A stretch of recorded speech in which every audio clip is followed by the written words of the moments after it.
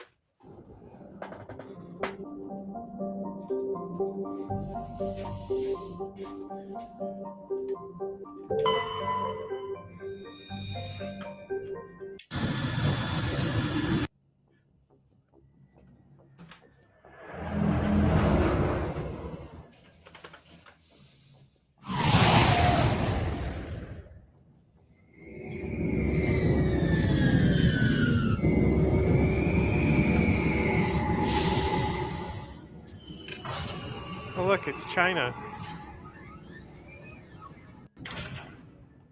What? Sky don't lie.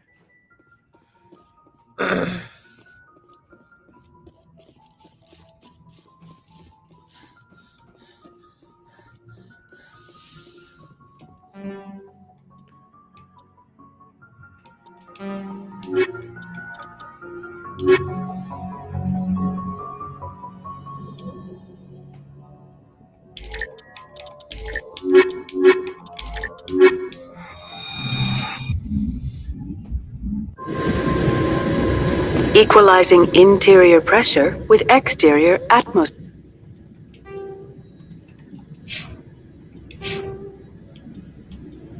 What if he got points?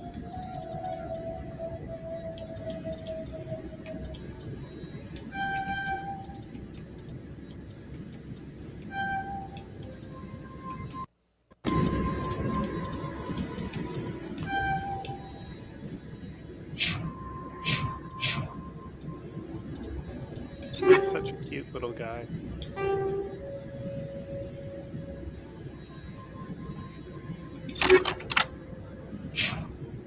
Bro, my ADHD today. I'm like a goldfish right now, where I keep forgetting what I'm doing every 3 seconds.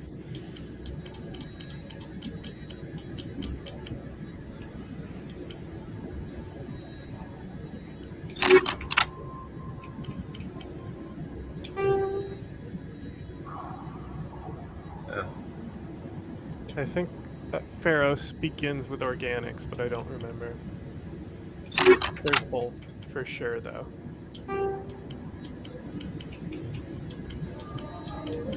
No, this isn't what I wanted either. My fucking goldfish brain, bro.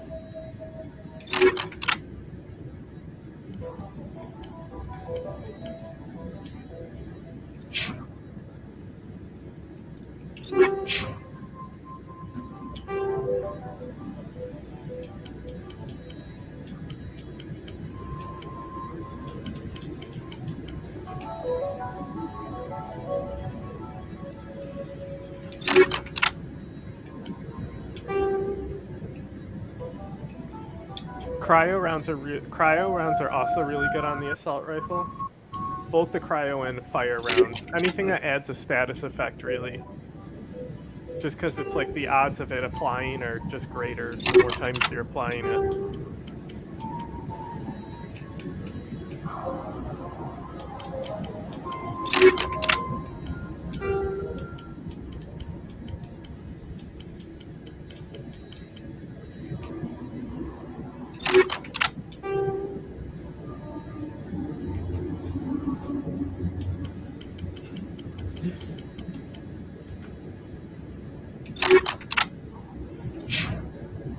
Sphere. Logged. The commanding officer is ashore. Exo Presley has the deck. I didn't know the YouTube tags were there because I never realized if you hit more. I thought that was just more about the age. We saw your ship. Find Dan wants less. to speak with you immediately. Find Dan. Is he hot? Who's Dan? How come He's your our leader. armor's tits He needs are your help colored, to but the prepare for ours the are geth. black? They are making another push. Please, up the stairs The past medium the freighter. armor, that's the difference.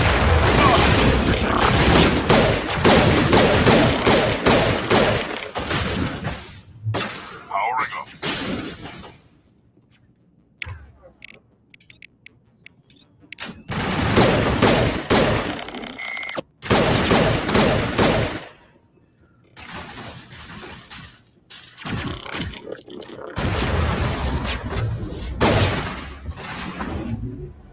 Now it gets fun.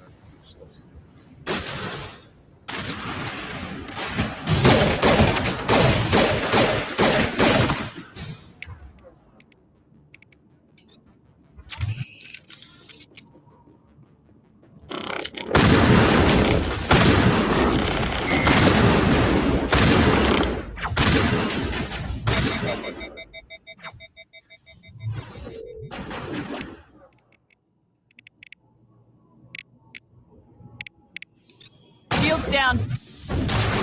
Overload them.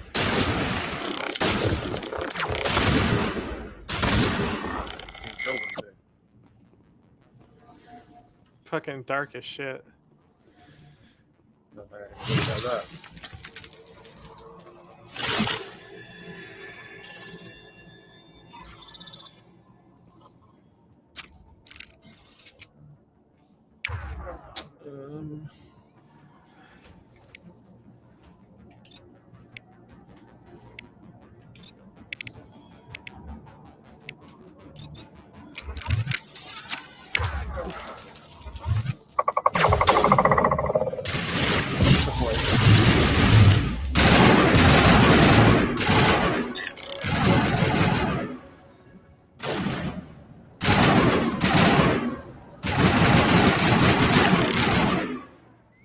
See, like when they're floating in the air like that, if somebody has a throw available and you hit them with it, they'll go flying. I think.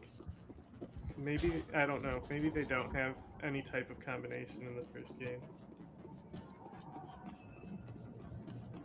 I can't see shit. What am I doing? My goldfish brain, bro.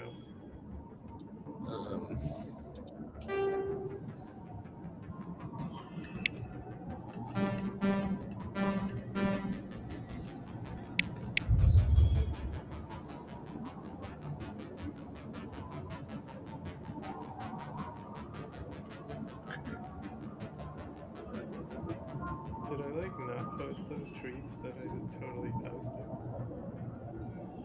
Did I just exit the tab without posting them because my ADHD is off the chain today?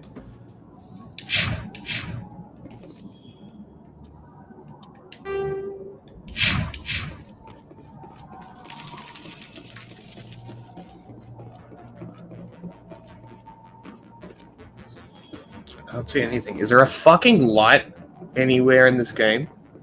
I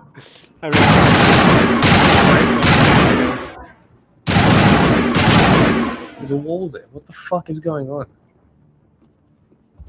yeah, I think it's like one of the levels in the staircase. But it's not like the most bottom level or something. I'm not looking because I was doing the retweets.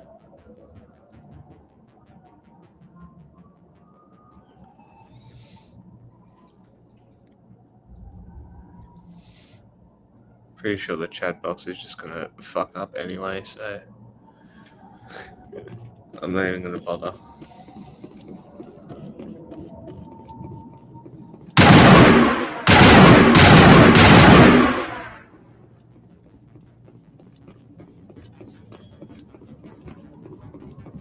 Oh look, I'm back where I started. Great.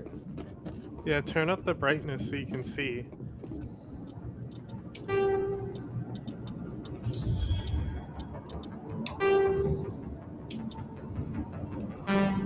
Might be in calibration.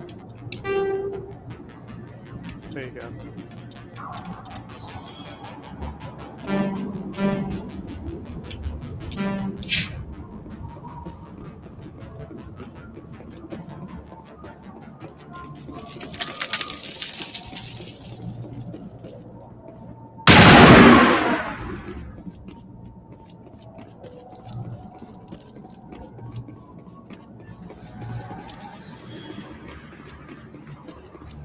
That didn't help at all. Well, I still can barely see, so.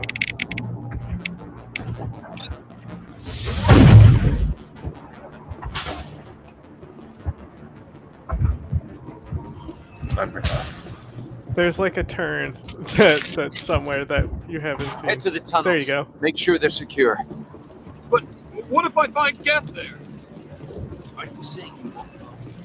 How is a woman supposed to think with guns going off all around? I do it.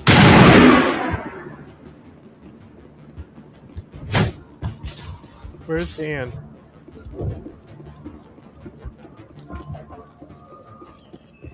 There, dear. You'll get through this.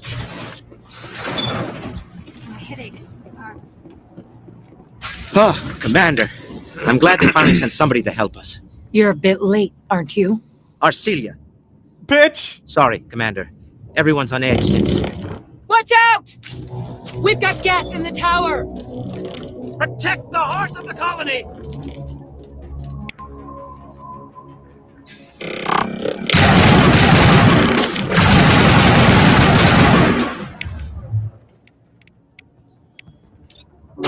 Shields down!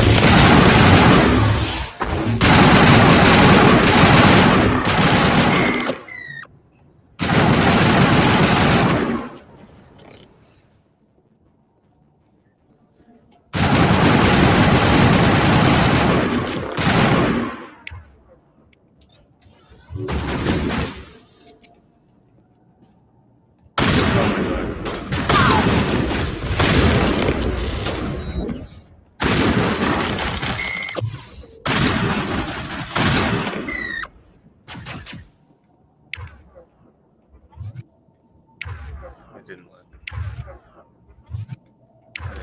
Select it. Hey! All patched up.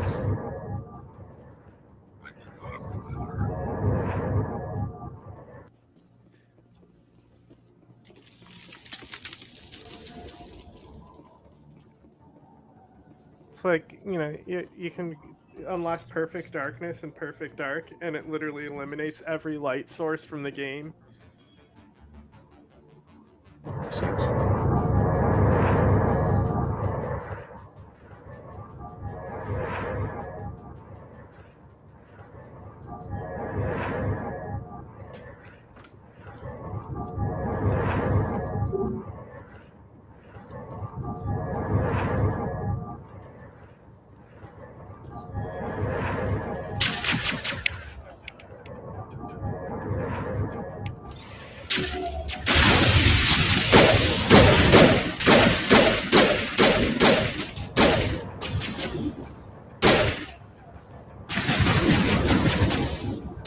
useless shields against them.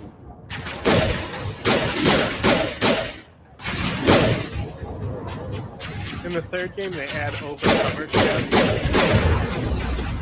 Like, you could have done like a finisher right there when you're like...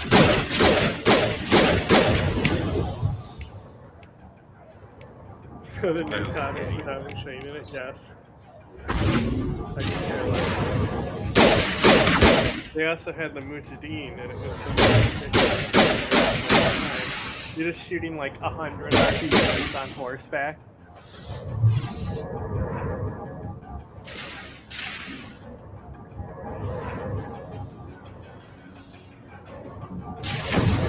I have the new card if you guys stream it. It might be dog shit. Yep, alright. You need to talk into your mic. Alright, Geth Prime. Right? Is that a Prime? Well, it's Geth dead now.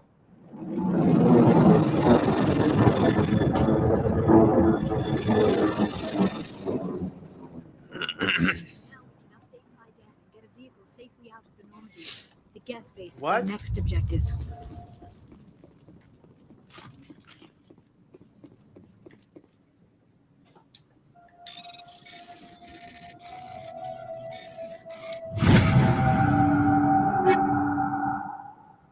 Hey, Quarian armor. I was about to say. Armor for Liara.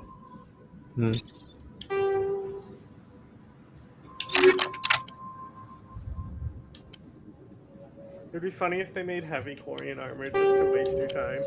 Because there's no Quarian that can wear that.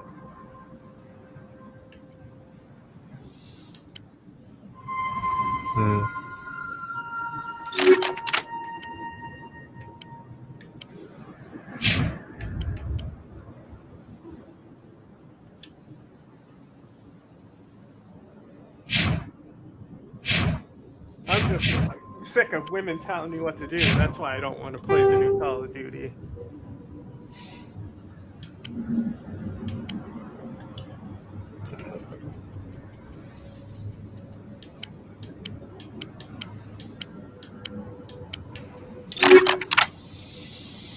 I don't pick up an amp.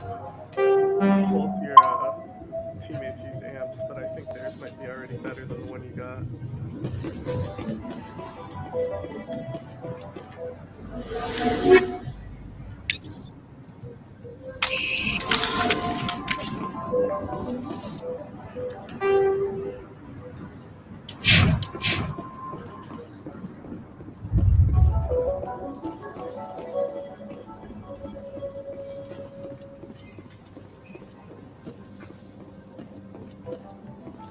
The last two CODs were pretty good. Oh, sorry, not the last two.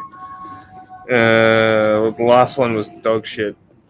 The two best before it Earth Defense Force. were really good. Modern Warfare 3 was dog shit. You know what I'm saying? I think you go back to Fidan now that you killed that Prime.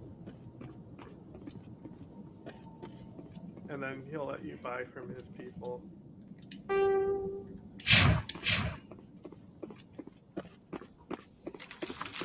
Yeah, the Earth Defense Force is the best military game. Oh, we're back in. Okay.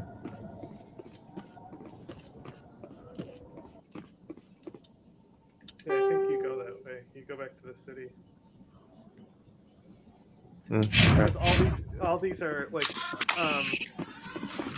old Prothean buildings.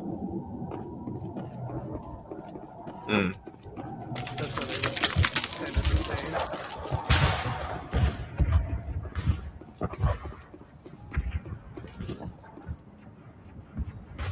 The tower's secure. Thanks to you, Commander. Tower defense. I'm just glad your colony's safe. I appreciate your concern and your efforts against the Geth. They may have been slowed, but they'll be Saddam back. Hussein wouldn't They always come back. give you the tenets of Baathism because it ultimately didn't matter to him. He was a Baathist in name only.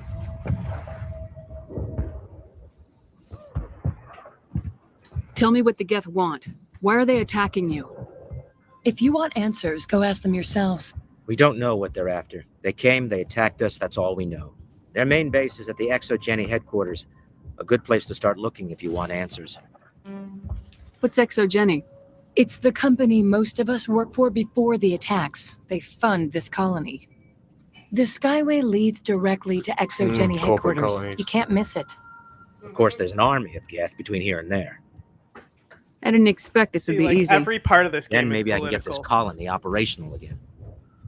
Like that's, it's like the. What can you we tell were me just about the defenses the alien Geth the are trolley set up? problem. The I whole don't have point any is that details, the but company I'll is wager trying it's to a lot more fortified than use the command colonies post. 'cause it can They then landed at least expand one Geth ship at ExoGeni, and I've seen large walking tanks on the Skyway. Expect a hard fight. like the idea. What do you need done to that get this place back on genocides its are feet? driven by states We need those Geth instead of, destroyed. the pursuit of Arcelia's by right. There are tycoons still and Geth in the industrialists. tunnels. Yeah. We also have more mundane problems like food, water, and power. I mean, there's still plenty of. I'm not fucking sure where we stand on those state matters. genocides You like should in talk to the Palestine. people overseeing them.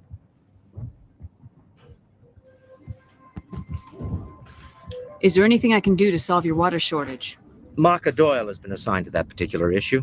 If you have any insight to offer, please speak with her. What's wrong with the colony's power supply? May O'Connell is working on our power problems. She'd know more about it than I do. Can't see her face. This guy's Dewey useless. knows more about You it. mentioned something about a food shortage. Davin Reynolds is tasked with securing food for the immediate future. All he's gonna do If is you talk can to this assist, person. please speak with him. Mm. That's what's fun about Pharaohs. Do you have information about Geth in the lower tunnels?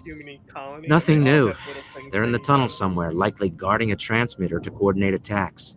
It's not a critical threat right now, but getting rid of that transmitter will help us defend against further attacks. Let's talk about Zeus, Hope, and Pharos in general. Of course, Commander.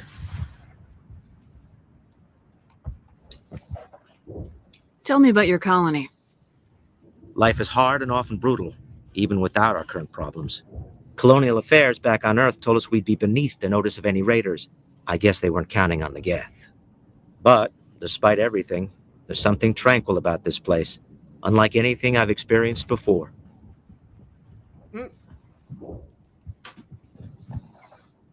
Tranquil. How big was the original Pharos colony? We were nearly 1,000 at the main site, 200 more at my outpost.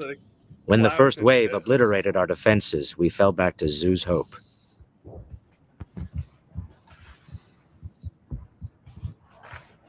The Normandy isn't huge, but we could airlift you out. The Geth fighters are too dangerous, and I won't be driven off this world. It is our home. There's a chance for growth here that's simply not available on other worlds. What else can you tell me about ExoGeni? ExoGeni funded this colony. Without them, we wouldn't be stuck here. They specialize in colonization. In return for bankrolling the colony, we work for them.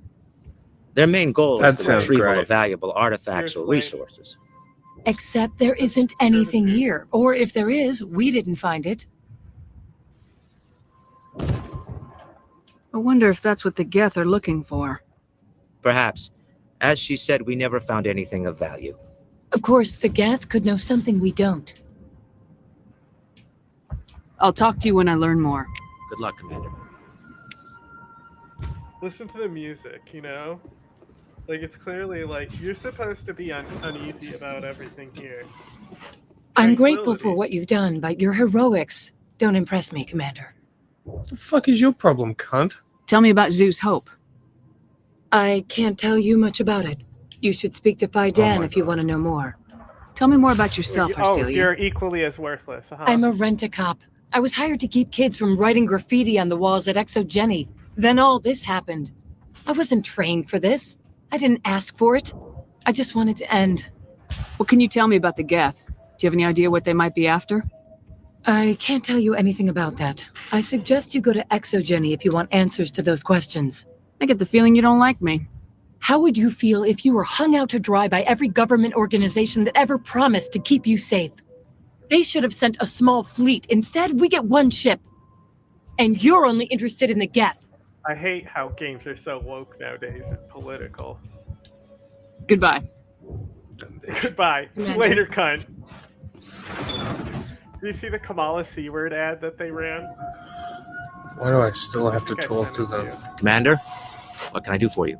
What can you tell me I about the think it's defenses just the Geth showing have you set that up? I don't have any details. They landed at least one Geth ship at Exo. Because But, you turn in the despite quest to him everything, when they're done or there's something.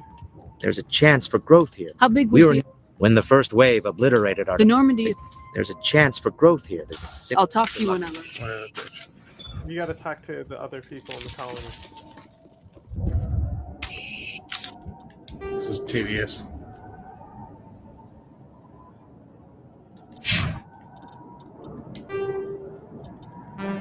What does it say?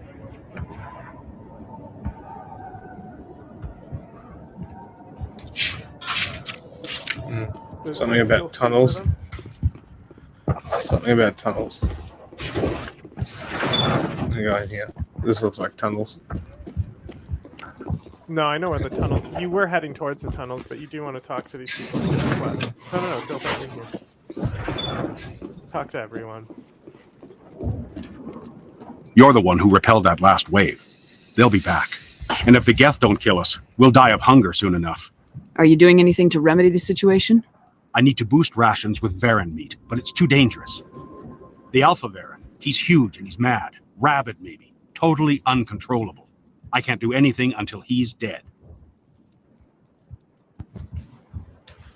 I have a ship. I could bring in supplies from off-world. I'd rather you concentrated on the Geth. Food won't help us if they breach our defenses. Tell me about hunting Varen. Hunting them is impossible while fending off the Geth. On the positive side, they'll attack anything, even those damn synthetics. They literally have no shields. The big Alpha Varen is the real Singularity problem. down. He's mad, erratic, Laugh at them. completely unpredictable. There's little dogs. The Krogan Tell me about actually use yourself. them for dog What's to fighting. tell? I came here with my And, wife Greta, looking for adventure, a They new do life. train them for, like, as This troops, isn't exactly as what the we shock signed up for. troopers. Of course, it would be much better without the Geth. We were really starting to enjoy the colony before they came. Tell me about Zoo's Hope. The colony is growing, or it was, but like, you should speak with Fidan. I He think is our the leader. next one you can get your own Varen. Why should I speak with Fidan? Why can't you tell me? And head it I don't and want to raise it talk to about fight, that right now. Speak with Fidan. And then gamble on dog fights. I have to go. So long, Commander. Colonist. Yeah, there was the one girl who was like, "How am I supposed to do Thanks this?" for your help. Who was We can bending take the down. fight. I'll She hold has a this quad. position in case those things try to attack again. And there's also somebody who sells stuff. Nice work with those Geth. Glad you showed up. I still need the power cells for this generator, like though. 3 or 4 things to go talk to somebody. Would it about. help if I brought in some power cells from the Normandy? We can certainly spare a few. Your top-of-the-line ship doesn't use the same parts as the old generator we've got. The cells just aren't compatible. If I find anything while I'm looking around, I'll send it your way. Thank you, Commander. I appreciate it.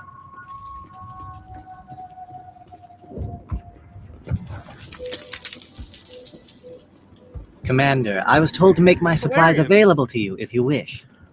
Let me see what you have. Of course. I may be able to provide a few interesting items. That's a good sniper. That's a good brand.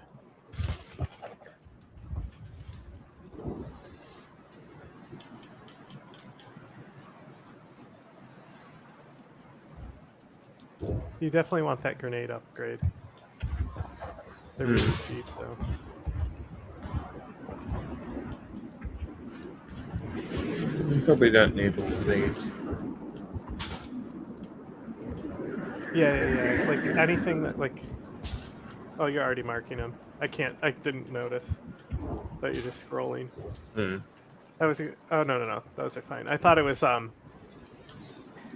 I keep thinking you're in the buy menu. Give me an hour and my Adderall will kick in.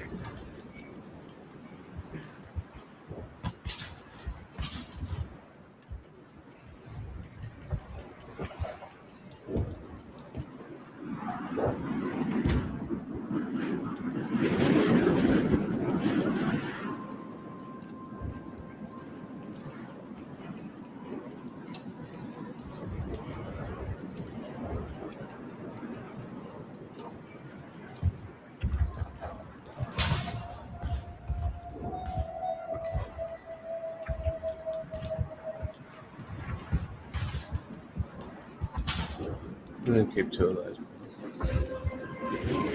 Right,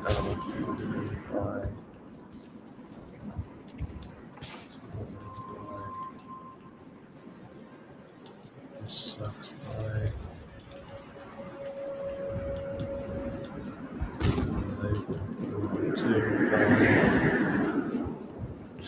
So a lot of money.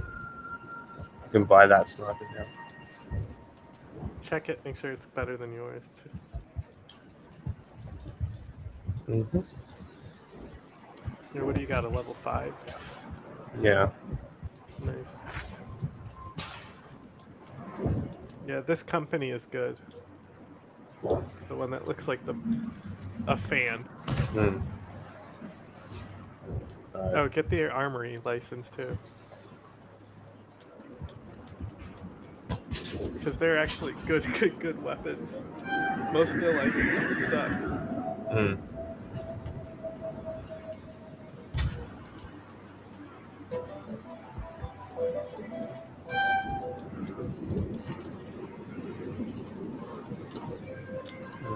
That's a good assault rifle too.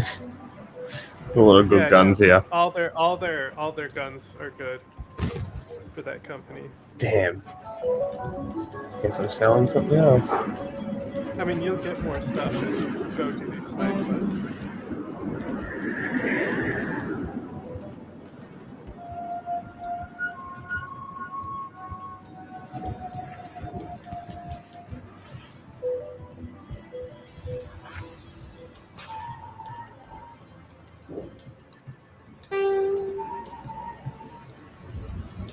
Good.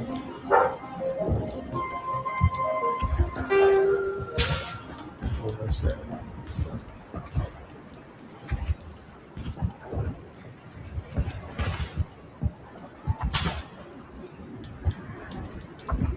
Bitch. See you later. Hello, sniper. Hell yeah. And then there's still that one girl who is bending down. I think that's the last quest you get. Mm-hmm. It's the commander, I think.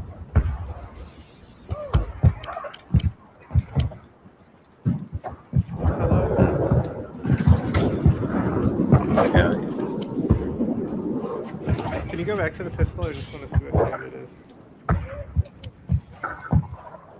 need to get pulled out. Oh yeah, so that's like...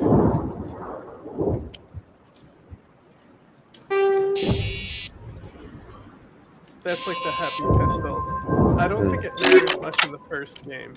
Mm-hmm. But that sniper is also what's the semi-auto rifle in the second game. Mm. Okay. See that one right there, the skinny one.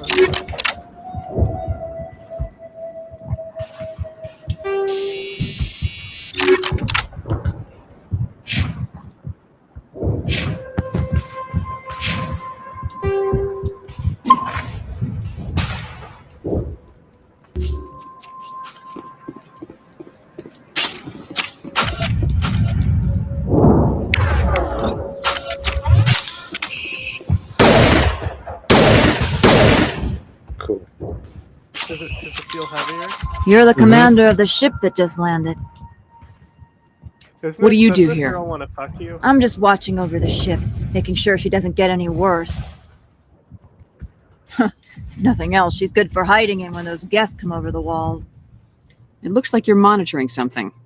No, well, just ship diagnostics. It's nothing. I should get back to it, but Phi Dan, what's the report on? I should go. What the fuck? Maybe I can help you. What are you trying to diagnose?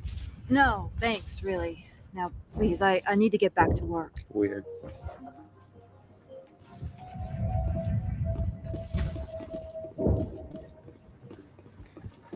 They'll try to rebuild.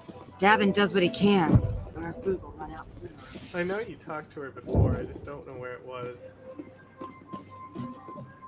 Because she said, how am I supposed to focus with guns going on? And then you shot over her head. There, is that her? No.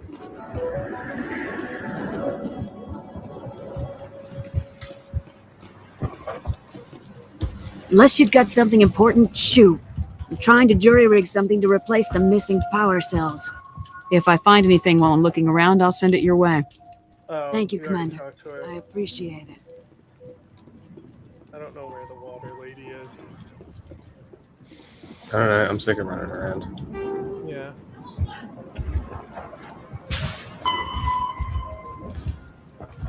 Oh, I don't think you need to pick it up. Fidian just tells you it's. So I think you already did that.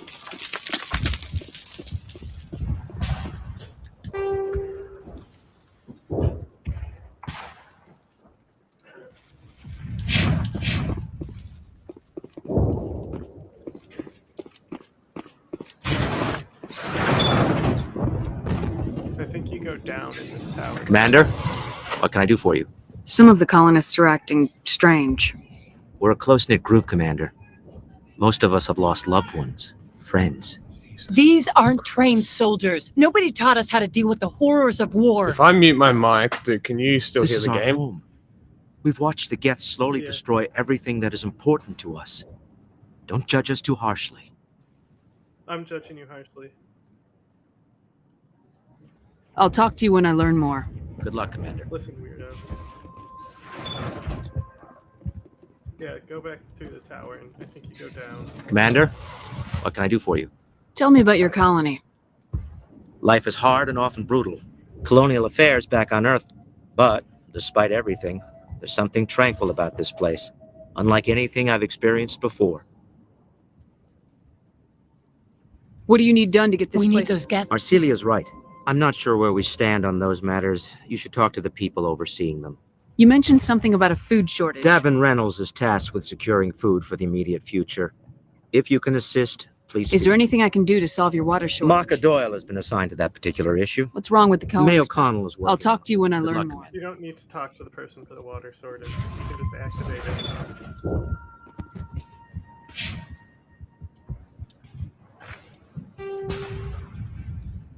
It's the tower behind him. I'm pretty sure. You just go down.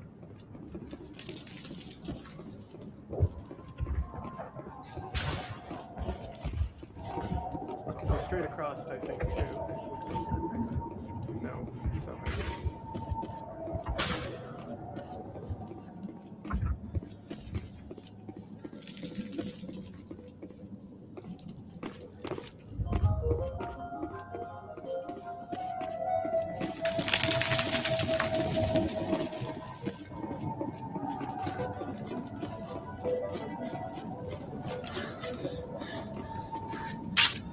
Oh god, they're everywhere!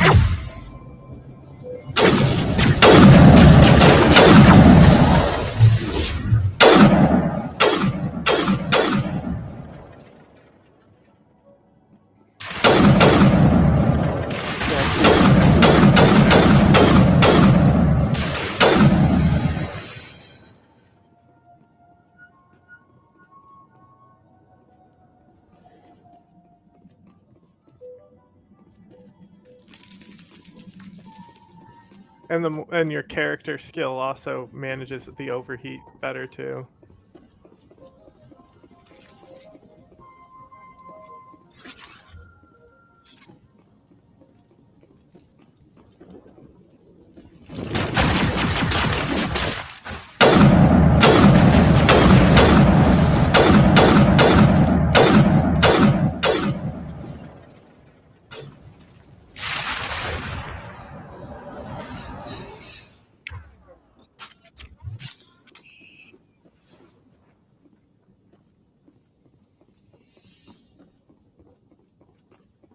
This valve looks like part of a large system. There are likely others we need to activate as well. It's over for America. It doesn't. If it's Trump, it doesn't matter if Trump wins or loses. No, there was the stairs. You're walking away from the stairs. You had to go up.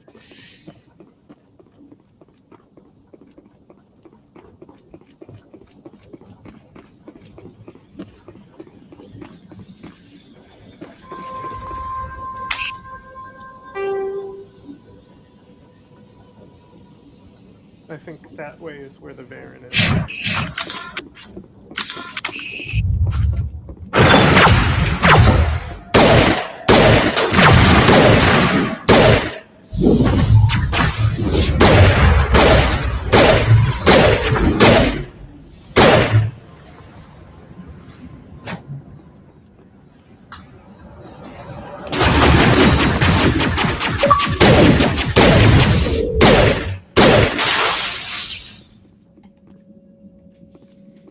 like, America is done. Like, the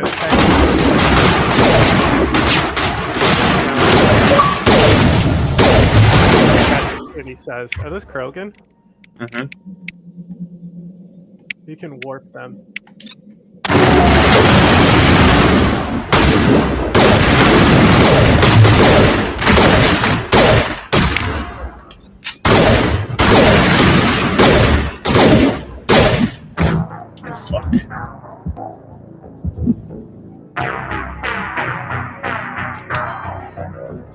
Yeah, their health bars turned white because they were using immunity.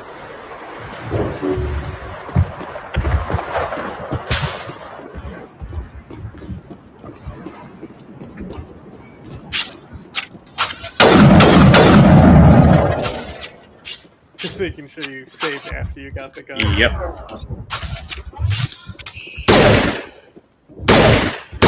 You might want to put Liara on pistol assault or tunnels.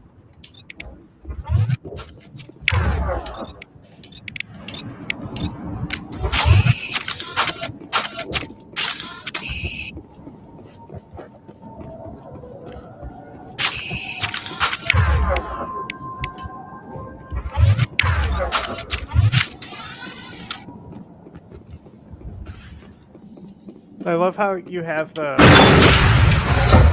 different assault rifle than what the icon shows. No, you don't want to go.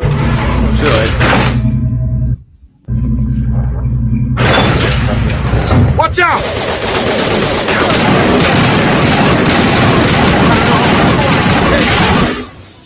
Right? Is this Farron? I don't know. No. Vehicle. Yeah. Oh, yeah, yeah.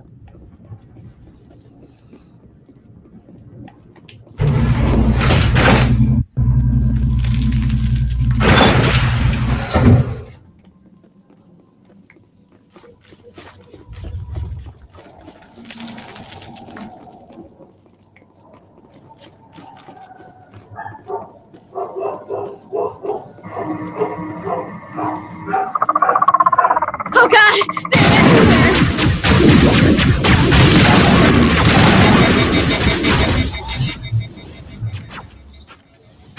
Yeah, he hit you with a sand.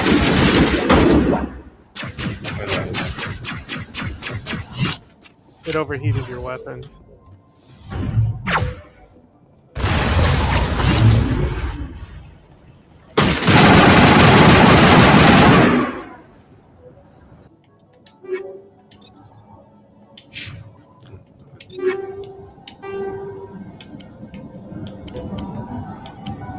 I thought we were talking about like RPG, like Skyrim.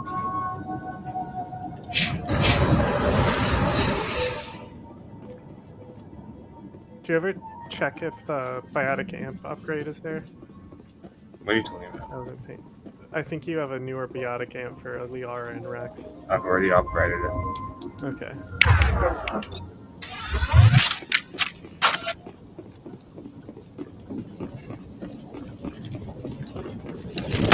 Here it comes!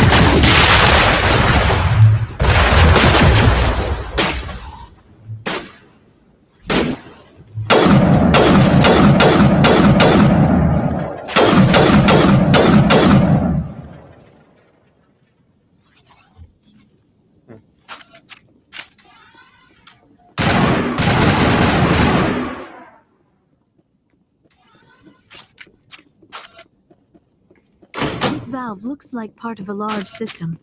There are likely others we need to activate as well. Save before you go get too close. Oh, you know what? You probably. Oh, you still can.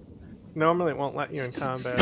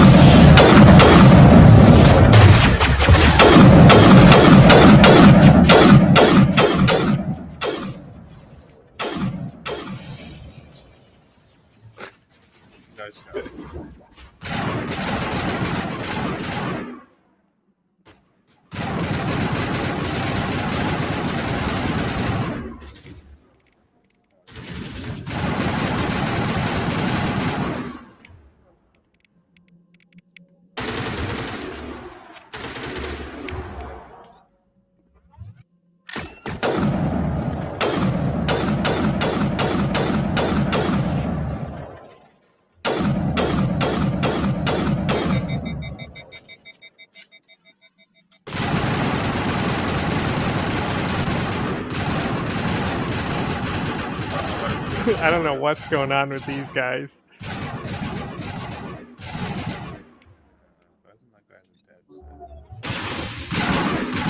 Sabotage will hurt him if they have help.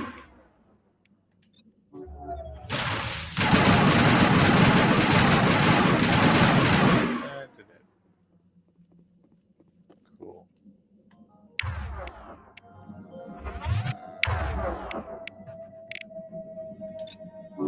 Just Okay, guys.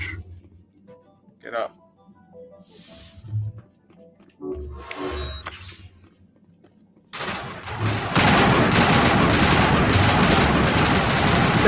Look, he can fly. I'm a flying talking donkey. He just did. Okay. Oh, look, he's flying.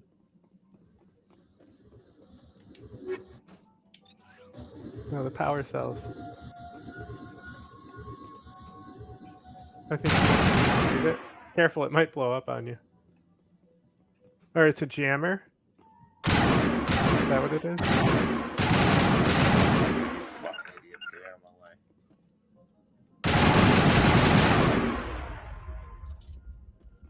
Stupid.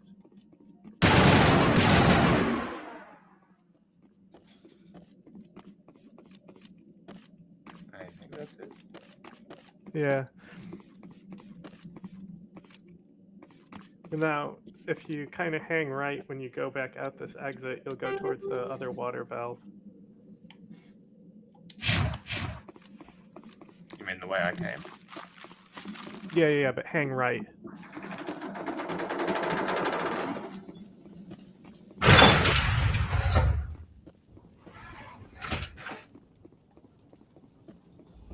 And that door might be the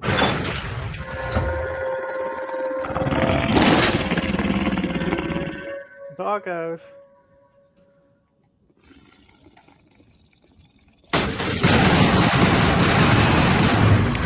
Got it.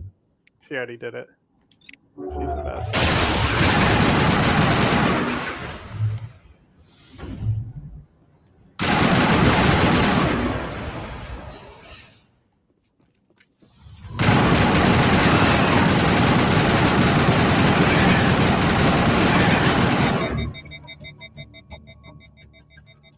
I think there is a treasure chest up on the road where they came down from, too.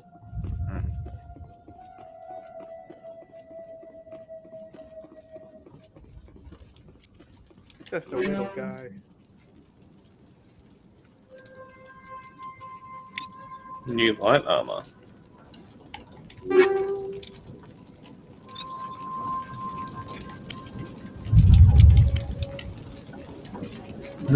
Yeah, that's the other good company, the one that's like a trapezoid.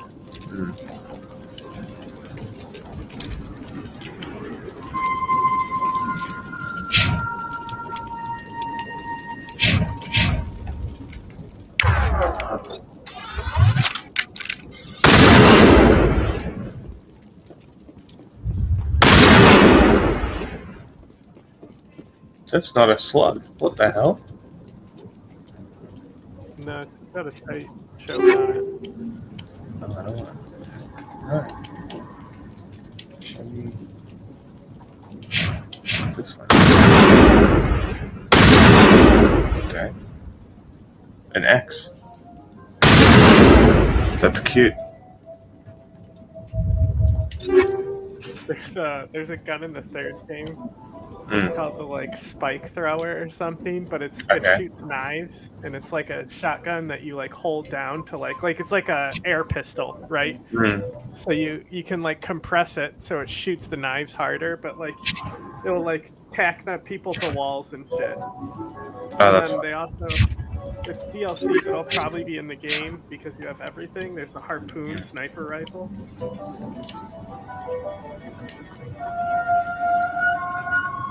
Oh, that armor looks good on her too. The other one's actually better. Yeah, so that's how it will be. That company sucks.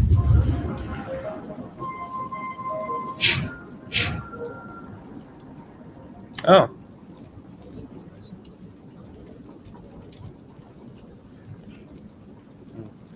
see. Let's see how it performs. I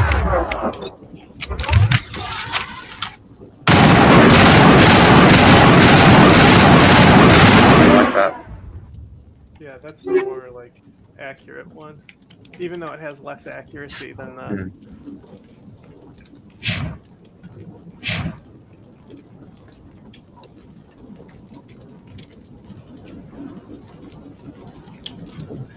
Shit. That way. Yes. Mark is trashed when you're done looking at stuff too.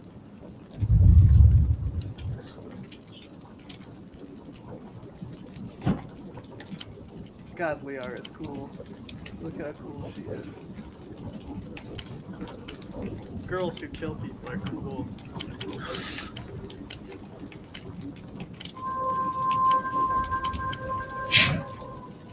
Okay.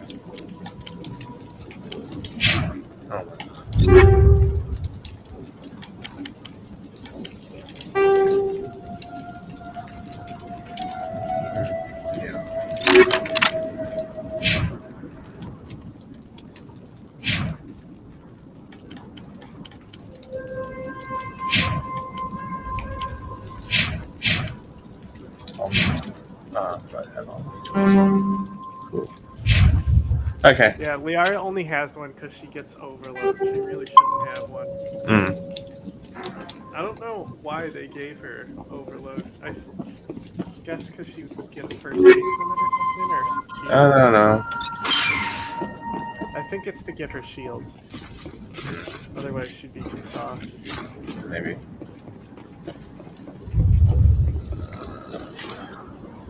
But there's probably... It looks like you can touch the nose of the vehicle, but it's probably a codex entry.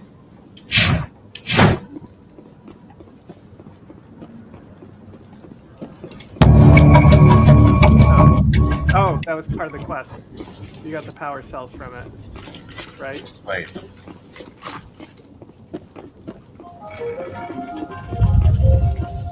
Now you just need the one more water valve. That way.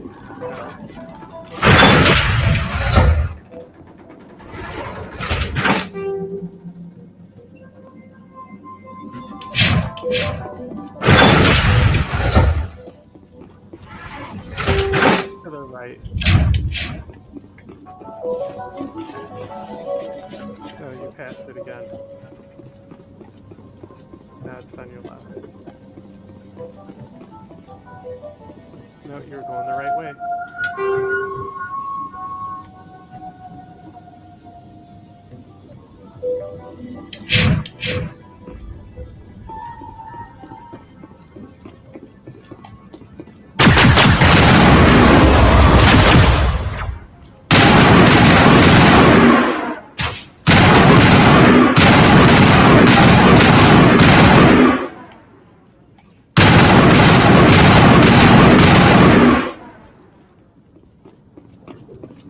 Hey, got him.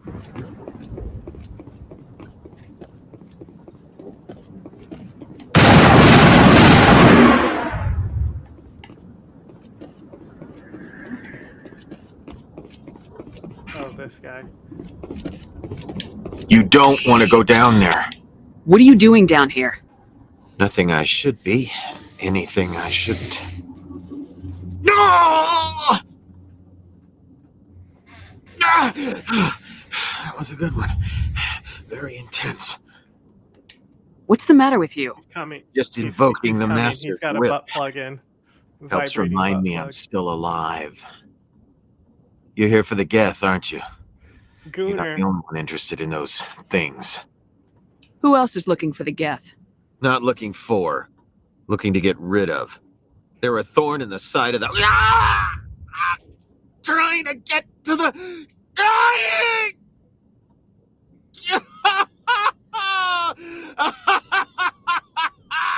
Let's go. He can't help us. Kill him. Kill him. Maybe I should just put him out of his misery. I've thought about that several times. I'd rather die fighting. Fighting what? Not that kind of fight. It's like running through a thorn bush. The more you struggle, time's up. Company's coming. Ask Fidan. Ask him about the... Ah! Look out!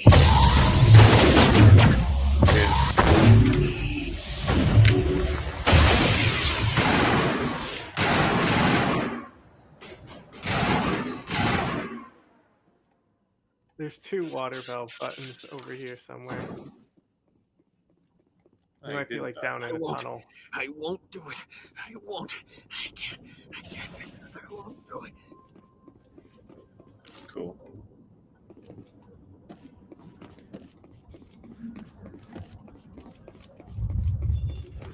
No water valve. No, they're in these like side tunnels. Like how the first one was.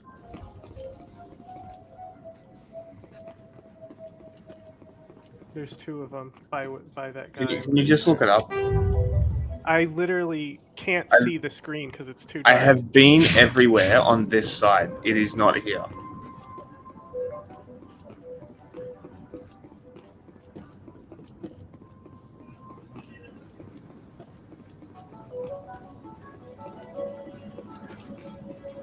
They're the only white objects that are in the tunnels.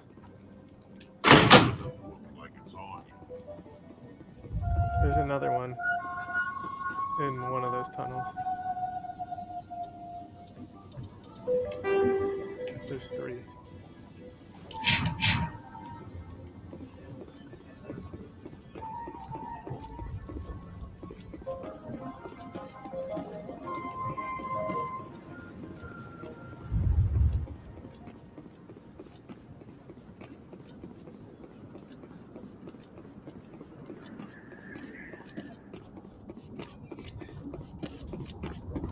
My mind is my own.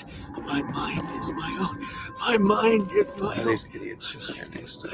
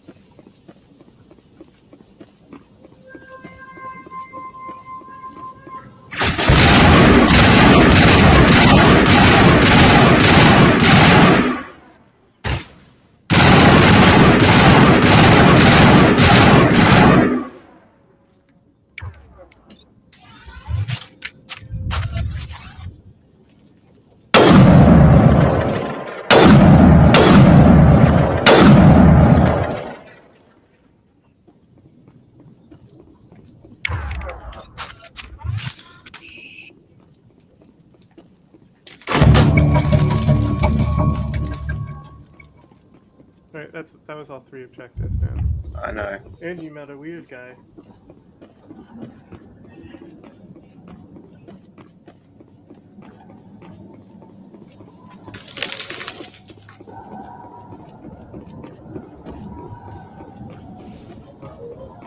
You must have told them to hold position, because I still think they're not following you. They just warped right behind you when you told them to come, that's funny.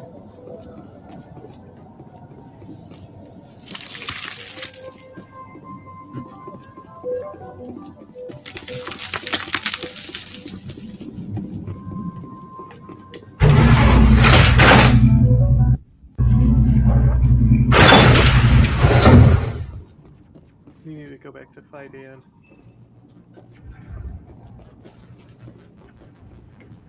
And now to the Geth base. Not something an intelligent being would typically say. You're gonna not be able to get those quests if you don't turn them in.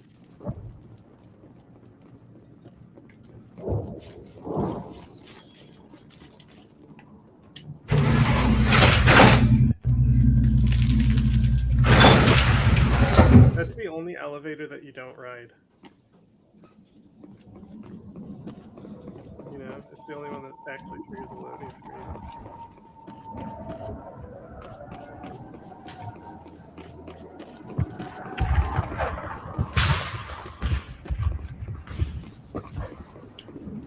Commander, What can I do for you? I destroyed a Geth transmitter in the tunnels. They won't be a problem any longer. Thank you, Commander. We're in your debt. You've taken a great weight off my shoulders. I just wish I had such good news for every problem.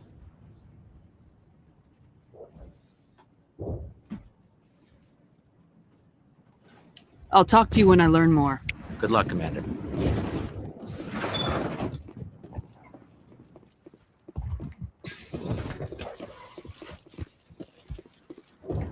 Hello again, Commander. I killed the big Varen. The rest are yours. Excellent. I'll organize a hunt when the immediate threat of the Geth is gone. Fork over the reward so I can get back to more important things. Of course. I don't want to delay you any more than I already have.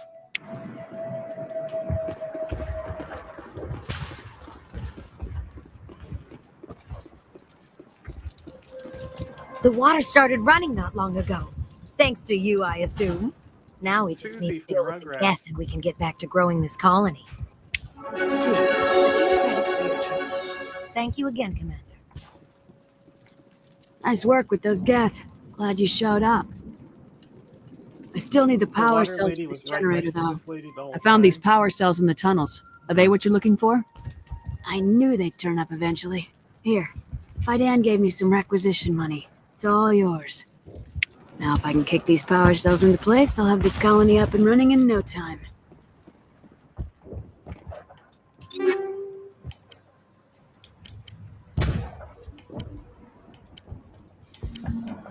Oh, shit.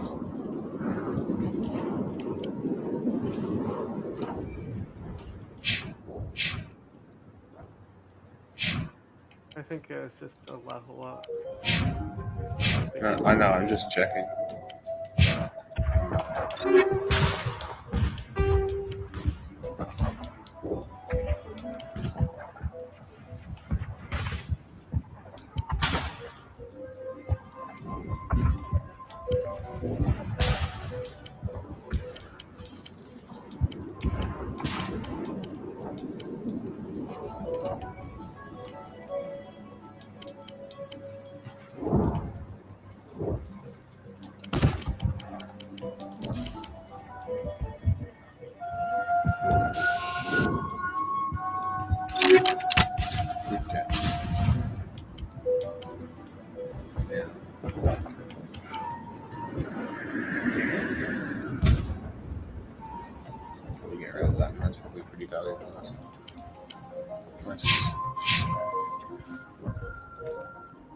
Why can't I junk that one? Oh.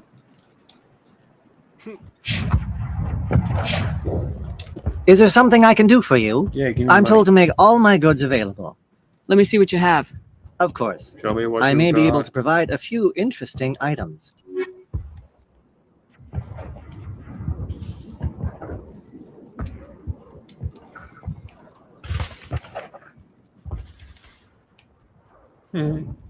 Now he has an even better sniper.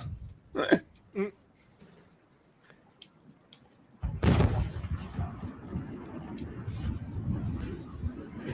because he's just leveled up.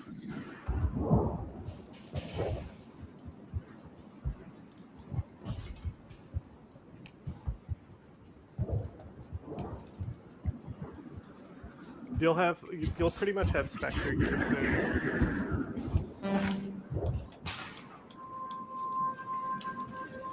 Actually, you can start saving up for it if you want.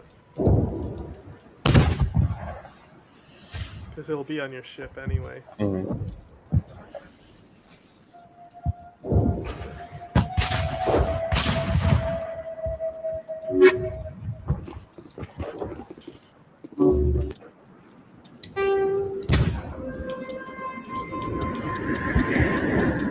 Ah, we're done here? Yeah, did you ask Fidan about the guy in the tunnel? Exogeny headquarters. Yeah, now you can go to the car. It's like right across the street. But I think you asked him about the guy in the tunnel. Okay. He's like, hey, what was that weird guy doing? Commander, what can I do for you? There's a guy living down in the tunnels. Is he one of yours? That would be Ian. He's very sick. He seems to be more than just sick. He hasn't been the same since the attack. We tried to help him, but he wouldn't listen to us. I can't help my people if they won't listen, Commander. Don't you have medical supplies? Something to help him? I wish it was that simple. Ian was a good man I'd like to have with us. Please, Commander. I'd prefer not to talk about it anymore. I'll talk to you when I learn more. Good luck, Commander. Very sus.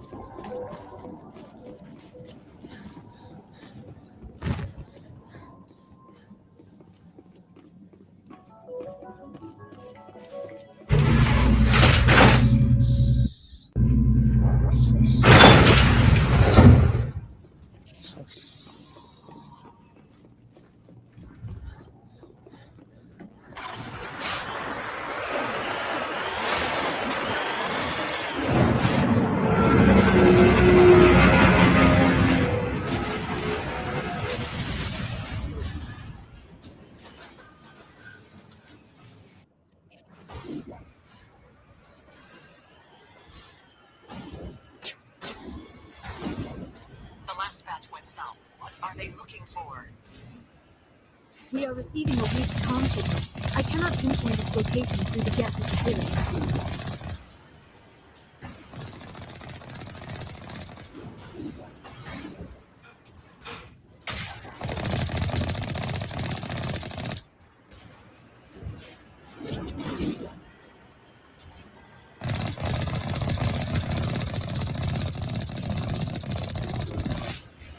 More communication, Commander, but I am still unable to pinpoint its origin.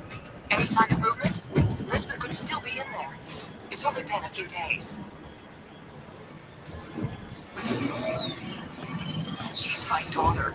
I'll wait as long as I have to.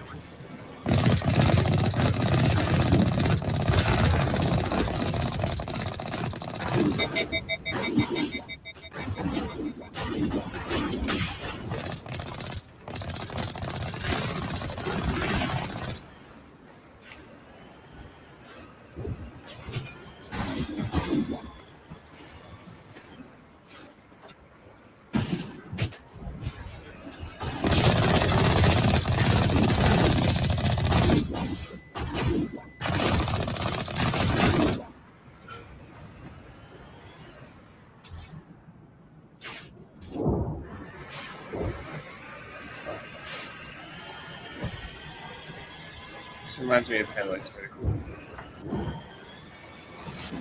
It'd be interesting if the missions were real dynamic, like if he did it this one second, the colonists were much more off. Not one of the geth. They've got us on visual. We must be close. Forget them.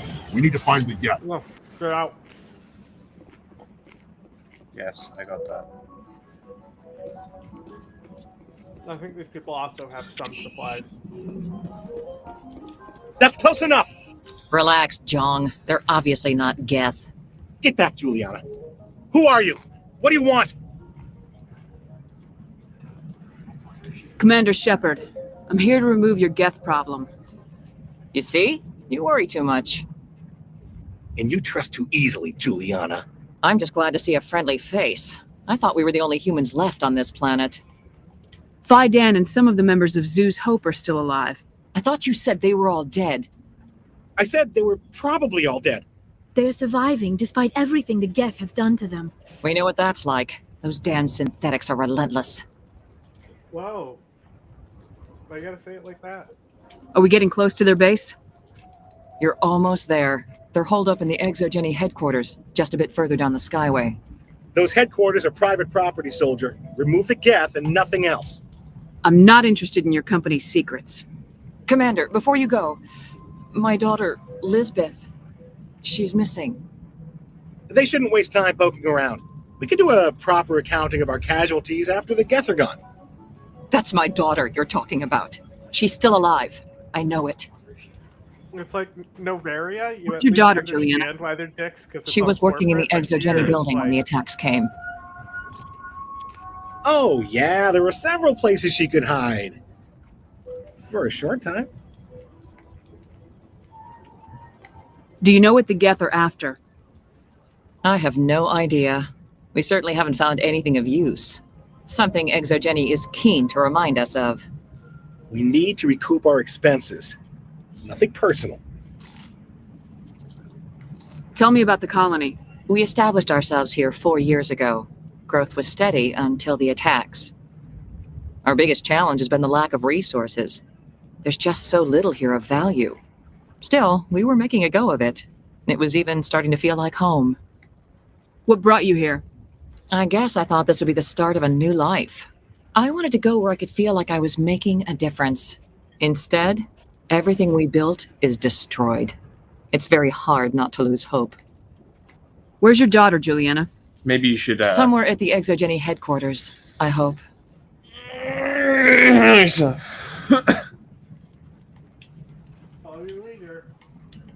What was the building used for? Oh, yeah, we repurposed that structure to serve as headquarters for Exogeny. That's mostly offices with a number of light-duty R&D labs.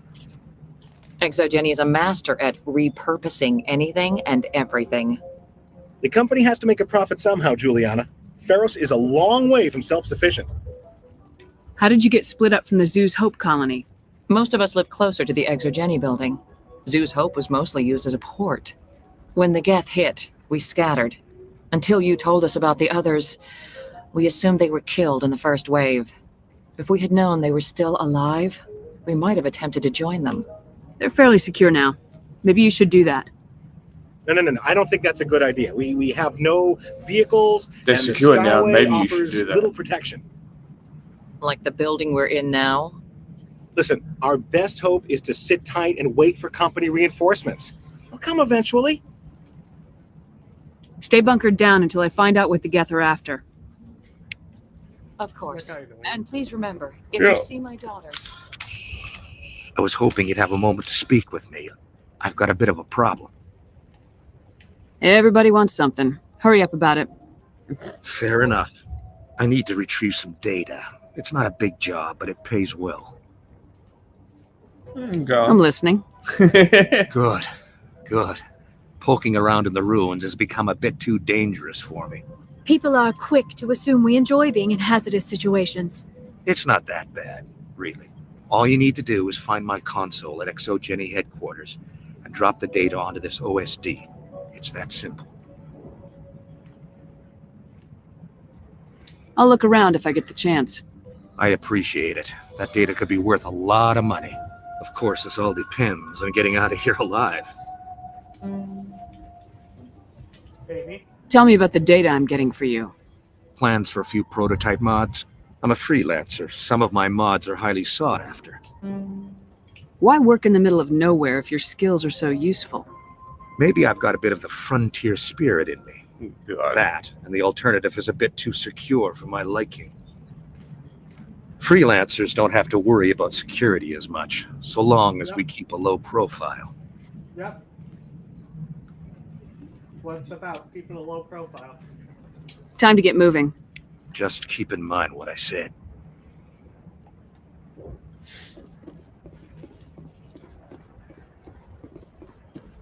Don't let ISIS know you're there. I hope you can get us out of this mess.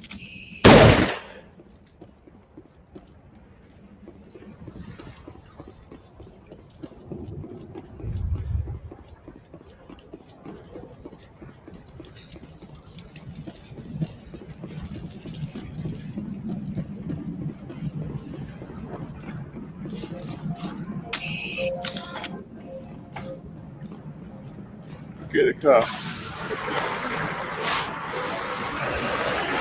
Yeah, keep going the way you're going. You're going back.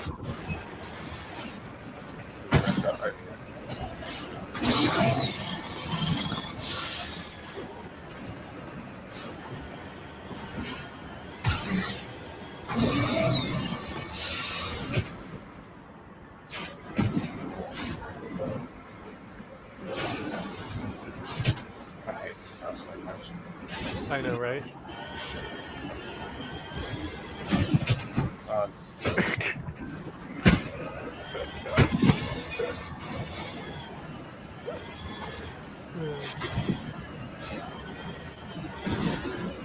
it, and when you want it to go up a wall, it doesn't. Right. I was told they improved it. Well, it does. Kind of. You lost for this. The Skyway's crawling with Jet. Package is secure. We're leaving now.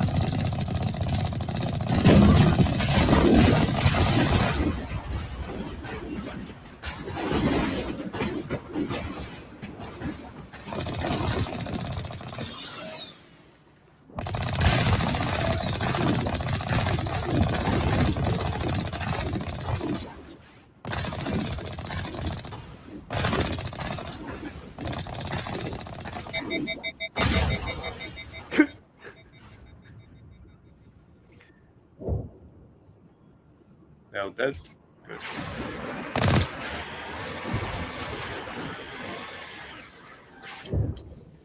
Down here. Oh, hello.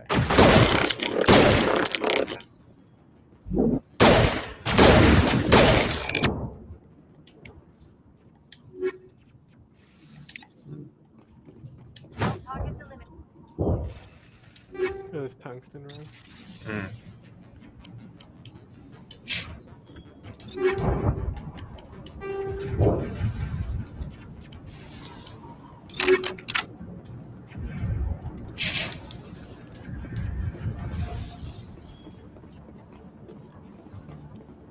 What war crimes did he commit?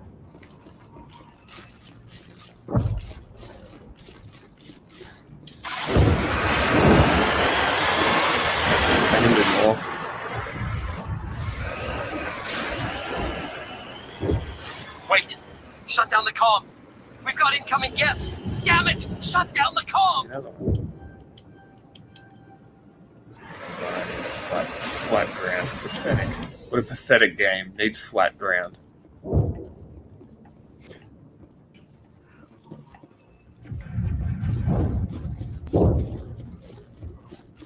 I'll give you flat ground. Is that a war crime? Right. Like, is that a grenade or did he carnage? That was a grenade. I thought Rex just walked up and shot him with carnage. I fucked his dad.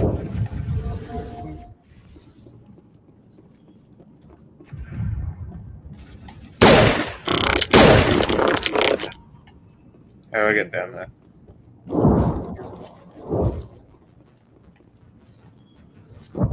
Fuck do I get down there? Maybe at the there it is.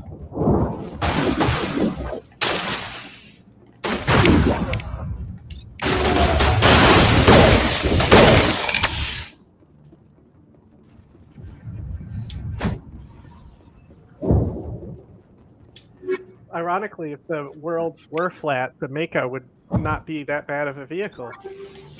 Yeah. It's the terrain that makes it a bad all-terrain vehicle. That sucks.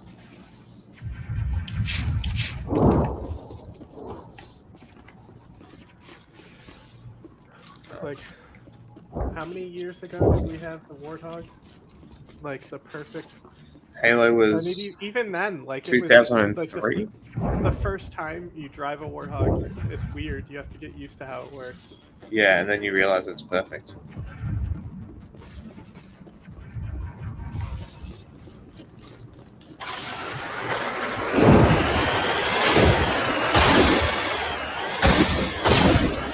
I think it was that early, wasn't it? Like 2003-ish? Yeah, because I remember playing it in 6th grade, and that was Halo 9/11. 3 was 2007. 2003 is probably right, because I played it for the first time in 2003. You hear what I said, though?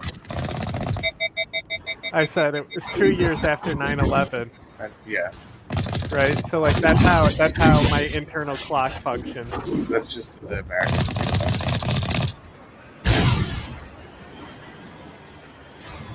I don't give a fuck that. I live at it. No, nobody gives a fuck about 9/11 except me.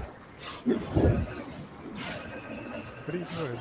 Making sure I didn't miss any of these spots that sneaky item areas.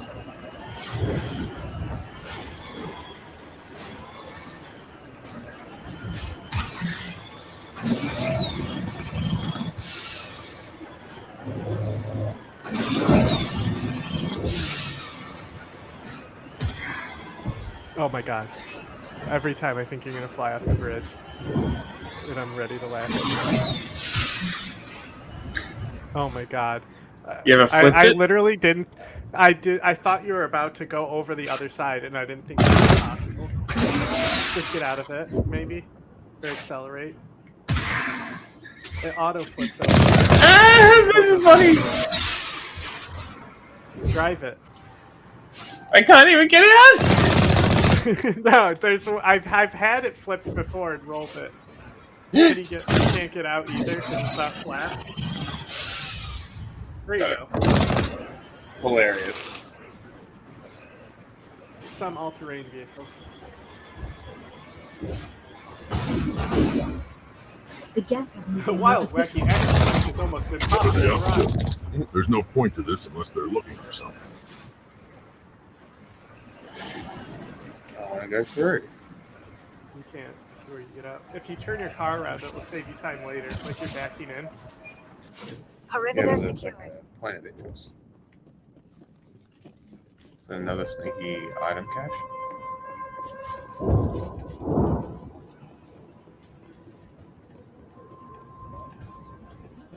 What is it? Why is it a point of interest? It's the guys who you've heard on comms.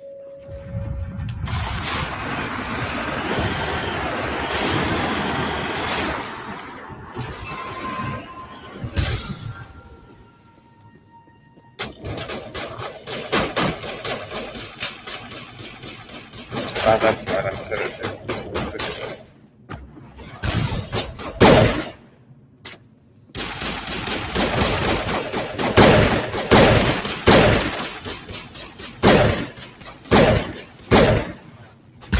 Okay.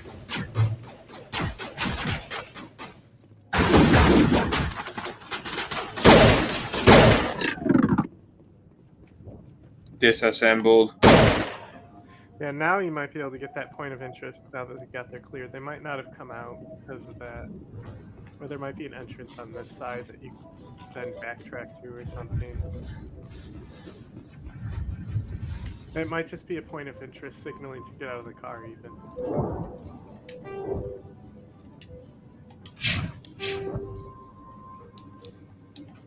Just your top skills now.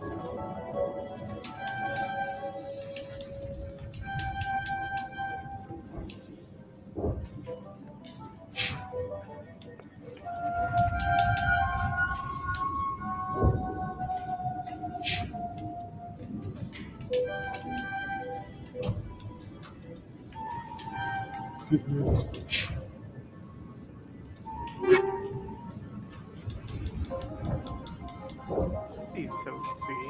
He's just a pretty guy.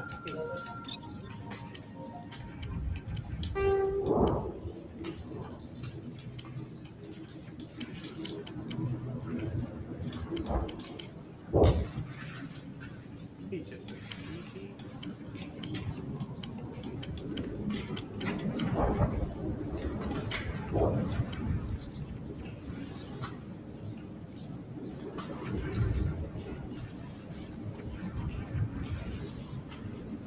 The fuck?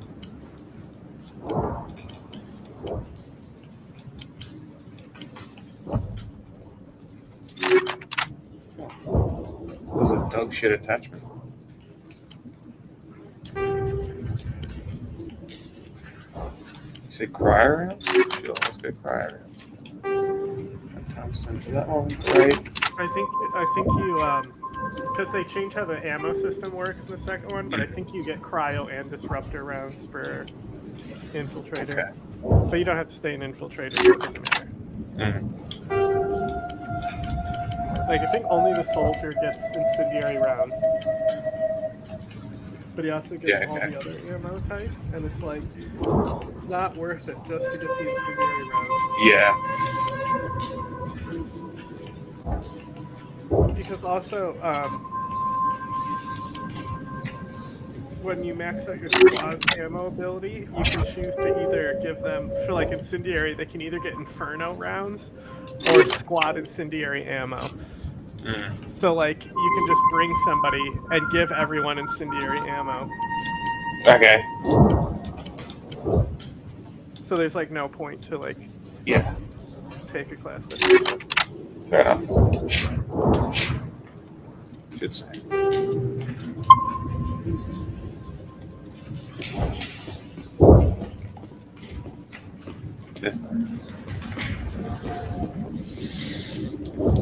It totally is guys who like were on the radio talking. It's like a it's just the approach. Oh, okay. It's just signaling that it's a new area.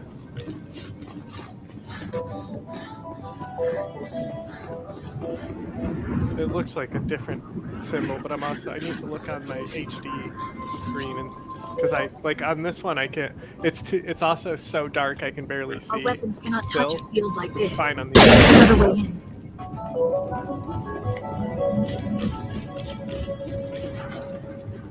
Sounds like you problem. You saved, right? Yeah, you did.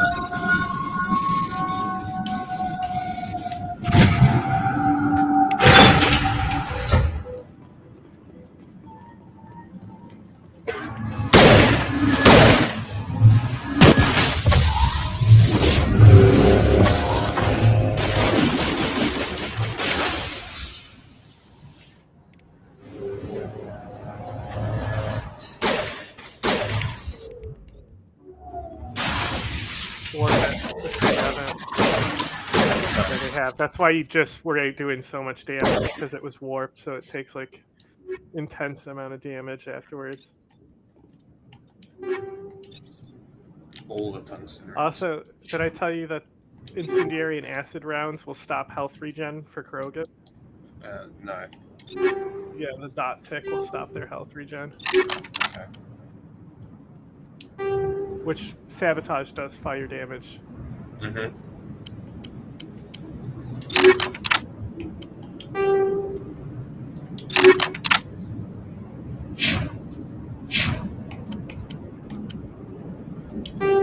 Okay. Right. Beautiful. Then, right, you go in the next room and it's all people.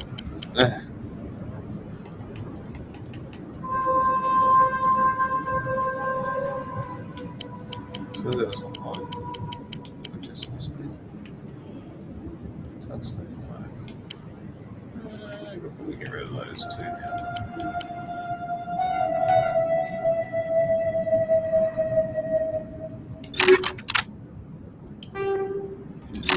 Cool. What do you think is Ferris the most forgettable mission so far? I think we're good, Commander. Yeah, it's pretty shit. I don't think it's shitty, it's just forgettable.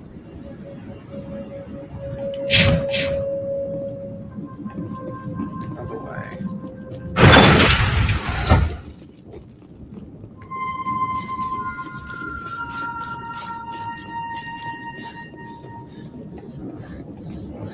Go the other way. I think when you killed the armature, there's a thing behind it to turn off the barrier. I'm just gonna go this way. Sure.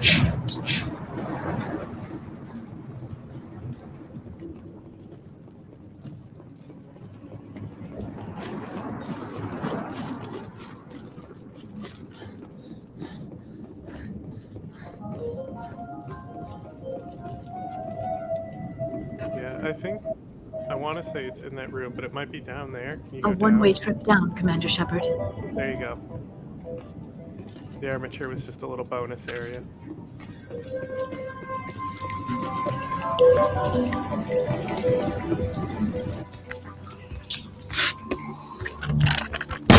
Damn it! I'm so sorry.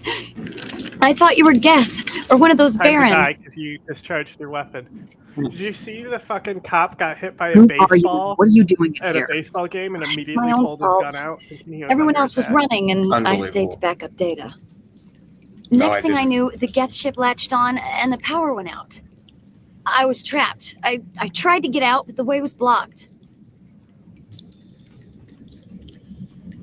We'll get you out as soon as we find out what the Geth are after. It's not the Geth, it's the energy field they put up. They don't want anyone else getting access to the... I'm here for the Geth. If you know something, tell me. I don't know for certain, but I'm guessing they're here for the Thorian. What's a Thorian? It's an indigenous life form. Exogeny was studying it. I need more information. I need to know why the Geth are after this Thorian. I might be able to, but not with those Geth crawling around everywhere.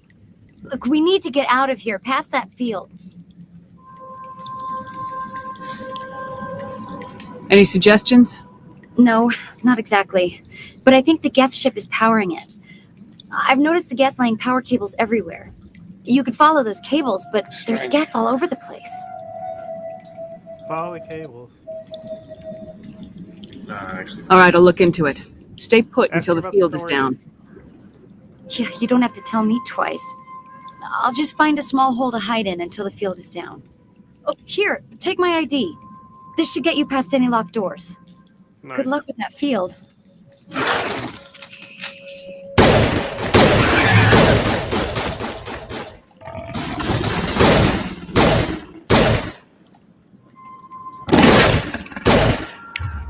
Liara didn't use her biotics. She just. And so, idiots. They can stay dead for that. Runs. Can you still talk to her about the Thorian? Oh, she ran away. Sucks to suck. You can ask her about it later.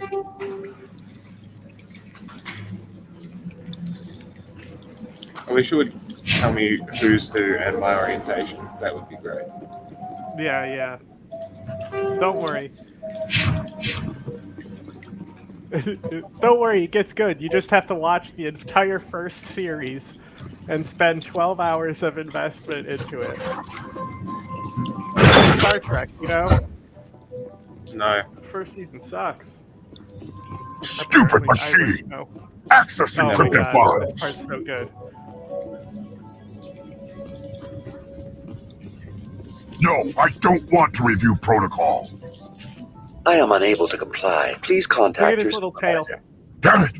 Tell me what I want or I'll blast your virtual ass into actual dust! Please contact your supervisor for a level 4 security exemption or make an appointment with black. Stupid machine! If there is nothing else, please step aside. There is a queue forming behind you for the use of this console. Dampen him. He's got biotics. You have dampening.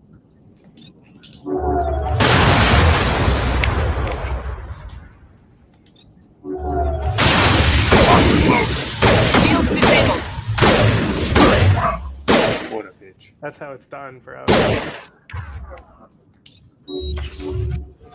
Exogeny Corporation reminds all staff that the discharging of weapons while on company property is strictly forbidden. Okay, shut up. Fuck off. Welcome back, Research Assistant Elizabeth Bainham. What can I do for you? Jack, look. What there's a comment information for was you. the last user attempting to access? Fetching data. The previous user was attempting to access details on the study of subject species 37, the Thorian.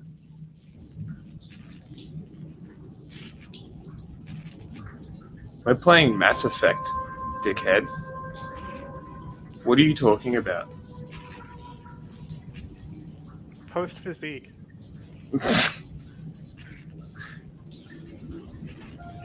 They're not even here anymore. Fucking dickhead. Gun grabber hologram. What did you tell him? I was unable to provide the previous user with any relevant data. Aside from lacking proper access, there has been no new data available on species 37. All sensors monitoring the observation post at Zeus Hope have been inactive for several cycles. Uh-oh. What does Zeus Hope have to do with the Thorian? Uh-oh. Species 37 is located within the substructure of the Zeus Hope outpost. Tell me everything you know about the Thorian. The Thorian is a simple plant life form that exhibits a sentient behavior uncommon with other flora. Through dispersion and the eventual inhalation of spores, it can affect and control other organisms, including humans. Oh, it's like the happening. The Zeus Hope control group has yielded interesting results. Before sensors went offline, almost 85% of all test subjects were infected. Are you saying Exogeny knew its people were getting infected? It was deemed necessary to assess the true potential of Species 37. That explains their strange behavior. Should we inform your pilot? Joker! Come in, Joker! Damn it! That field's blocking us. We've got to drop that shield and get back to the outpost. VI, tell me about the field surrounding the facility. I have limited data on the Geth. They have effectively blocked all sensors within the facility. I have detected unusual power fluctuations, but am unable to determine where the you need to source. go is where you started, Trap. You know? Like, haha. I sent you on an entire Tell me quest, about the but Thorian. the mission was underneath us. Species 37 was discovered several weeks ago when a small team was infected with spores while examining ruins near the Zeus Hope outpost. The outpost was quarantined immediately, and study of the infection began. Within 21 days, 58% of Plant colonists spore. exhibited altered behavior. Within 28 days, 85%. Do you know how the creature controls its slaves? The will subversion manifests as intense pain if directives are ignored. The effect is severe enough that subjects are soon conditioned against even minor thoughts of rebellion. Observation suggests the Thorian views its thralls in a utilitarian way. Care is apparently taken to avoid injuring them, much as a craftsman avoids damaging his tools. As long as no action is taken against the creature's objectives, the subjects are free to pantomime a normal existence until specifically tasked with I something. don't consider it spores. Because, like, with bacteria, how they grow. What's the size of this thing? What I consider The spores. Thorian appears to be a diffused I guess creature. even Its cognitive bacteria, or abilities are centered I in meant large fungus, nerve bundles, but it how they receives grow, but I data guess from bacteria can kilometers of also meandering tendrils. We have discovered bundles approximately 1 meter in diameter, but these seem insufficient to coordinate the Thanks to massive the sensory original potential spores. it possesses. It may Original simply spore- process like such spore stimulation plants slowly, existed or before perhaps there is a nerve cluster of a pollen. greater magnitude. Well, yeah, we because cannot yet ferns, I guess, Is are it intelligent? an example, Now but I reason with still it? thought they did. The Thorian does not It was exhibit like the focused behavior of a predator. male-female The plant release thing. of spores is an act of survival, not aggression. It does trigger advanced behaviors in the humans it enslaves, but we have yet to discover whether it recognizes or is capable of recognizing humans as more than tools. It is sufficiently alien as to defy classification at this time. Please access my personal files. Elizabeth Bainham, Research Assistant, Biomedical Division, Security Level 4 exemption. You are currently under probation due to disagreements with management over established company policy. These sanctions may be lifted if your next evaluation is more agreeable. What triggered the probation? You were marked as combative about the operations of the Zeus Hope project, specifically regarding the handling of the infected colonists. As a result, you were tasked with monitoring the safety of the colonists for the duration of the observation. I want to know about Exogeny Corporation. Exogeny Corporation is at the forefront of human expansion in the new galactic economy, funding colonial development and securing resource rights to ensure our progress as a species.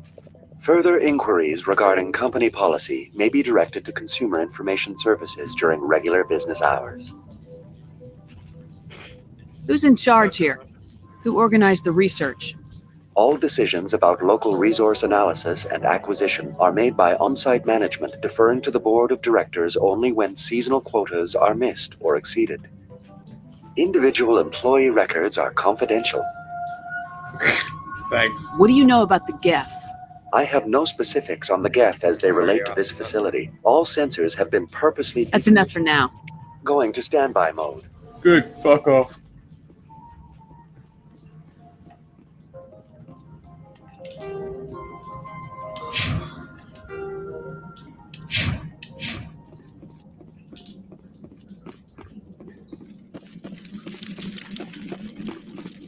Standby shore party.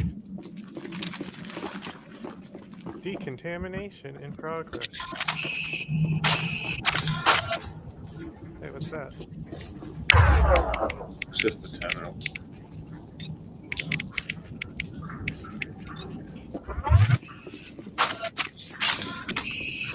Yeah, I also think the first one, the map design is like really easy to get turned around, especially this level.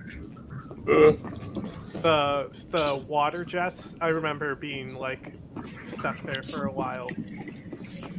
On multiple playthroughs too, because like I forget how to do it.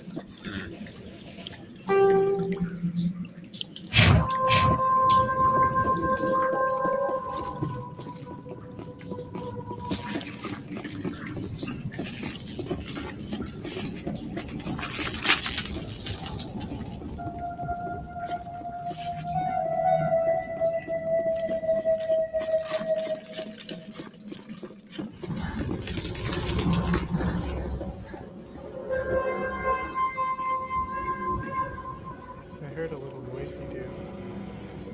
See? Damn it,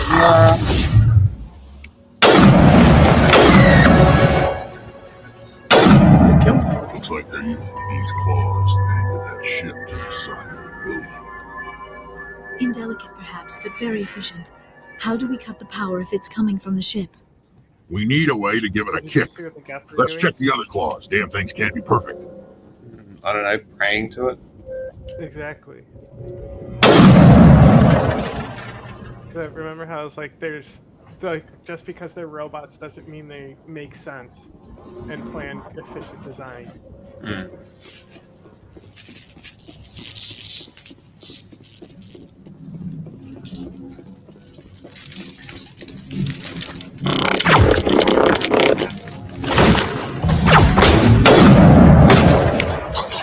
Like it's the fact that they are individuals.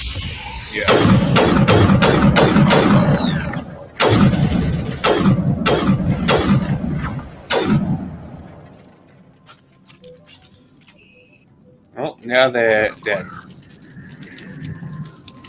Yeah, and can they upload their consciousness? Good question. Is it a hive mind? Yes and no. They're individuals, but if there's more of them together, they are able to process things. So they can like offload information processing, so they get smarter the bigger the group is. Right. But they're still also individuals. They're not a hive mind per se. Strange.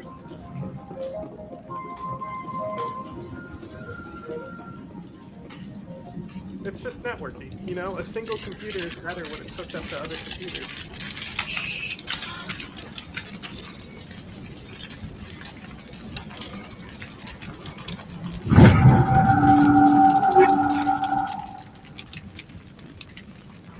Cool.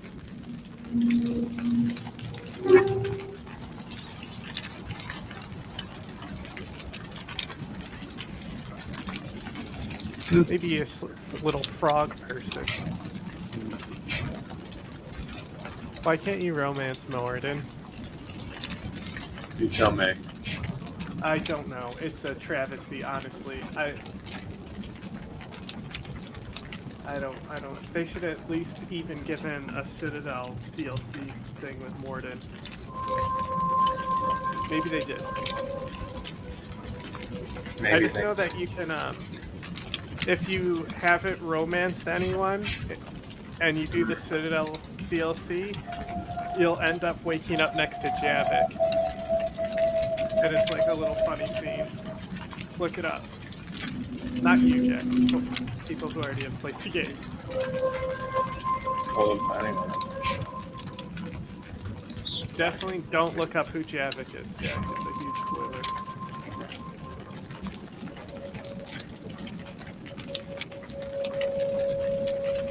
Try my hardest not to. I'm just joking, because I know it's like you're not going to even you're not even going to remember the name.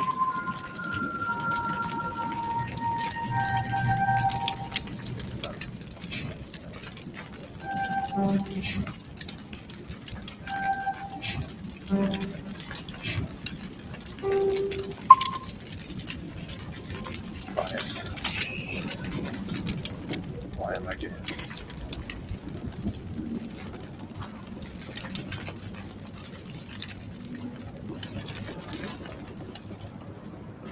There's a little dickhead fucking with you somewhere.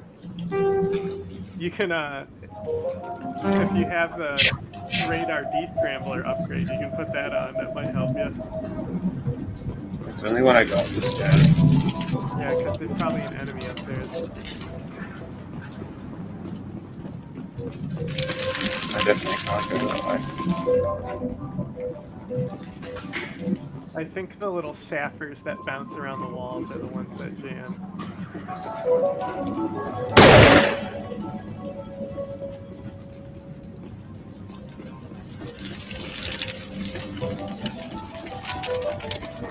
Kill them all. Oh, found them. Explosive in the center of the room too.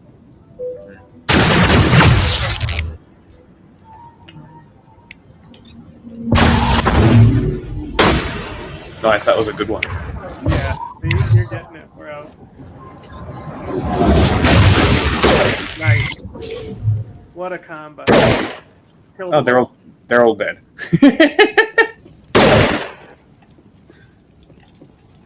What the fuck? Floating on me, cool. That's how much you fucked them up. That they were literally casting an ability when you fucked them up, so now they're broken. You have to go over something and there. Quit that. It's too late. Oh my god. I have to know right away. Because it only gives me the last like 40 seconds.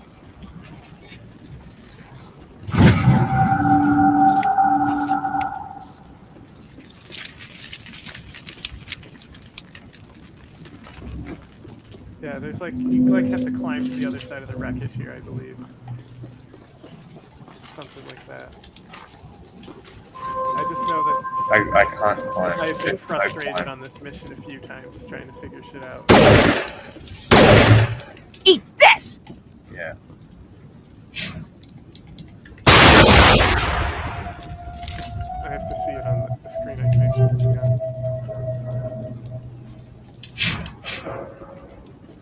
Yeah, see there's a little walkway? Yes. I fear we do not have the needed gear to destroy this claw. We will have to keep looking.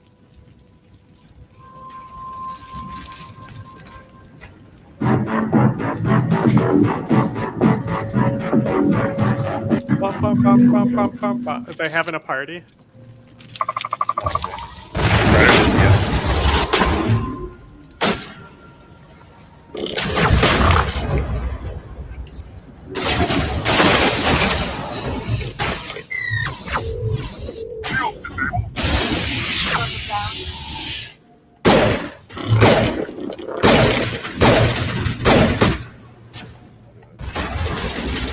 But that one I actually wanted to go and hit an enemy and trap him Even one slide. claw and that ship is gone. Yeah. All clear. And I also love how you cannot jump over anything. That's cool. Yep.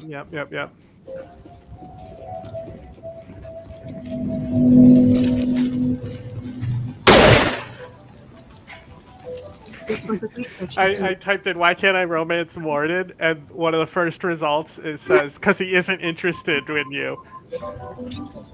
Step 1 is acceptance.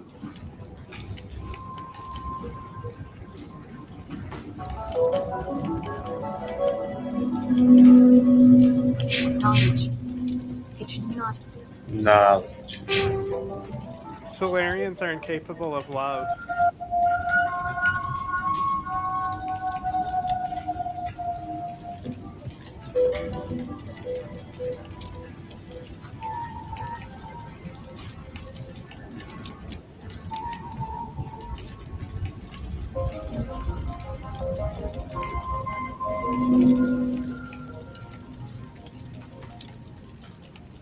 You need to get that renegade scored higher.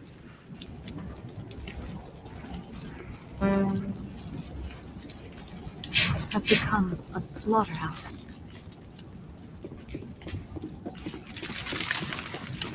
It was giving you the icon on that terminal. Yeah. Oh, this is a puzzle. Got it. Did you? No. No, because it's just math. Other repair ticket to the console. Repair size 30 or more.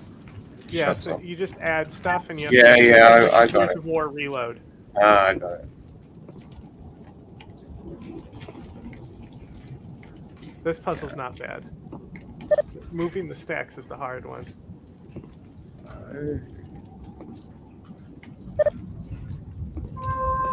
Wait, where's the actual pressure value? Look at it's next to your radar. Ah. Press 1. See? It fills up the bar a little.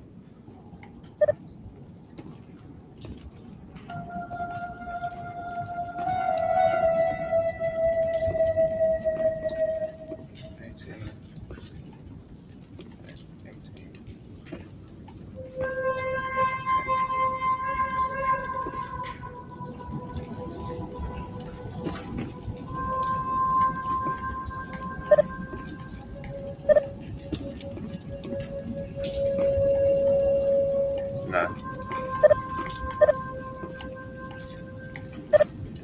Nailed it. Yep, right there.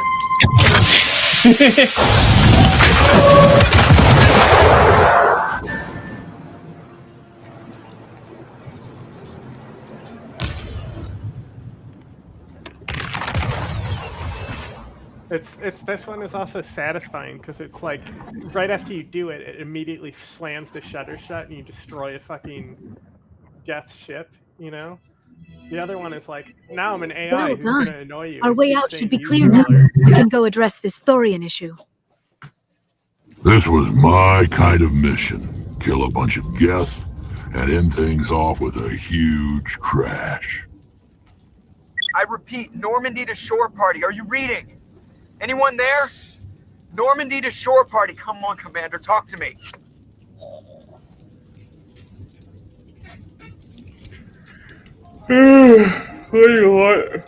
Is that you, Joker? What's going on over there? We're in lockdown here, Commander. Something happened to the colonists. They're banging on the hull, trying to claw their way inside the ship. They're freaking out. They're yelling about returning to Monkey. Keep those colonists away from the Normandy. Gun them down if you have to. Will do, Commander. We'll fire off a few warning shots. That should send them running. This place will be crawling with Geth in a minute. Keep together and we'll get out of here in one piece. How's that for getting up my Paragon score? Kill him if you need. No, Renegade score. No, you'll get it up anyway. Hey, there was a crate there. You'll get it up anyway. Kill them if they come near the ship. No, I mean, you're on the right line of thinking to get that score higher right now. That's all assault rifles. Very nice. An assault rifle for every person.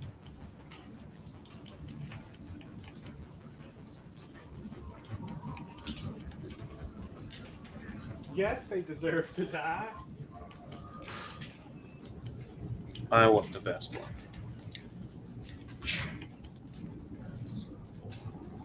He has a pretty good one already. Shit. Ooh.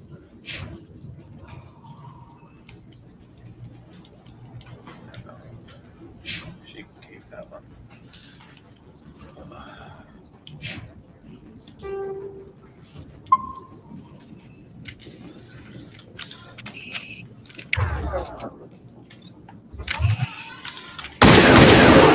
Hell yeah!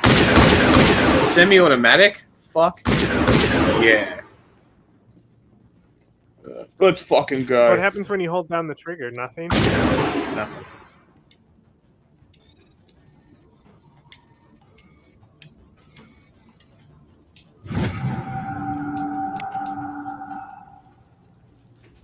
I don't care. Now, if you want to return to your car and save to go to news, then it will be the final act of this mission. How do I do that? Well, I'm just saying, it's going to be easier when we start playing next time if you go to the car instead of being lost in this building.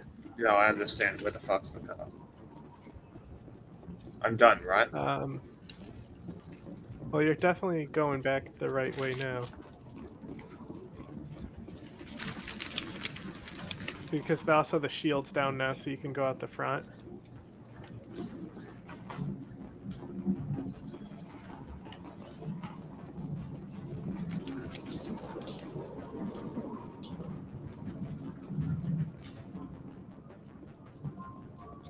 There you are. We should get out of here. I don't think this place is safe. You said you didn't know about the Thorian. I don't like being lied She to. didn't say anything. I didn't ask her. I was afraid. I wanted to stop the tests, but they threatened me. Told me I'd be next. When the Geth attacked, I stayed behind to send a message to Colonial Affairs. I tried to tell them where to find the Thorian, but the power cut before I could send the message. I never meant for this to happen.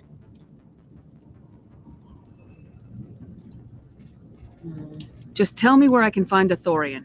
No more lies. The Thorian is underneath Zoo's Hope, but the entrance is blocked. The colonists covered it with the freighter just before the Geth attacked.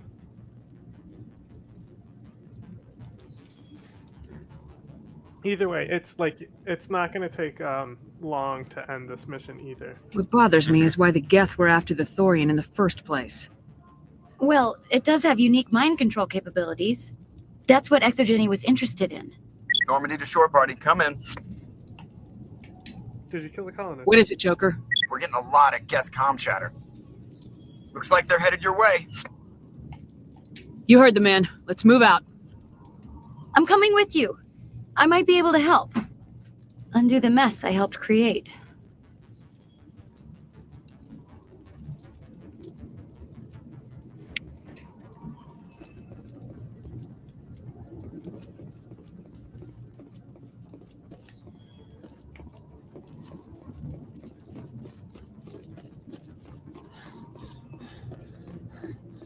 We didn't start the fire.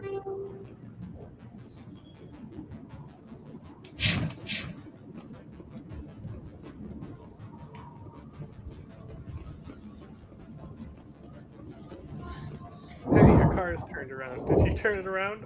Mm-hmm.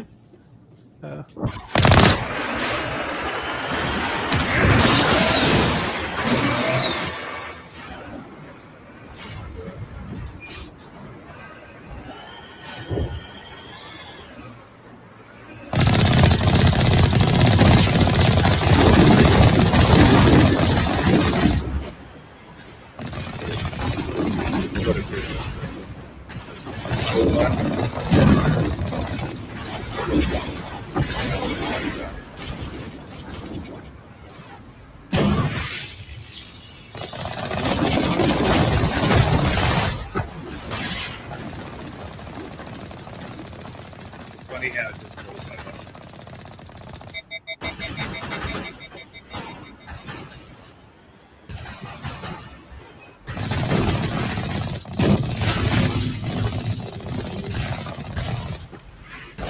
That's dead. Generally, if you just take your time with the Mako instead of running into him, and just use the scope on it, you can just knock it down a lot. Did you say no? That's boring. Yeah. Yeah.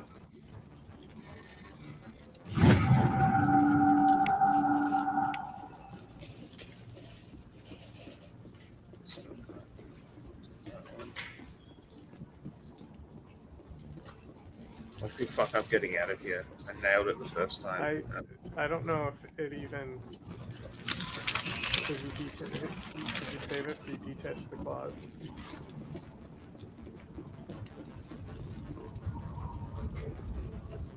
I think the claws are still attached. There's no fucking way. Yeah, you didn't save after you did the puzzle. No, there's no way. There's no way you didn't save? No, there's no way that I'm gonna have to do it all again. Told you. There you are. We should get out of here. Shut up, bitch. The colonists covered it with. Party coming. I'm coming with you.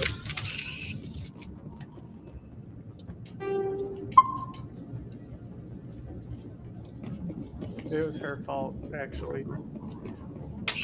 Her extra weight made it so you couldn't dodge the bullets. Yes. Fat We'll blame bitch. her. The fat woman.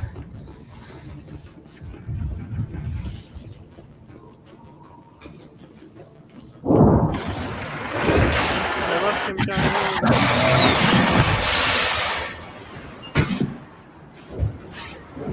He had the best missiles. Jamaica was made by North Korea. Why it's so dog shit. Now.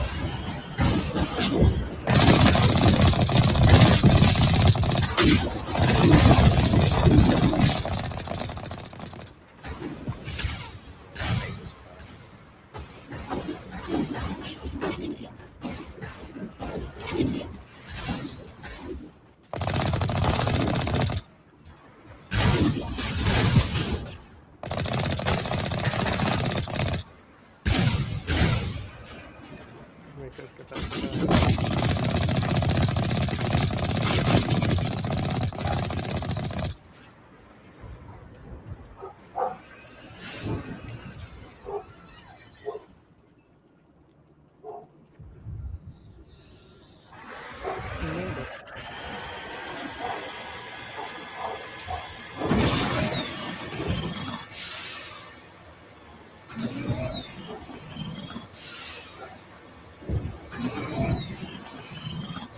Level 4.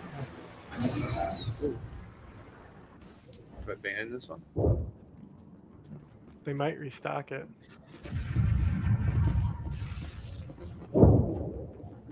Doesn't look like it. Give you upgrades to like more tedious searching. Pharos is a habitable world in the Attican Beta Cluster. 2/3 of the habitable surface is covered with the ruins of a crumbling Prothean megatropolis. In the millennia since the Prothean extinction, the ruins have been repeatedly picked over by looters many times. Pharos was considered a poor prospect for colonization, as little open ground remains for agriculture. The only sizable freshwater sources are the poles, which are tapped by the decaying Prothean aqueduct systems. The dead cities, while in good condition considering their antiquity, are of uncertain stability. Ground level is congested by a dozen meters of fallen debris, and the air is fouled by dust. In 2178, the Human Exogeny Corporation announced its intention to place a permanent colony on Pharos to thoroughly explore the ruins. The pioneer settlement was placed on the upper levels of several intact skyscrapers, using the surviving Prothean aqueducts and rooftop hydroponic gardens to support the population. We love hydroponics.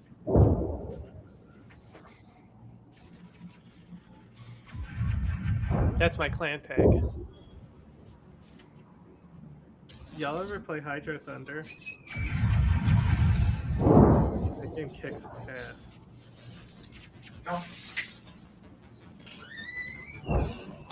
Up. Silly dog.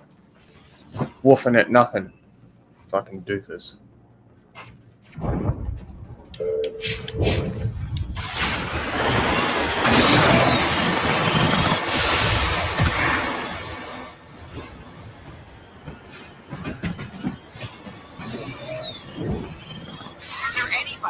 Is there anyone picking this up?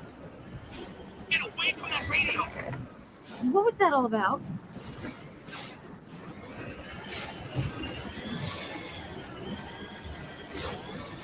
This is Juliana Bainham of Pharos Colony. Please help us. That's my mom! Stop! Stop the rover! Stupid girl. Not my problem. Fuck her. Not my problem. No, they you got the quest from that guy though. To turn in his data. Yeah. And they'll give you Is that where I have to go? enough to fight the Thorian. Oh, this car sucks.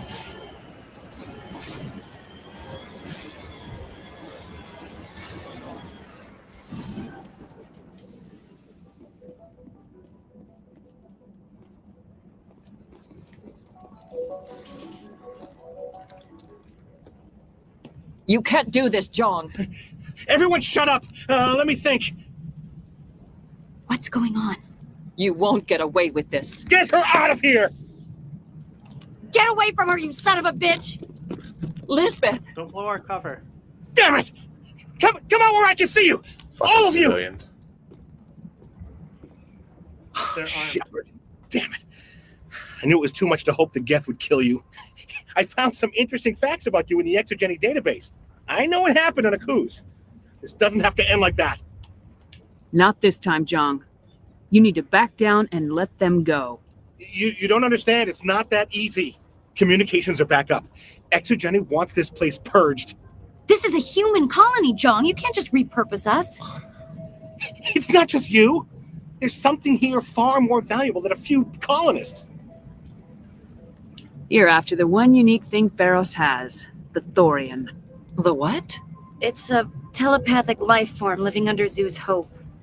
It's taking control of the colonists there. Exogeny knew all along. You won't get away with this, Jong. So you keep saying, but nobody's gonna miss a few colonists. Damn, I don't have it. You've gone way too far. This ends now. If that's the way it has to be, heck, come on! Nice. Yeah, see, if you had the intimidation... As if we don't have enough problems. Now we're shooting each other in the back. Interesting. It's my fault. I knew what was going on, and I didn't do anything. Don't you You're right, start. it's your fault. You You're do getting good shot work, next. and you know it. So what now, Commander? I need to find out why the Geth are after the Thorian. The colonists won't let you near the Thorian. They die first. They're under its control. Anything that gets between me and my goal is fair game. There's gotta be another way.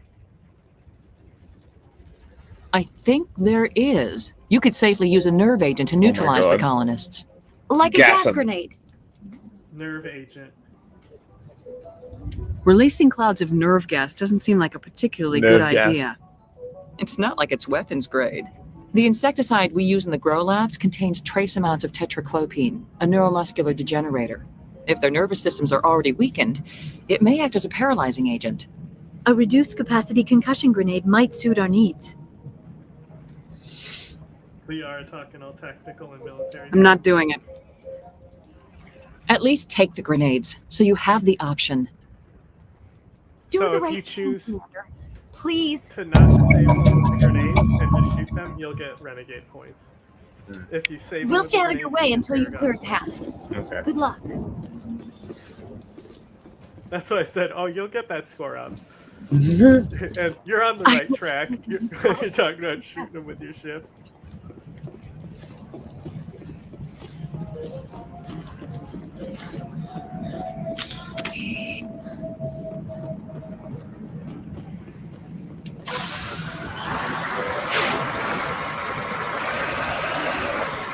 Fuck the car.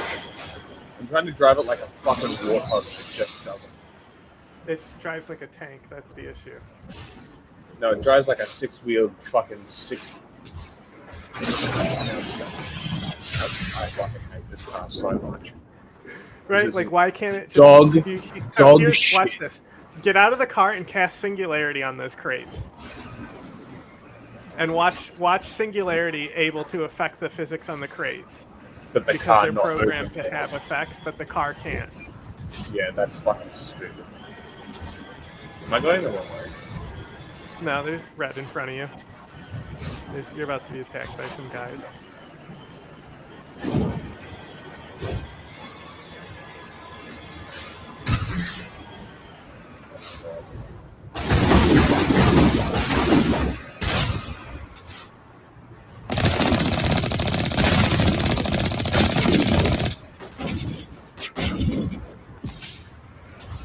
In the multiplayer actually play as like Geth Juggernauts and Prime. Kind of cool. But they didn't bring the. I'm so sad they didn't also include the multiplayer in the remaster. Nobody would have played it. No, it was still being played. Oh, really? It was like still being played until like a few years, like maybe a year or two before the remaster came out. The multiplayer is fucking great.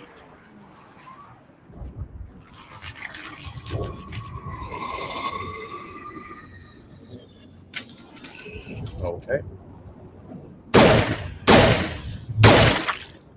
Yeah, they're synthetics. No amount of infection could have altered a human to that extent. I wonder what is going on here. I want a clean sweep. Nothing hostile lives to take a second shot. Are we abandoning the nerve grenades we received from Dr. Bainham? We don't have time to waste on these people. There's a galaxy at stake. Sure. She should say we don't even know. But if you say there is no other option, that is just the way it is. I think it's synthetics for the rest of the mission. Or not synthetics, organics. Okay.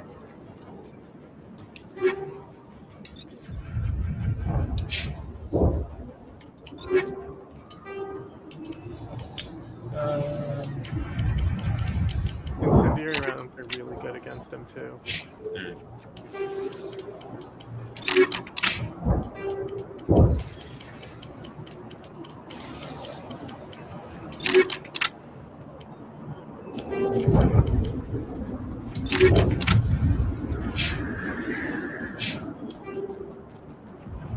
Right.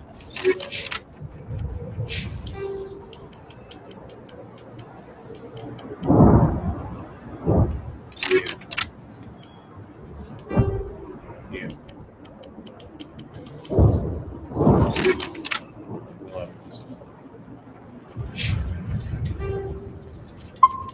Good. What kind of shit you talking about Russia though?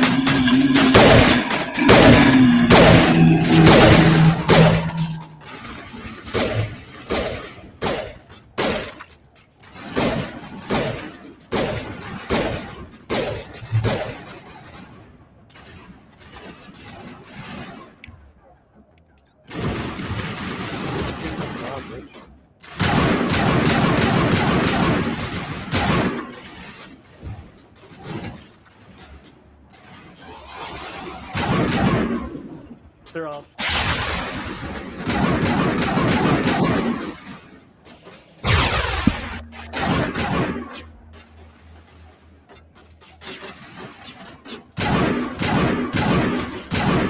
Oh, they're like actually shooting.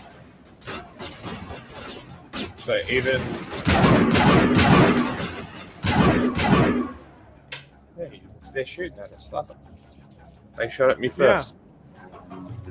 Well, that's your mind control. I'm trying to help them. They're shooting at me. It's not my fault.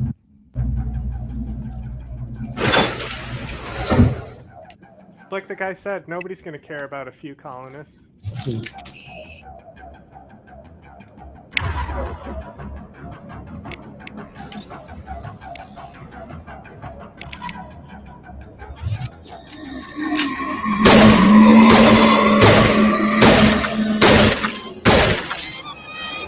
Especially with headshots. How am I not getting affected by this shit? You have to do prolonged exposure. Ah.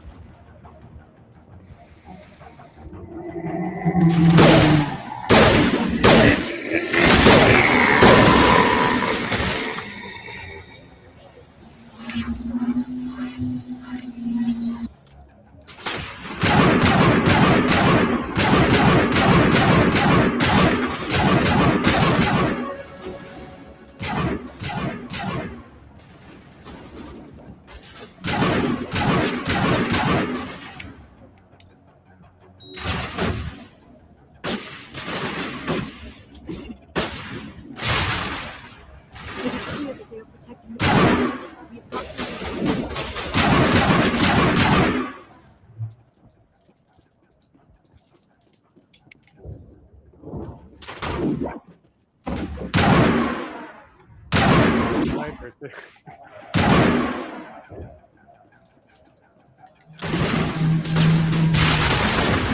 Oh man, that one.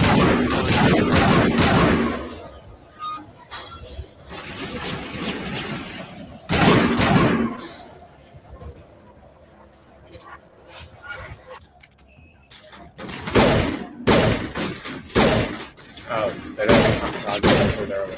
Yeah, until they activate. Because they're just plants. Yeah.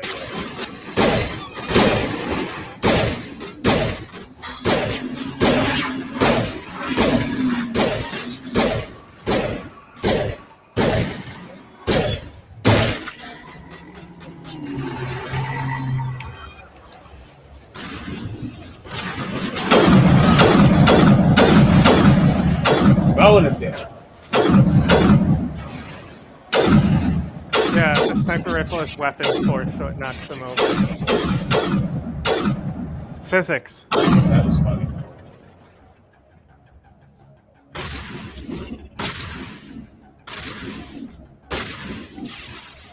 You can also use like biotics on that type of shit. Try and hit behind corners.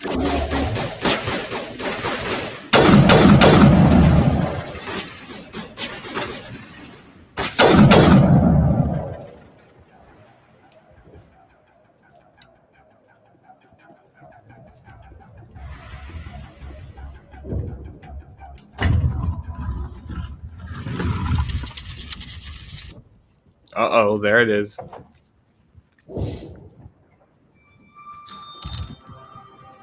I tried to fight it, but it gets in your head. You can't imagine the pain. I was supposed to be their leader.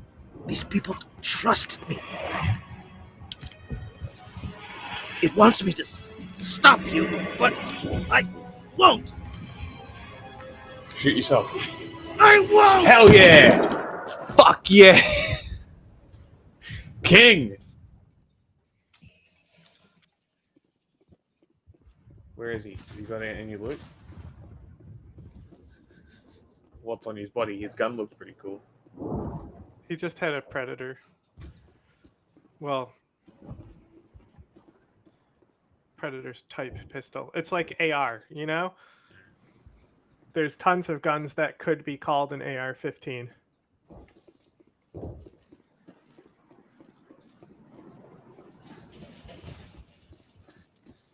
Where the fuck was that segment lifted? It's literally like right next to the console.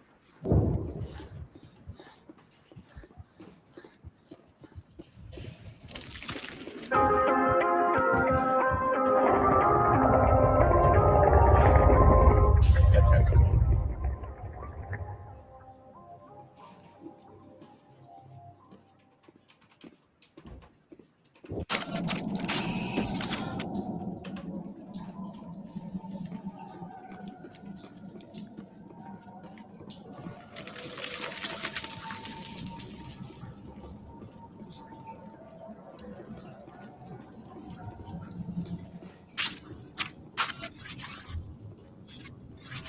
Looks like a vagina. Oh, shit. What a weird design. All right, we just need to find this creature and determine what it... That is disturbing. Damn. We are gonna need bigger guns.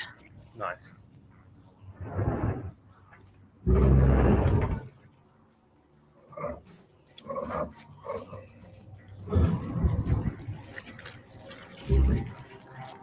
It's like a Cthulhu.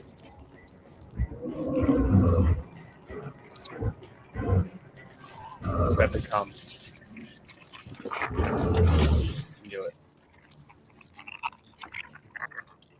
Invaders, your every step is a transgression. 1,000 feelers appraise you as meat, good only to dig or decompose. I speak for the old growth as I did for Saren. You are within and before the Thorian. It commands that you be in awe. You gave something to Saren. Something I need. Saren sought knowledge of those who are gone. The old growth listened to flesh for the first time in the long cycle. Trades were made. Then cold ones began killing the flesh that would tend the next cycle. Flesh fairly given. The old growth sees the air you push as lies. It will listen no more. I don't argue with plants. Give me what I want, now. Georgian is a piece of this world, extending across the land and back through the ages. You can no more kill it than cut the sky. Your blood will feed the ground in the new growth! Can dampen her.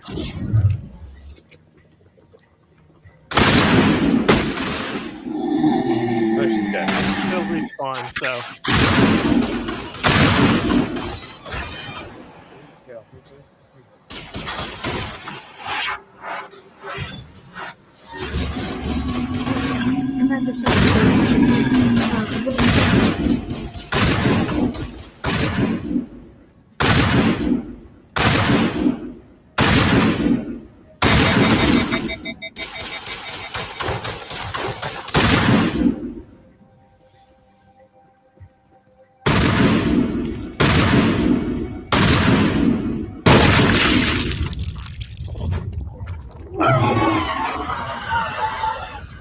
See those little pods on the wall? The little red pod that you were just looking at?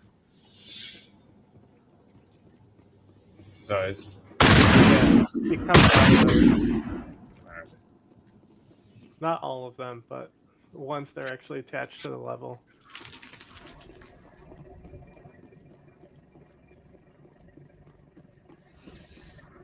Oh god, a couple of beta male Kamala supporters. Newsflash, Warren. Trump owns you, Bro, this is Mass Effect. What are you talking about? We're fighting a plant. I don't know. Maybe That's fucking Kamala Harris. get some fucking therapy or something, bro. Get help. Issues.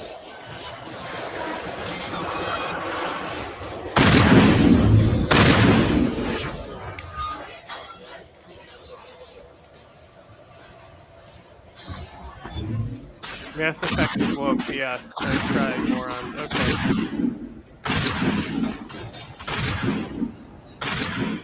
I mean, that's what we have been saying. Can't hear you. Talking again. That's what we have been saying. It's woke. It's woke as fuck, baby. I mean, you can just openly shoot together. This is true. But it's woke. You're woke while doing it. Because you're a woman. Yeah, exactly. Great.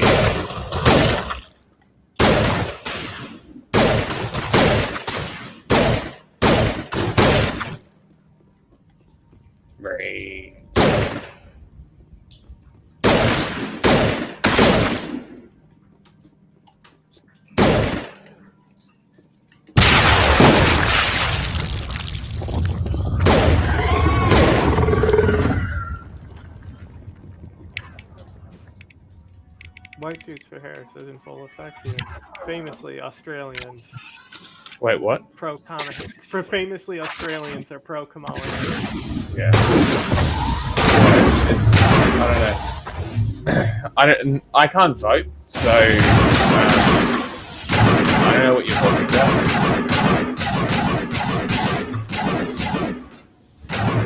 Also, Kamala Harris is a cop. Don't you guys Liara like just threw that lady off the ledge. See? Yeah. This is funny.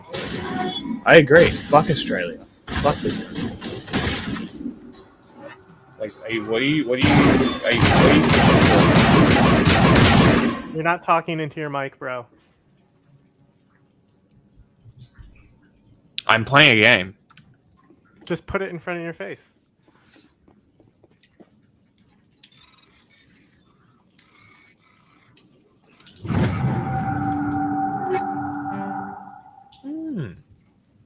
More assault Banshee. rifles. I think the Banshee is the bad one. Yep. Yeah. I'm gonna use this one. Because the single shot one is kind of bad. Wonderful. Okay, that can stay.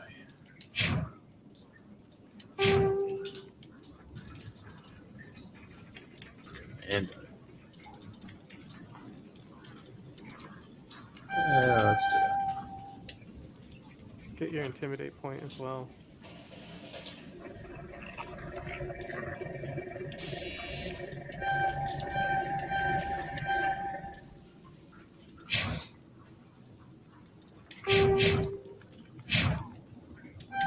Hell yeah. Just her top ones are really the priority. Yeah, I was just unlocking stasis. Yeah, you don't. Stasis blows, honestly. Yeah, I'm not going to use it. I'm just unlocking it. Yeah, but I mean, she'll use it. You have her Did powers he? on automatic anyway. Did he run away yet? Is he done being a dickhead?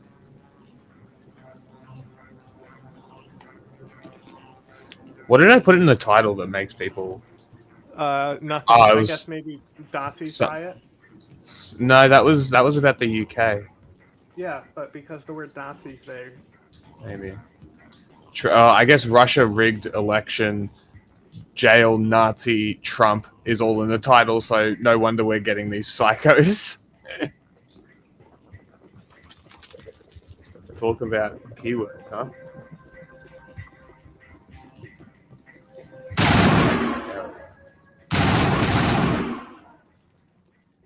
I got the food nipple waiting for me. Mm. I've worked up a grunty thirst. No, they're back.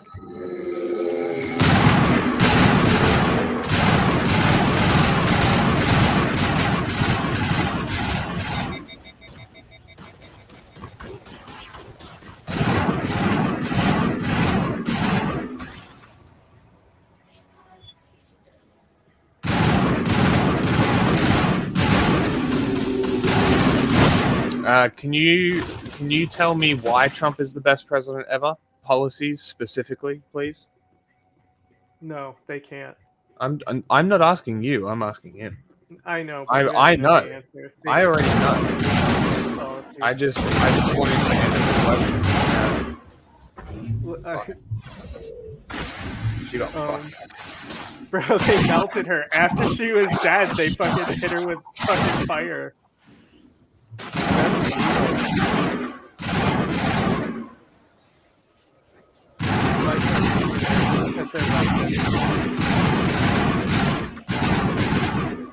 Yeah, it's... They're mad. They're mad because we said the Georgia elections are rigged. Making really 5 funny. cents an hour with their little laptops.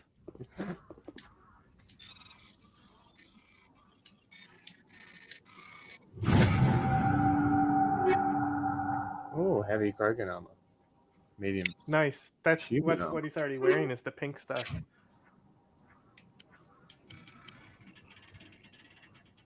This is Phoenix 5, and that was only medium. Hell yeah! Adorkable.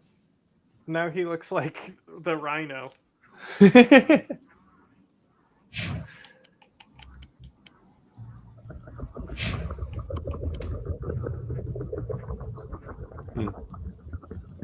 gives me the regen, right? Be quiet and play your woke game. I'll handle chat. Okay.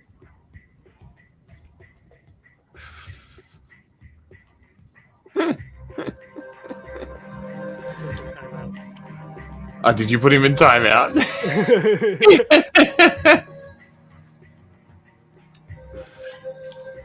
I only put it for a minute.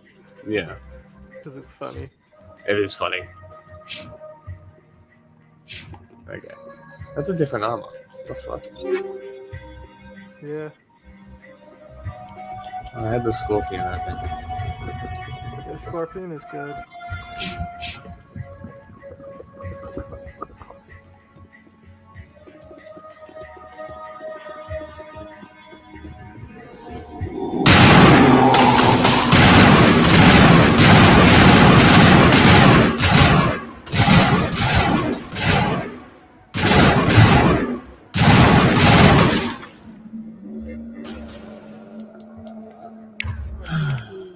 still has to be shotgun out.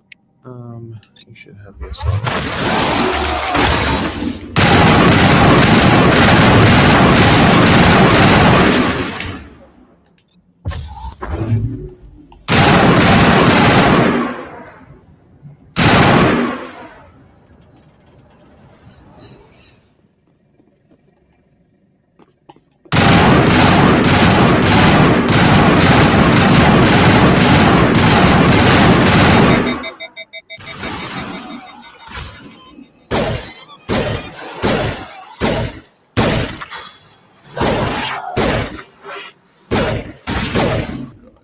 When the Rogan decided to get stuck on a wall instead of fight you. Yeah.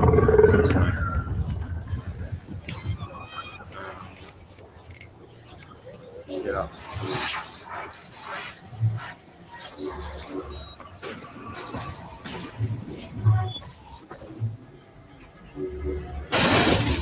And they're still.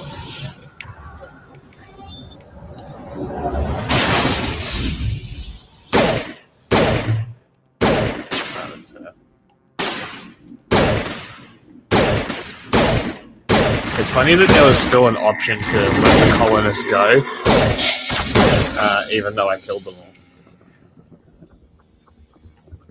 In the dialogues. Oh, from the Thorian? Mm. Well, I mean, in theory, there's more than what you just saw. Yeah.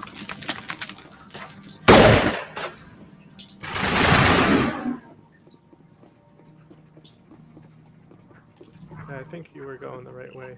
Because that's where they were spawning from, was that direction.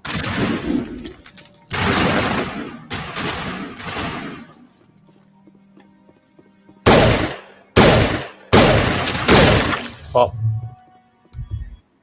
We will continue to be your single source of truth. Dismiss anything else.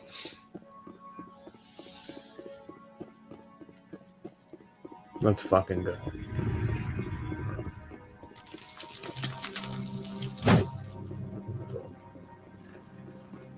Because like there was this doorway here. I could always just like look at my map too. This looks alright. It's for shooting the back off when you think Jack's just unloading into Rex's head. Well, he shouldn't get in the way of my bullets. Hunchback Rogan survived for friendly fire. Yeah, it's because they are always shooting each other in the back because they're in the way. I think they're coming the other way.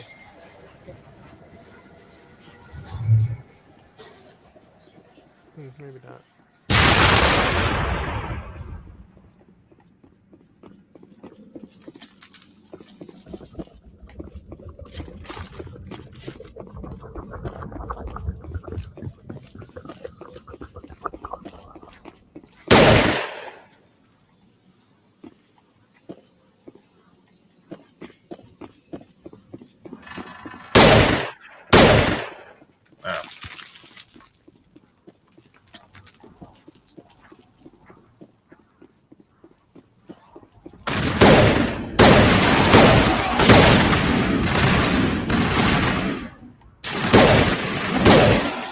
It's funny because they're like literally retarded in their pathing. Yeah.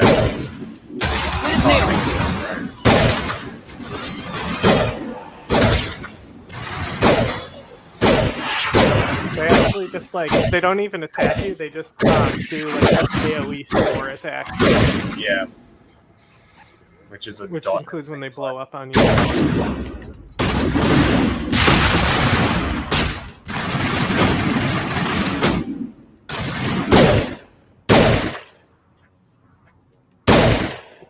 That's it.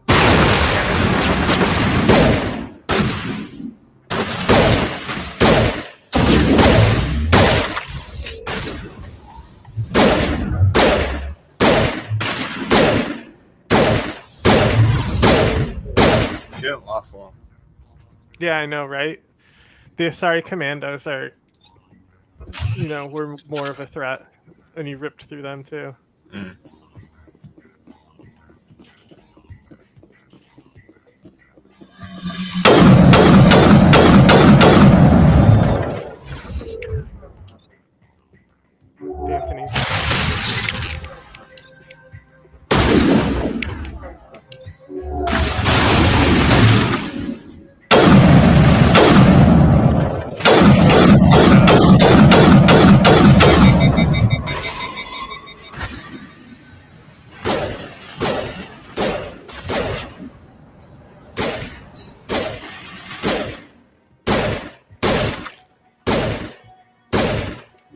All patched up.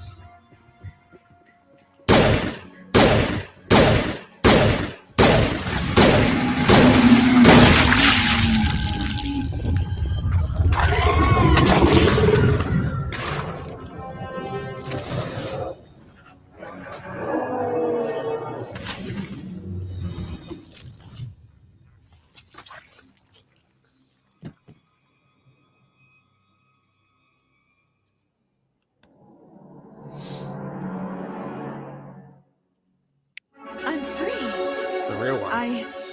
I suppose I should thank you for releasing me. How do I know this isn't some kind of trick? This is no trick. The Thorian is dead, and I am myself again. My name is Shiala.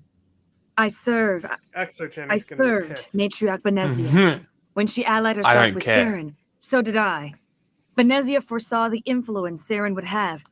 She joined him to guide him down a gentler path. But Saren is compelling. Oh, there you go. Benezia lost her way. She joined him. She thought she could fix him. You chose to side with Saren. So did Matriarch Benezia. Benezia underestimated Saren, as I did. We came to believe in his cause and his goals. The strength of his influence is troubling. Benezia sought to turn the river and was swept away. We are a philosophy girl. Asarian matriarchs are among the most intelligent and powerful beings in the galaxy. How could one fall under Saren's control?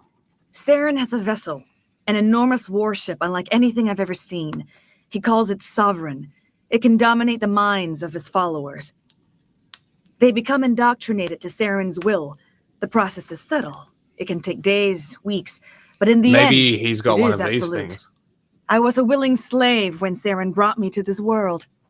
He needed my biotics to communicate with the Thorian, to learn its secrets. Saren offered me in trade. I was sacrificed to secure an alliance between Saren and the Thorian. That's what you get for trusting Saren. Saren is quick to betray his followers and his allies. Once he had what he needed, he ordered his Geth to destroy the Thorian. Saren knows you are searching for the conduit. He knows you are following his steps. He attacked the Thorian so you could not gain the cipher. What's the cipher? And why did Saren need it? The beacon on Eden Prime gave you visions. But the visions are unclear, confusing. They were meant for a Prothean mind. To truly comprehend them, you must think like a Prothean. You must understand their culture, their history, their very existence. The Thorian was here long before the Protheans built this city. It watched and studied them. When they died, it consumed them. They became a part of it. So the Thorian taught Saren to think like a Prothean. How? The cipher is the very essence of being a Prothean. It cannot be described or explained. It would be like describing color to a creature without eyes. To understand, you must have access to endemic ancestral memory, a viewpoint spanning thousands of Prothean generations. I sensed this ancestral memory, the cipher, when I melded with the Thorian. Our identities merged, our minds intertwined. Such knowledge cannot be taught. It simply exists. You taught Saren, you can teach me. There is a way. I can transfer the knowledge from my mind to yours, as I did with Saren. Try to relax, Commander. Slow, deep breaths. Let go of your physical shell. Reach out to grasp the threads that bind us, one to another. Every action sends ripples across the galaxy. Every idea must touch another mind to live. Each emotion must mark another's spirit. We are all connected. Every living being united in a single glorious existence. Open yourself to the universe, Commander. Embrace eternity.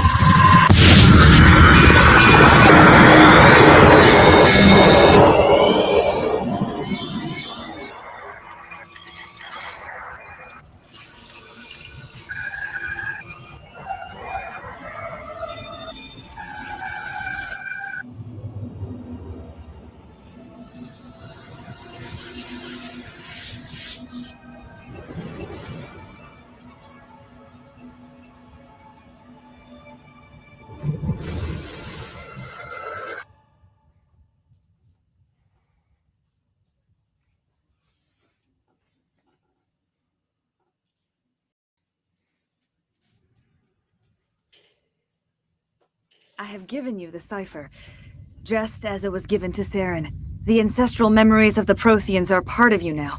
A knowledge bond can be very traumatic. Are you all right, Commander Shepard? I saw something. It still didn't make any sense. You have been given a great gift. The experience of an entire people. It will take time for your mind to process this information. We should get you back to the ship where you can be monitored. I'm sorry if you have suffered, but there was no other way. You needed the cipher. In time, it will help you understand the vision We're all from the gay. beacon. Just noticed. Is there anything else you can tell me about the Thorian? When the creature enveloped me, I became part of it, but I still don't truly understand it. So alien, so ancient. Its exact age is impossible to know. It measured time differently. 10,000 years of hibernation broken by a few frantic centuries of activity. Its mind was awesome, magnificent. It transcended all classification. And now it is gone. The galaxy's a better place with that thing dead and gone. The Thorian was a unique life form. A sentient being that lived for 50,000 years, maybe more. There is nothing even remotely like it in the known galaxy. Yep, now it's I am gone. grateful you saved me from a life of thraldom. Oh, so now genocide. Yet I cannot help but feel some sorrow for the loss of such a More than rare and genocide? remarkable creature. Is there It's any killing left? people. I didn't know it was only one of them. There was no intent to get rid of them all. Fuck you.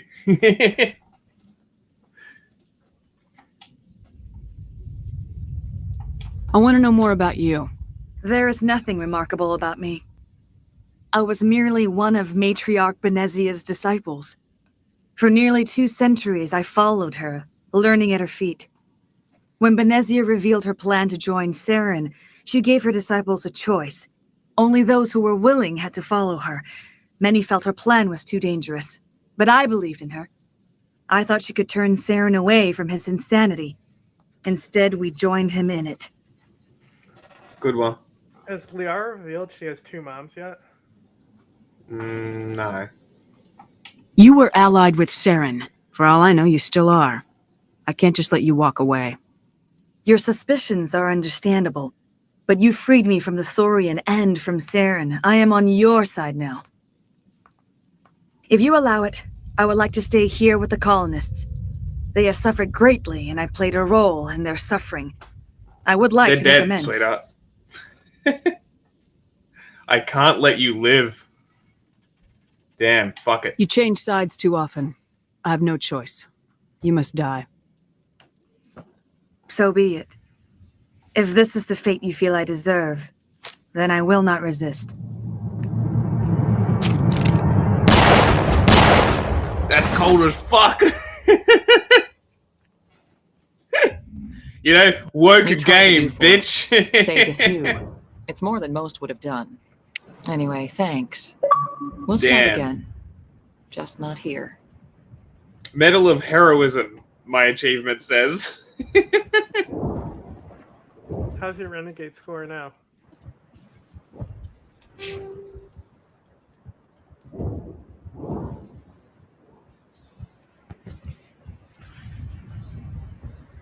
More, I guess. I didn't see, like, I was trying to look for when it gave you the renegade points for killing the colonists, but I didn't see when it happened.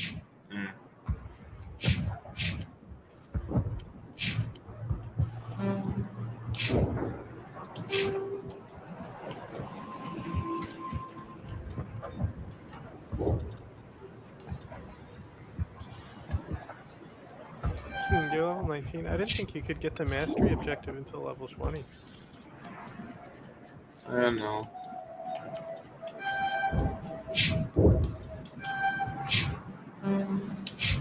Also, I think if you give her stasis, she loses access to overload or something. Because she has one too many abilities.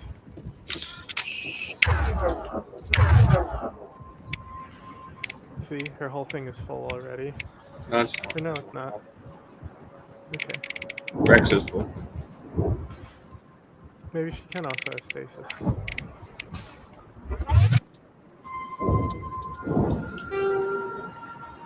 Go back to your ship. After that guy. Oh, you just walked there. Yeah, there was right a. next to it. There's like a fast button for it though. Only on planets, but you're right. You're walking away from it now. I think they started moving it back. Maybe they didn't. Maybe you were right. Yeah, you were right. I'm wrong. I thought that. I just assumed it would be practical. But then again, how many times has it worked you in next to the thing? Remember the Citadel Tower? This definitely heads you to the front.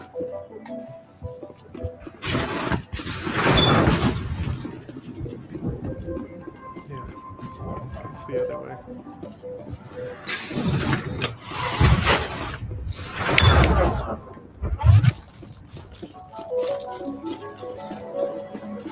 I just want you to remember all the suffering inflicted on you in this game. The confusing maps, you know, the clunkiness, the not being able to mantle. Oh my god, there has to be a fucking way to get there quickly. I'm pretty sure it's just down these stairs. Yeah, and it would be so much easier if there was a button that I could press that just took me straight Well, to I the think ship. they assume you might want to do some bonus objectives or something if you haven't completed them, or I don't know.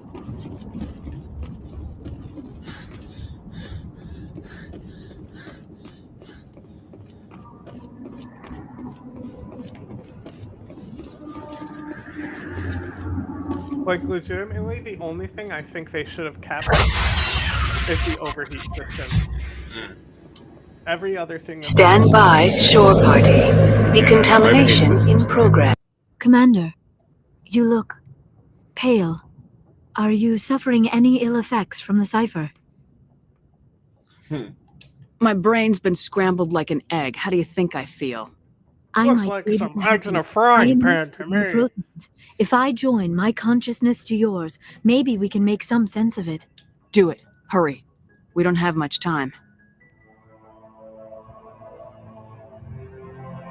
Relax, Commander. Embrace eternity.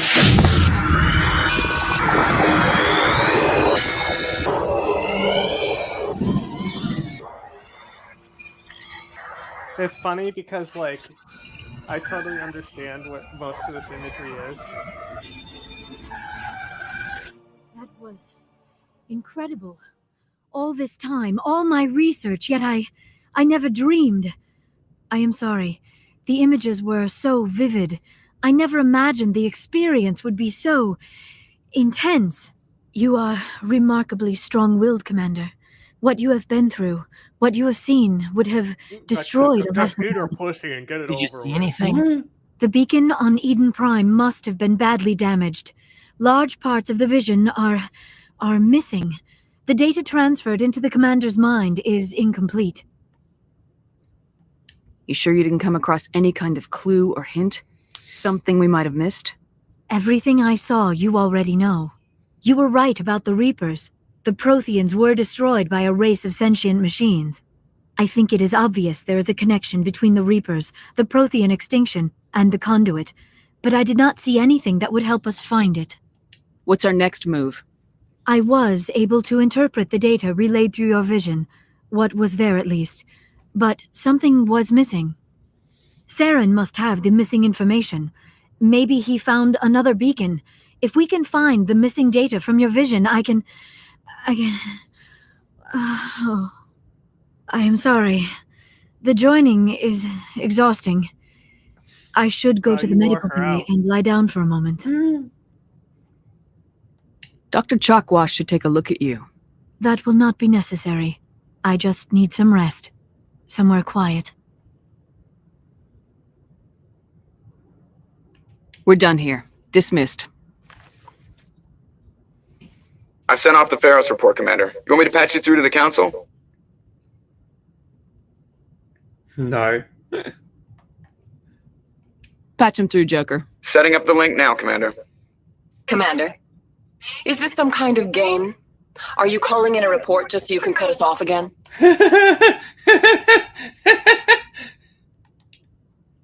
Don't piss me off, and I won't disconnect you. You don't make demands on us, Shepard. Spectres answer to the Council, not the other way around. Goodbye, counselor. That never gets old, does it?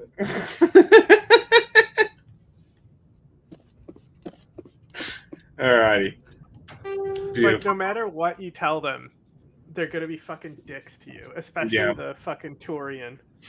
I mean, I fucking warned them. I'm like, not if you don't piss me off and you want to give me lip straight away. Fine, fuck you. Get fucked. Also, I don't answer to you. Fuck yourself. You give me missions. I do shit. It's a very... Well, they actually don't give you missions. They just suggest. Well, true. True. Anyway. That's the thing, is Spectres don't even have, like... Mission sets. They don't even have overhead to be given missions. They're literally just like, hey, do whatever you want. You are above the law now, and you can do whatever you want. Have fun. You get paid for it. Hell yeah. Okay.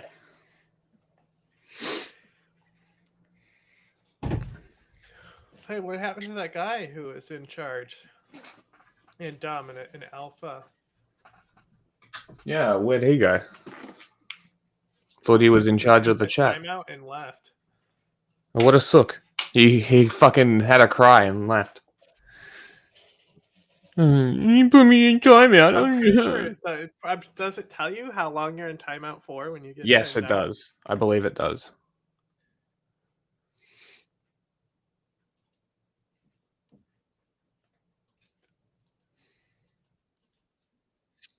Was there anything that you wanted to specifically do? Because I am very hungry.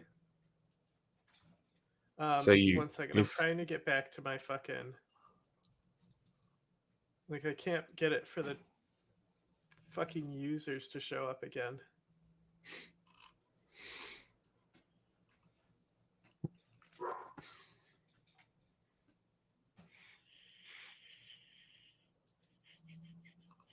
You should do It's just this not giving one. me a list. I guess chat's empty. That's why it's not showing up. Nobody's there. Oh, really? I guess so. On Twitch? There are literally people talking in the chat. Anyway, I'll make sure, yes, it's unlisted here. There is so much to choose from here. Go for your life.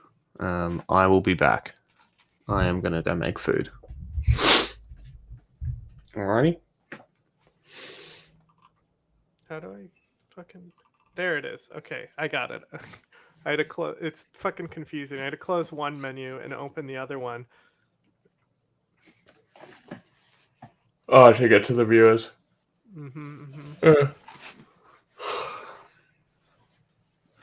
Now, what do I want to talk about? What do you want to talk about? There's heaps on that list. 8-day-old video here. There's 10-day-old one things here as well. There's tons.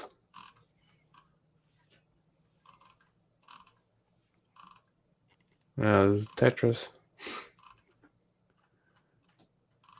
Trump speeches. What do we want?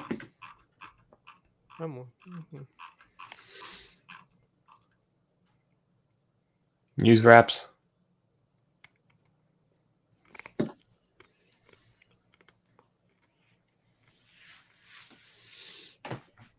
I'm looking. I wasn't ready. Are you looking at the list that I sent you? The playlist? The one that I made for the day? Yes. Yes.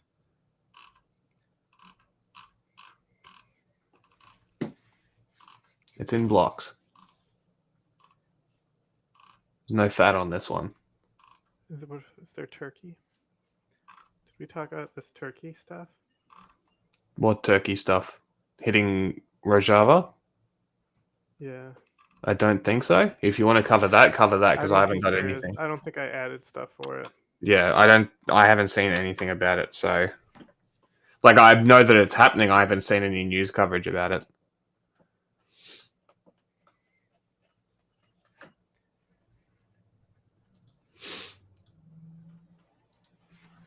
Yeah, I'll just start from the top.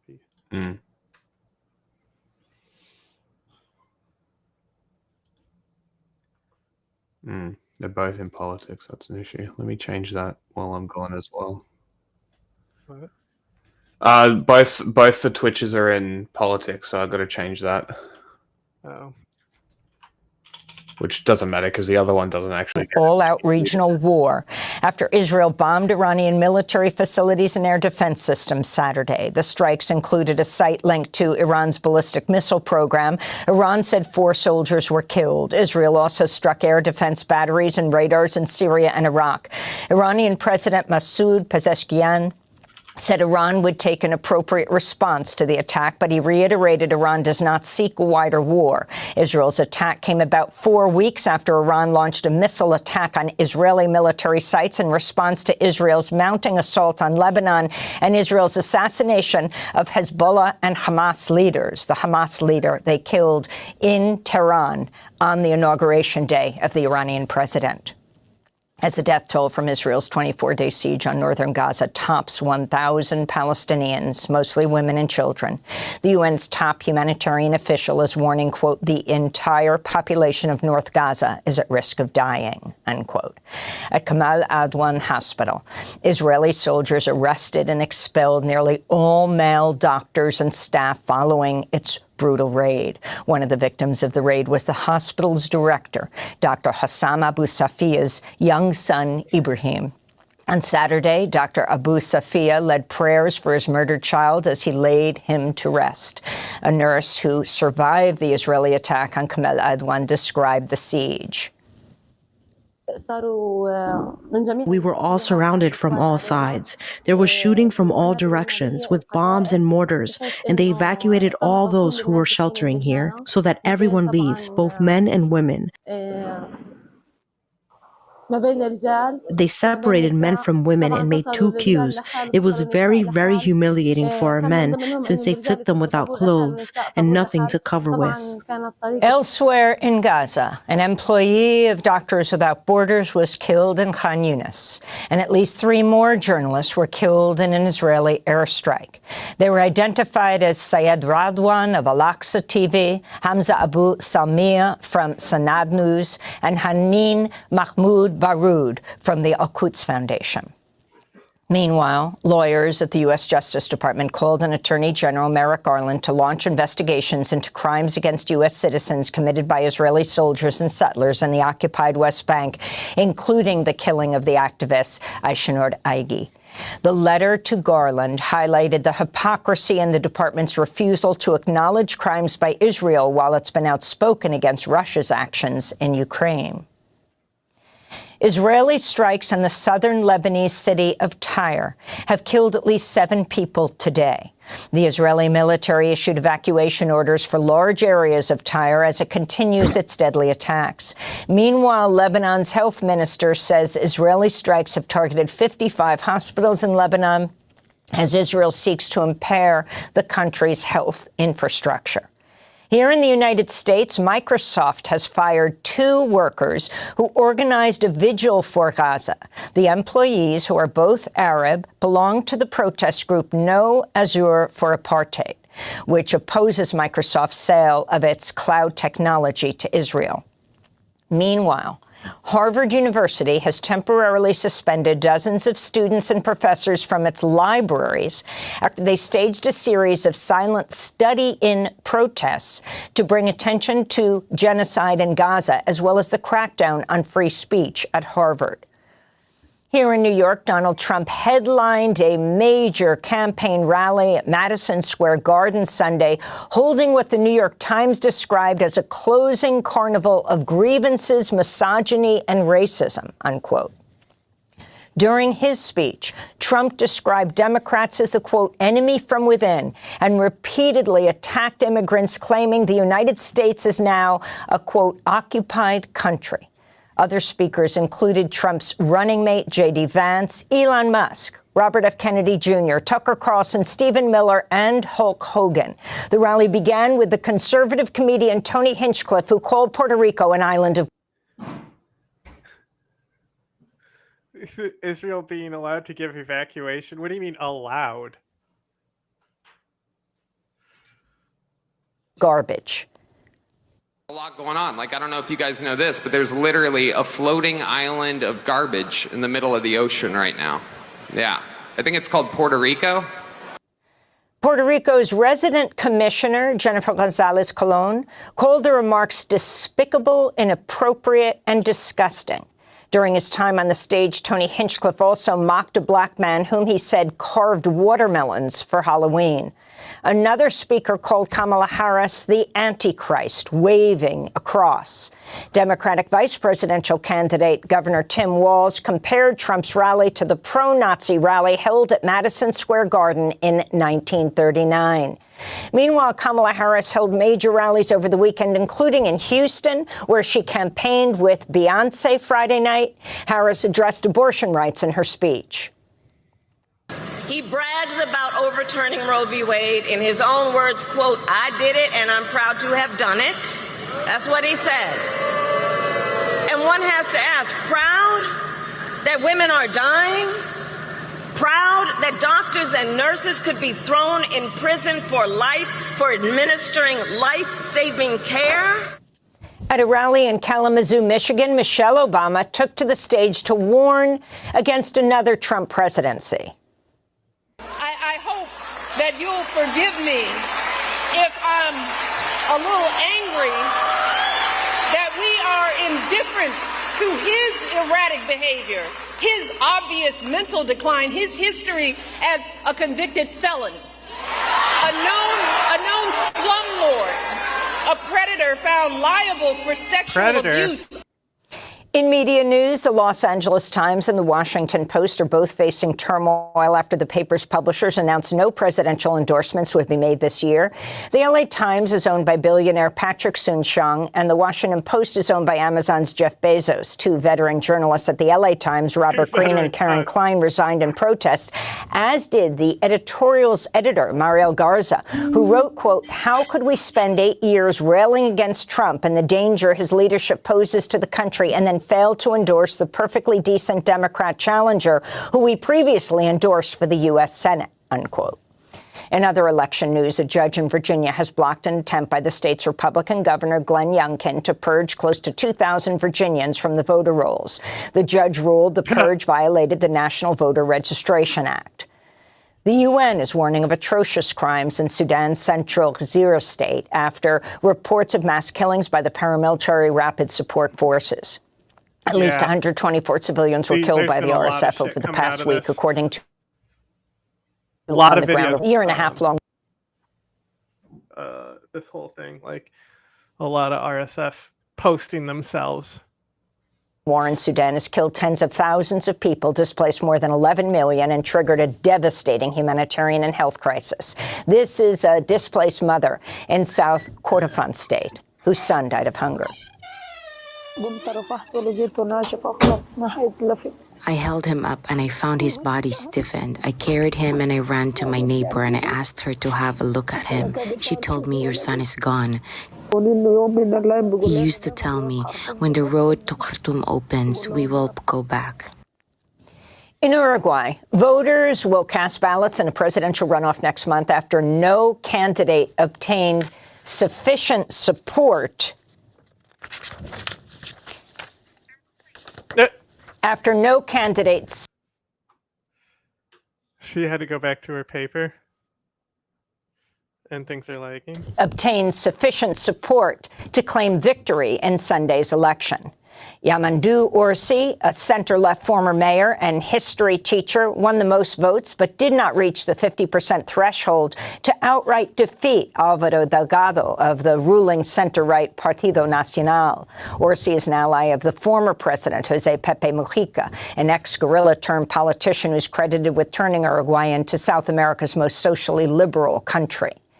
Former Bolivian President Evo Morales blamed sitting President Luis Arce after Morales' vehicle came under fire in what Morales said was an attempted assassination Sunday. This comes amidst mounting tensions between Arce and Morales. Both men belong to the ruling MAS party, have announced plans to represent the party in Bolivia's 2025 presidential election. Arce has accused Morales of destabilizing Bolivia by calling for road blockades and protests. Morales has said he's being persecuted by Arce's government, including what he claims are false accusations of statutory rape. And in Arizona, President Biden issued a formal apology for government-run Native American boarding schools, which separated... Hey, well, it's great to get into the stage 10 of genocide and officially close it. Has the U.S. government ever apologized for slavery? Indigenous families and sought to exterminate Native cultures. Interior Secretary Deb Haaland, the first ever Native American cabinet secretary, addressed the event at the Gila Country Community School. Tens of thousands of Indigenous children as young as 4 years old were taken from their families and communities and forced into boarding schools run by the U.S. government and religious institutions. These federal Indian boarding schools have impacted every Indigenous person I know. Some are survivors, some are descendants, but we all carry the trauma that these policies and these places inflicted. Biden's speech was briefly interrupted by an Indigenous protester who shouted, "How can you apologize for a genocide while committing a genocide in Palestine?" We'll have more on this story later in the broadcast with Nick Tilson, founder of the Indigenous organizing group NDN Collective. And those are some of the headlines. This is Democracy Now!, democracynow.org, The War and Peace Report. I'm Amy Goodman.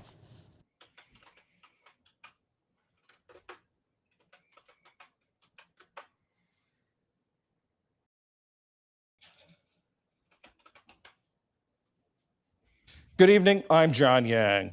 With just 9 days to go until Election Day, the presidential candidates and their running mates are heading into the home stretch. Their travels are being dictated by poll numbers and the calculus of getting to 270 electoral votes. People feel real pain. But like Paul, we must remember that divine power works through our actions. At the Church of Christian Compassion in Philadelphia this morning, Vice President Harris tapped into her faith to deliver her message. I see a nation determined to turn the page on hatred and division, to chart a new way forward. I see Americans from so-called red states and blue states who are ready to bend the arc of history toward justice. Philadelphia is the largest city in a state critical to winning the White House. She plans to blitz all 7 battleground states over the next 4 days.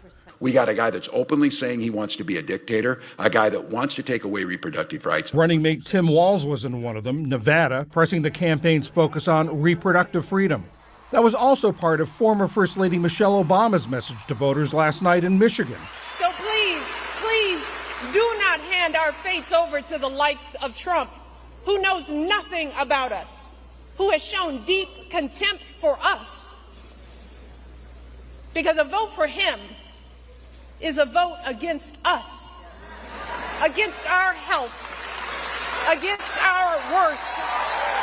Republican vice presidential nominee J.D. Vance made the rounds of the Sunday shows.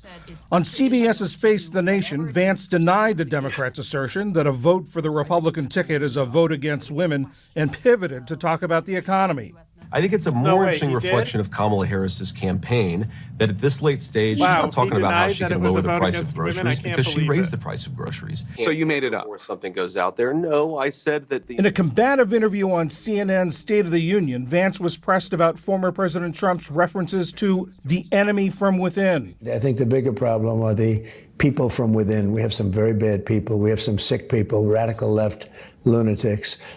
And I think they're and it should be very easily handled by, if necessary, by National Guard, or if really necessary, by the military. I think Nancy Pelosi is an enemy from within. he's talking about people rioting after the election. I think The Pelosi's were rioting after the election? You're using two separate phrases. He said about using the military, that far-left lunatics, people who riot in the wake of an election, people who burn down American cities in the summer of 2020, yes. This afternoon, Trump is to speak at a rally in New York's Madison Square Garden.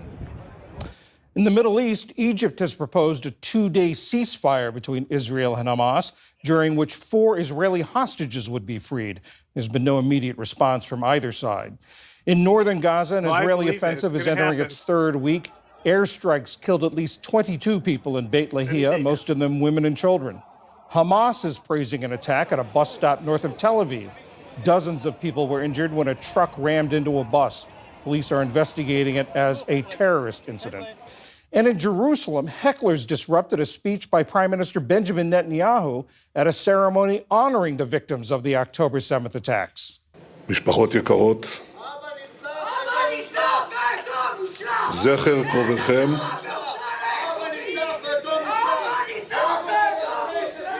Those people were shouting shame on you in Hebrew. Many Israelis blame Netanyahu for the failures that led to the attacks and for failing to bring home all the hostages. Separately, in his first public comments on the retaliatory strike in Iran, Netanyahu said Israel had disrupted Iran's defense and missile capabilities.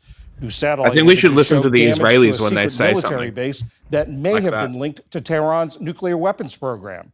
Iran's supreme leader said the attack shouldn't be either exaggerated or minimized. He did not call for a military response.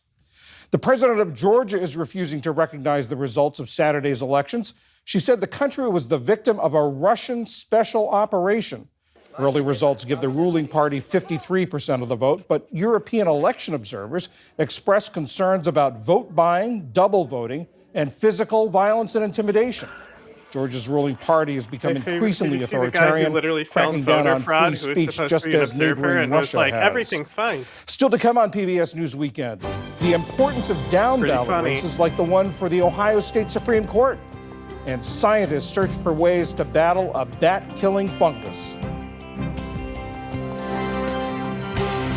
This is PBS News Weekend from the David M. Rubenstein studio at WETA in Washington, home of the PBS NewsHour, weeknights on PBS.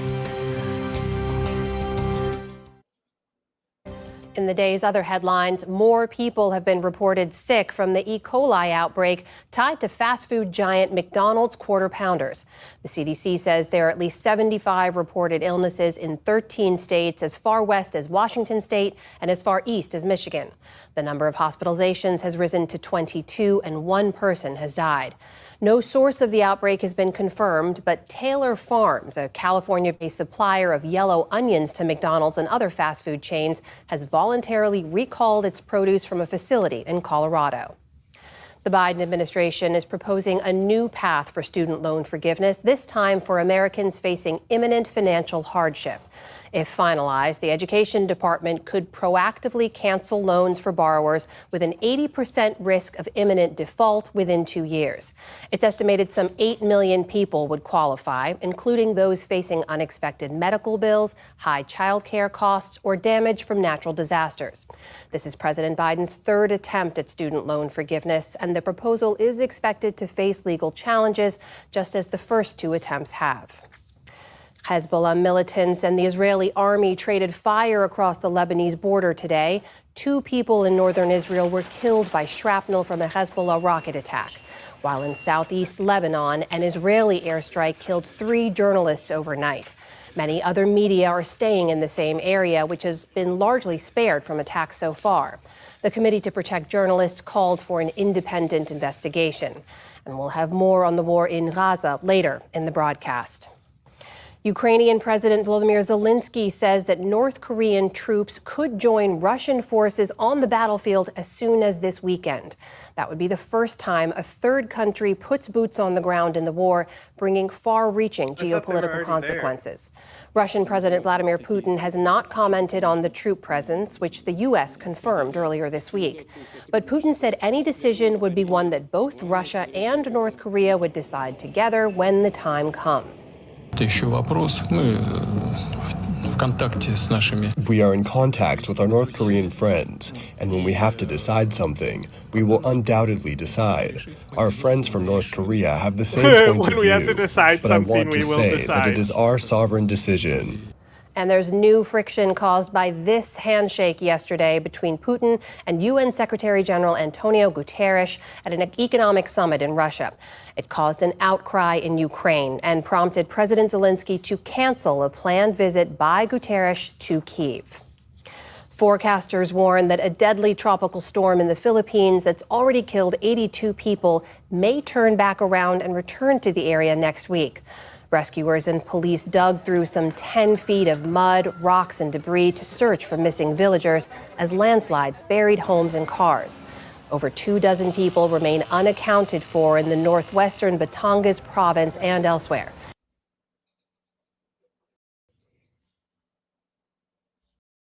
This is why I don't post. Nearly 240,000 people have been forced into shelters, many with nothing left. We have nothing left. We have no more house to go home to. All I'm thinking about is where do we go next? We have no more home.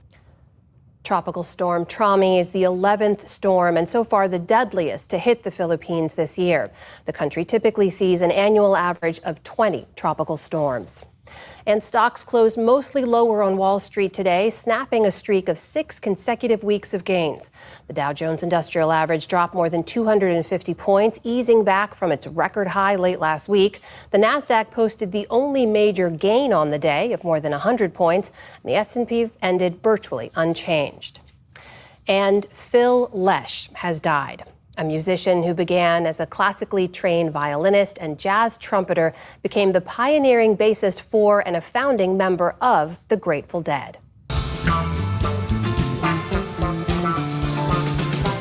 Alongside the late lead guitarist Jerry Garcia's soaring solos, Lesh's bass provided the Dead's trademark rolling thunder sound from the acid rock days of the late 1960s until Garcia's death in 1995. But that was nowhere near the end for Lesh. He was performing until just recently. Here he is from his birthday celebration this past March. An official statement on Lesh's social media said that he passed peacefully this morning. He was 84 years old. And from his many fans here at the NewsHour, fare you well, Phil. Still to come on the NewsHour, President Biden issues a formal apology for the treatment of indigenous boarding school students. The Washington Post declines a presidential endorsement for the first time since the 1980s. And David Brooks and LZ Granderson weigh in on the week's political headlines. There are developments on Israel's other battlefronts. The Lebanese Health Ministry says that more than 1 million people have been driven from their homes since fighting began there. Israel says it's defending against Hezbollah rockets launched from Lebanon. And in northern Gaza, Israeli troops withdrew from a hospital where the Palestinian Health Ministry says they held medical staff and patients without access to food or water. In Ukraine, Russian drones struck Kyiv in an hours-long nighttime barrage. Ukrainian officials said one went into an apartment building, killing a 15-year-old girl and injuring 5 others. And in central Ukraine, a missile struck a residential area in Dnipro. Regional officials said a 14-year-old and 4 others were killed and at least 21 others injured. Police in London were out in force today as anti-immigrant protesters and anti-discrimination demonstrators held competing rallies. Thousands of opponents of immigration took to the streets in a march called Unite the Kingdom. Nearby, anti-racism campaigners held a counter-protest. Immigration's been a flashpoint since July when days of riots spread across the country, targeting asylum seekers and mosques. Still to come on PBS News Weekend, what the presidential candidates are saying to voters in the electoral battleground of Michigan, and how doctors are using weight loss drugs to tackle obesity in young people. This is PBS News Weekend from the David M. Rubenstein studio at WETA in Washington, home of the PBS NewsHour, weeknights on PBS.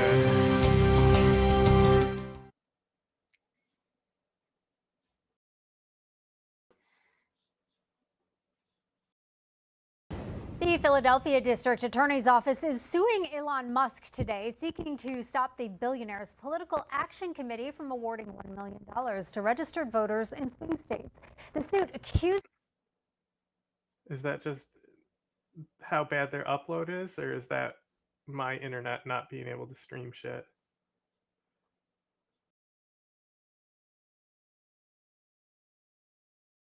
The Philadelphia District Attorney's Office is suing Elon Musk today, seeking to stop the billionaire's political action committee from awarding $1 million to registered voters in swing states. The suit accuses Musk's PAC of running an illegal lottery in order to be eligible for the random $1 million prize. Registered voters in swing states must turn over personal identifying information and sign a petition pledging support for the Constitution. The lawsuit comes days after the Department of Justice warned Musk's America Pact that the giveaway might violate federal election law. Musk has shown his support for Donald Trump in the presidential election. I want to go to Dana Bash, and she, of course, has been talking to sources. Dana, just kind of zooming out from like a 30,000-foot view on this, you know, Kristen Holmes, our colleague, reporting that a lot of this rhetoric and a lot of the themes he's hitting are familiar from his rallies. But this feels like it's on steroids. And we went through and fact-checked a number of things on immigration specifically. There's actually a great fact-check on CNN.com if anyone wants to check that out for themselves. But Dana, what are you hearing from your sources? You know, I heard Priscilla talking about the fact that the Harris campaign and Kamala Harris herself, I mean, she said it at the one and only debate that she had with Donald Trump, have been saying, you've got to listen for yourself. You've got to hear what happens when Donald Trump speaks to his supporters. And this is, I think the way you just put it is perfect, Jessica. This is that on steroids. Donald Trump has always... Yeah, though that's why I went to the comments thinking somebody in the comments surely is going to comment on the audio. But that's just more evidence that the average person just can't hear audio errors. Wanted to quote unquote play Madison Square Garden. That's what he's doing right now. But he's doing it as somebody who is continuing to stoke the fears, play on the anger, and just flat out lie over and over and over again in order to whip up people who he, first of all, needs to vote, but also people who just feel, obviously, that they are entertained by this kind of rhetoric. I mean, let's just be blunt about it. And you have an entire iconic arena, Madison Square Garden, that is filled with people there to listen to this kind of thing. I just want to give one example of something that fell flat. Now, this is not something that he said, but this is part of the opening acts. There was a comedian who said, and I know you have been talking about this in your coverage, Jess, about the comedian who completely denigrated all Puerto Ricans and the island of Puerto Rico. I mean, you are seeing cleanup by Republicans, or at least attempt at cleanup by Republicans who are relying on big portions of the who have big portions of Puerto Rican voters who they rely on, like, for example, Rick Scott, Republican senator from Florida. He released it, tweeted something trying to separate himself, but suggested that it was a joke that didn't land. I don't see any evidence that the joke didn't land. I think that there was a lot of laughter. Pause it. Why don't you? No, take control if you want to pause it. Fine. It's paused anyway because it can't stream on my computer. Great. What time code? 2:52.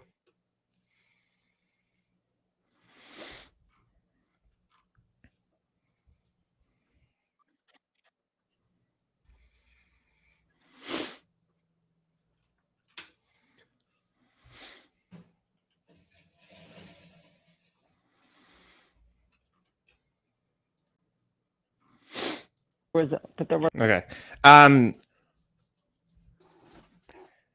It was literally a joke that didn't land. What are you talking about? Like, it was a shit joke. It was literally a shit joke. What more do you want? Like, it was just a bad joke. If you've seen the, I think it's the Tom Brady roast, he made worse jokes on the Tom Brady roast to people's faces Okay, Jack defends racism. I'm not defending racism. I'm defending jokes. Okay. Obvious joke. I'm saying the Bad hard R place. as a joke. Bad Here's place. Jack to defend hard R jokes. That is a straw man. Get fucked. You're a straw man. It was literally a bad joke. Like, we were talking about how it could have been Don't done include better. me in your racism. And it's literally like all he needed to do was he could have made the same inference that Puerto Rico is a garbage pile in the Pacific Ocean, right? He could have made the same joke and then changed it to, but it could be worse. You could be Cuba. And that pisses off the Cubans. And it's like, well, you could be Venezuela, so stop whinging, right? Boom. You've got a 3-part joke, multi-tiered, or Haiti, exactly. And that's exactly what I said. There's so much to work with there, and it's genuinely disappointing to see someone that I know that can do a joke like that better do it so poorly on such a public stage where this was always going to happen if he did. It was always going to happen. If you had a good joke, you could just be like, well, you hate comedy, and is proving his point that he said in the speech, right? Which is completely untrue, that Republicans are the party with a sense of humor. And everybody knows conservatives don't have a sense of humor. So that's just fundamentally untrue. But I would argue that most political sycophants aren't funny and don't have a sense of humor. Inherently, they have to not have a sense of humor. Everything is so super serious, right? So it's like, I just... Cry more, CNN. This is not what you should be focusing on. There was a lot of laughter, sadly, to that horrible, horrible joke.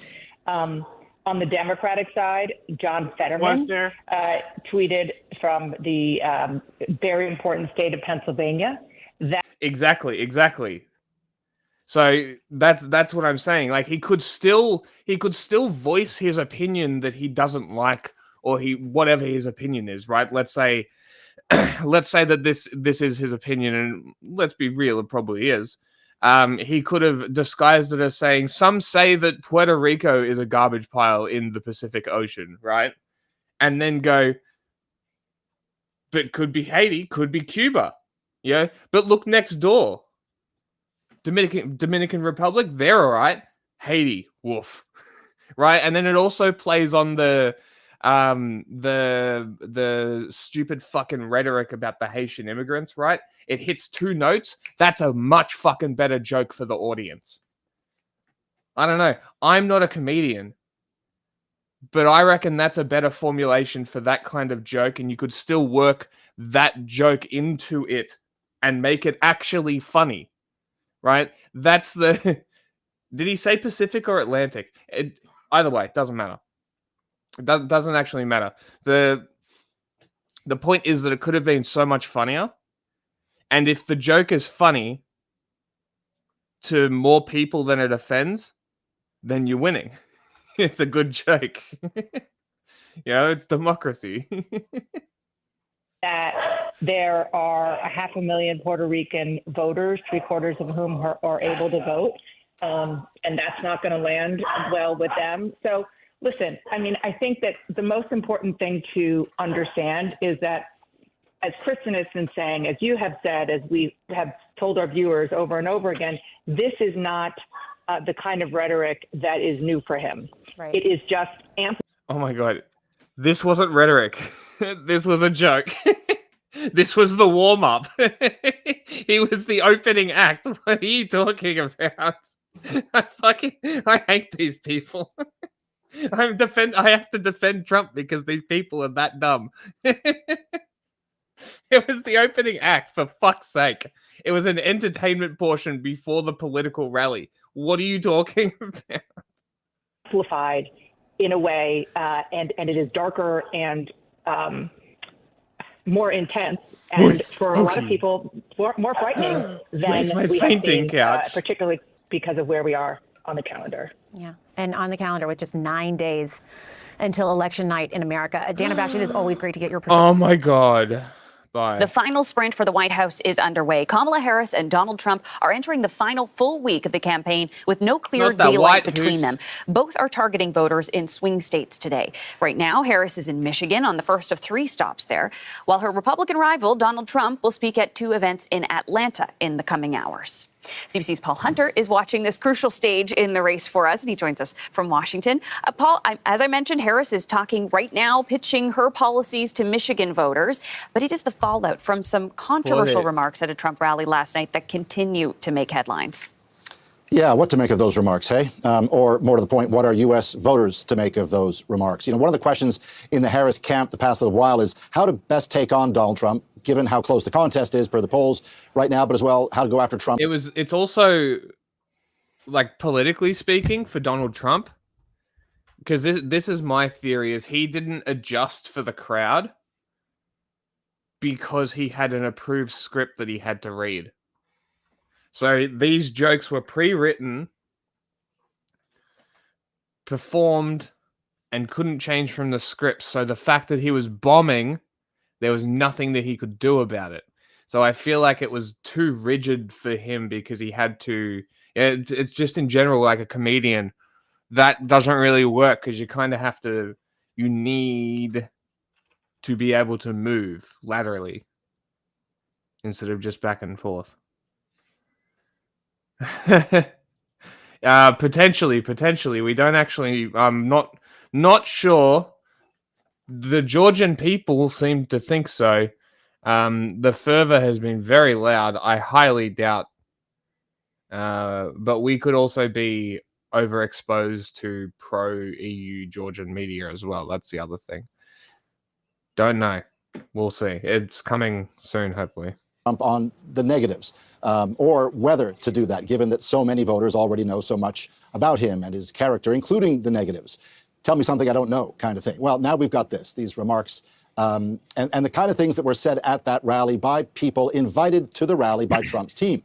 For those who've been under a rock all day, let's play again a tiny bit of what was said by some at the podium in Madison Square Garden at that Trump rally last night in New York. Here it is.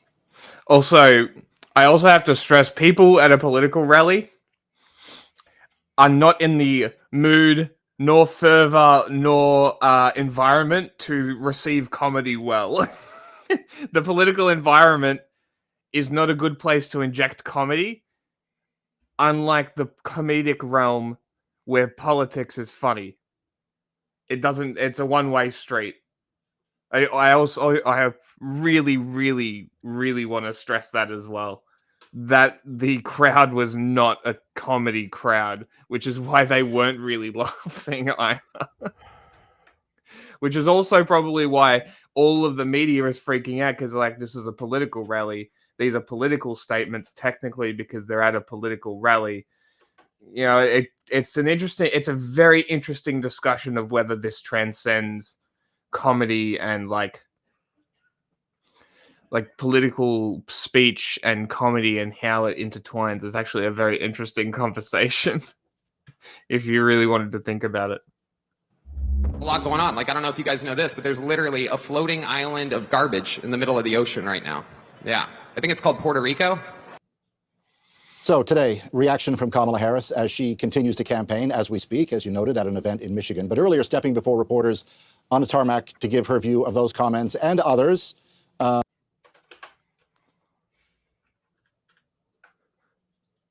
At that event in New York, and what it says about the Trump campaign, and indeed what it says about the candidate running to be president of the United States again. Here's Kamala Harris. Donald Trump spends full time trying to have Americans point their finger at each other, fans the fuel of hate and division, and that's why people are exhausted with him.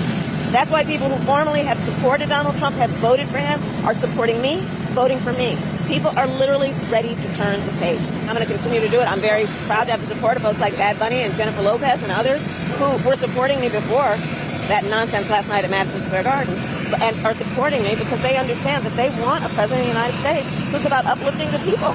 It's also such an easy one-up for them. Like they really needed to either go real hard and offend everybody at every point, like hit everyone, right? Or go family friendly. It was just a really bad idea. And not berating, not calling America a garbage can.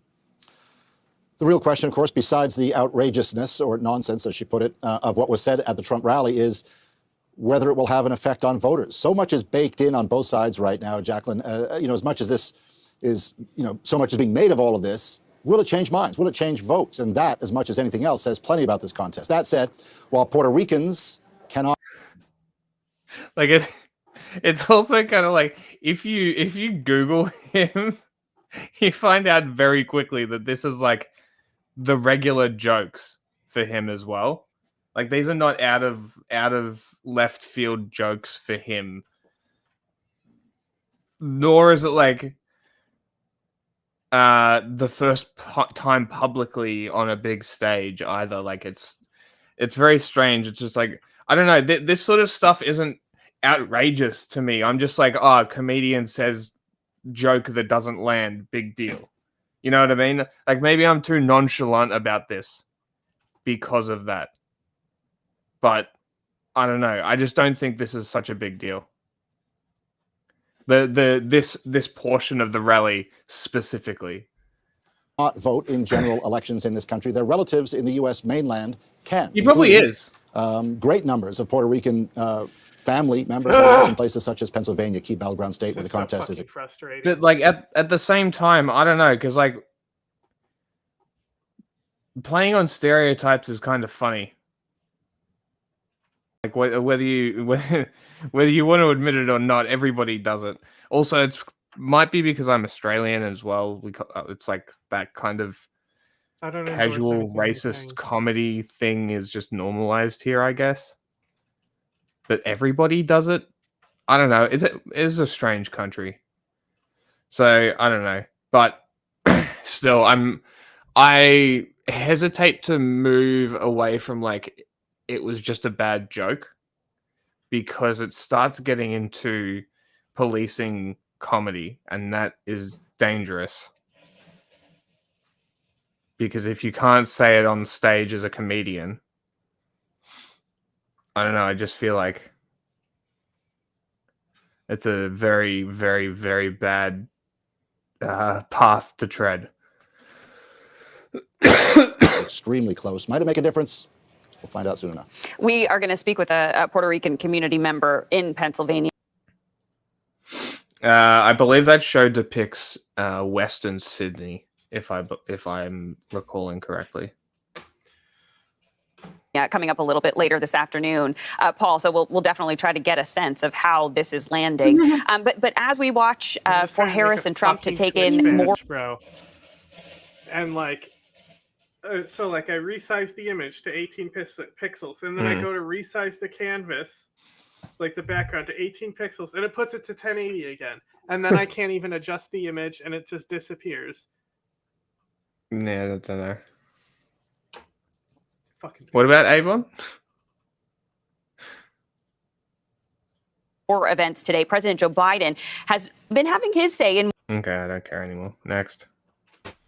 Welcome back, everybody. Fallout falling hard on the ears of the Trump campaign after a comedian at a Trump rally in New York made racist comments about Puerto Rico. Lawmakers all over the country reacting today. Now, take note of how many actually address the fact that Tony was a comedian, and how many refer it as like political remarks. Because like, I don't know. I feel like you have to preface it with, this guy's a comedian. So far I've seen everyone say it was a comedian. It's the last guys didn't. Rally. It's a political rally. Yes. And this is why so it doesn't matter if he's a comedian or not. See, this is what I'm talking about, right? This is why I'm saying that. It's not a comedy club.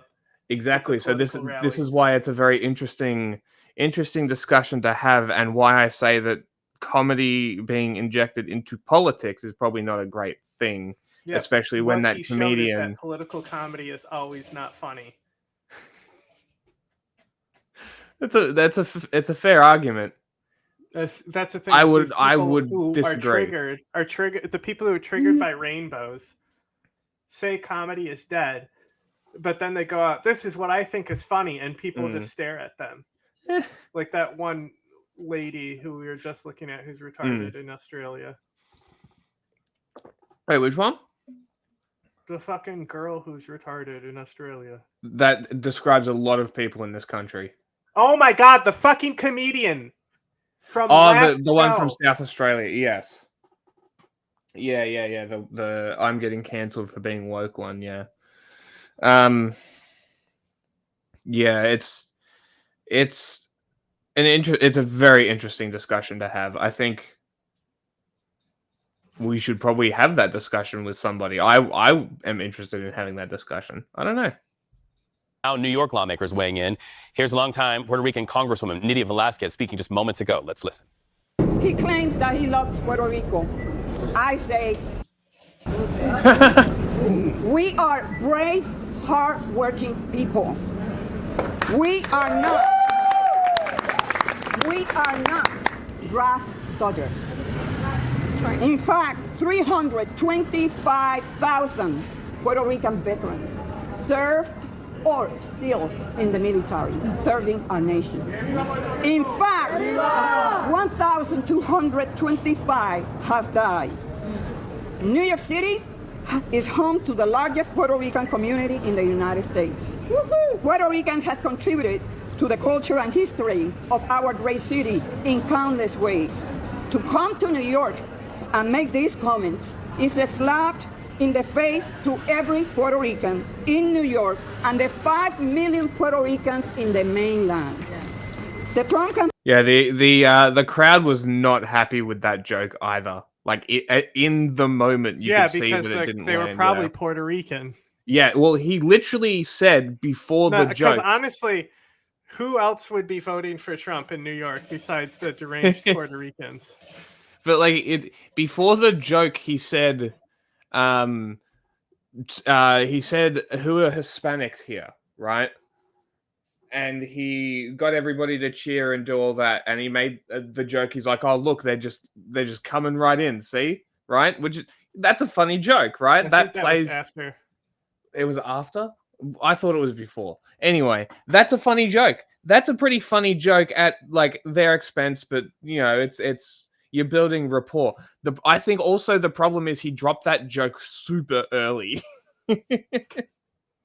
You need to kind of drop a joke like that at the end after you've got the crowd used to the kind of comedy that you're building to. That sort of apex joke. And I think that also may have been a part of the issue. Overall, just a bad set, a really bad set at a really, really poor choice, a poorly chosen event. The campaign may claim that these comments do not reflect their views, but his track record is clear. Trump repeatedly attacked our island in the wake of Hurricane Maria. You know why? Because he failed miserably. He didn't provide the assistance that American citizens in Puerto Rico deserve. You know why? Because he doesn't care. The only person that he cares is Donald Trump. That's why. He claimed Puerto Ricans that's probably half the issue as well. Want everything done for them, derided Puerto Rico as dirty and poor, and suggested selling Puerto Rico or trading it for Greenland. Yeah, there are very few people who can make clever political comedy. And he's a roast guy. Okay. So it's like... Who's a subscriber in chat? I don't know. It's like... I should have just given you a badge. I don't know. But yeah, he's also a roast guy. So doing a written and performed comedy set that's super rigid is probably also not great either. I don't know. It's just Should have thought more about it, really. Donald, I have news for you. We are here to stay. And we are here. We are going nowhere. But I still reckon that the set was approved by the Trump campaign. Which says more, I reckon, is that they didn't flag that as like too much. I don't know about that. I don't think You don't Trump reckon? is... No. You reckon they don't give a fuck? You don't reckon? Oh, come on. If anything, if they gave a fuck, it would be Rudy Giuliani of all people they needed to correct. Anyway, if you're a subscriber, check to change your badge. See if you have the one I just made for a test. All right, this morning something unusual. Republicans, even the Trump campaign, trying to undo some of the damage from Donald Trump's big rally here in New York City. Specifically, comments made... Wouldn't it be funny if Tony Hinchcliffe is the reason Trump loses? No, but that's what people have been joking. He would only get roasted on his show for that from now on, if that was the case. Oh, did you put the Midas touch fucking yes, story I did. in there? Oh my god, I could not stop laughing at the fucking idea. I know it's going to be a letdown because it's Midas touch, but the idea where I think they're going to be unhinged to try and say Trump wasn't shot. Yes. Made by comedian Tony Hinchcliffe. He was invited, remember, by the Trump campaign to speak at this rally. Listen. I don't know if you guys know this, but there's literally a floating island of garbage. Speak at the rally, not necessarily do a comedy set. Yeah, okay. Interesting. Maybe they should have specified that this is a warm-up comedy set. Maybe it was mixed communication. I don't know. That's just like... Also, maybe because I'm very familiar with him as well, I'm a bit Financial freedom is my goal. Okay. It's simple. It's real easy. Take all the money you put in crypto. Okay? Or he wasn't joking. And you take that and you put it in the S&P 500, which is actually something that works like how crypto is advertised. Yeah. And then you just let your fucking investment grow. It's real easy. It's not that hard.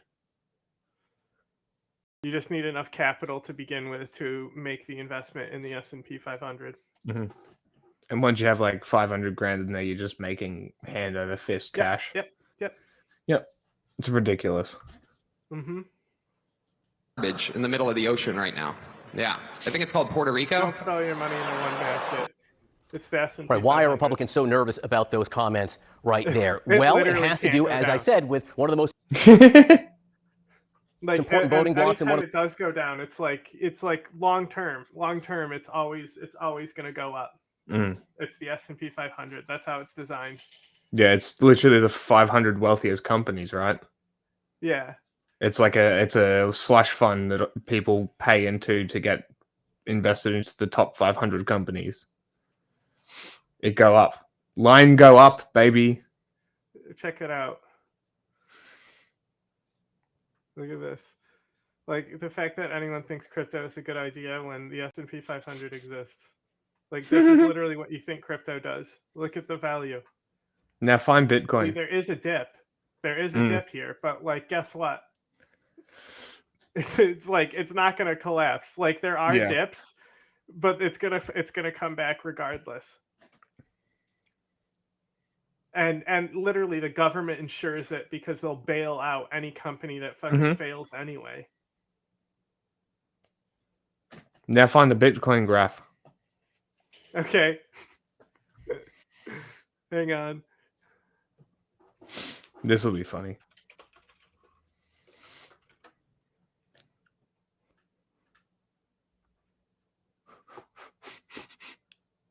I mean, Bitcoin has also gone up. That's the thing. No, I'm very aware. It went up very quickly. Wait, is it back to higher than all time now? Damn.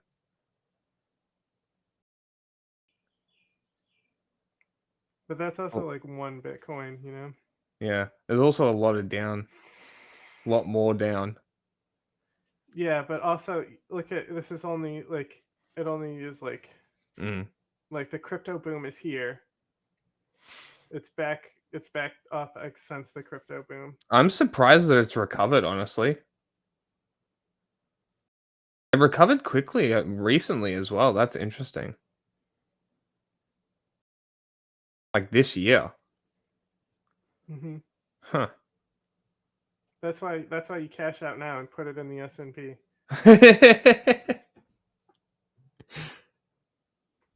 Pennsylvania, you remember the Commonwealth? Joe Biden won it by just 81,000 votes in 2020. Donald Trump. It's a shame I don't have enough time. I want to get me one of these fucking smart boards and we'll do a 24-hour stream on the election. I'll draw on my smart board. I do have a whiteboard that I can get and draw on a whiteboard on camera. Won it by 44,000 votes in 2016, so you get the idea. It's really close in Pennsylvania. Okay, there are around 600,000 by some counts, 600,000 Latino voters, I'll put an L right there, in the Commonwealth of Pennsylvania. Around, by some counts, 300,000 Puerto Rican voters in the state of Pennsylvania. The third highest Puerto Rican population. This is misleading.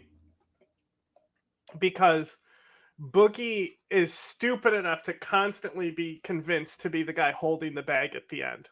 Yeah, Boogie is dumb. So that's the issue. Is he thinks he legitimately is scammed into believing what crypto does, and then gets holding the bag at the end while everyone else cashes out. That's how he lost all his money.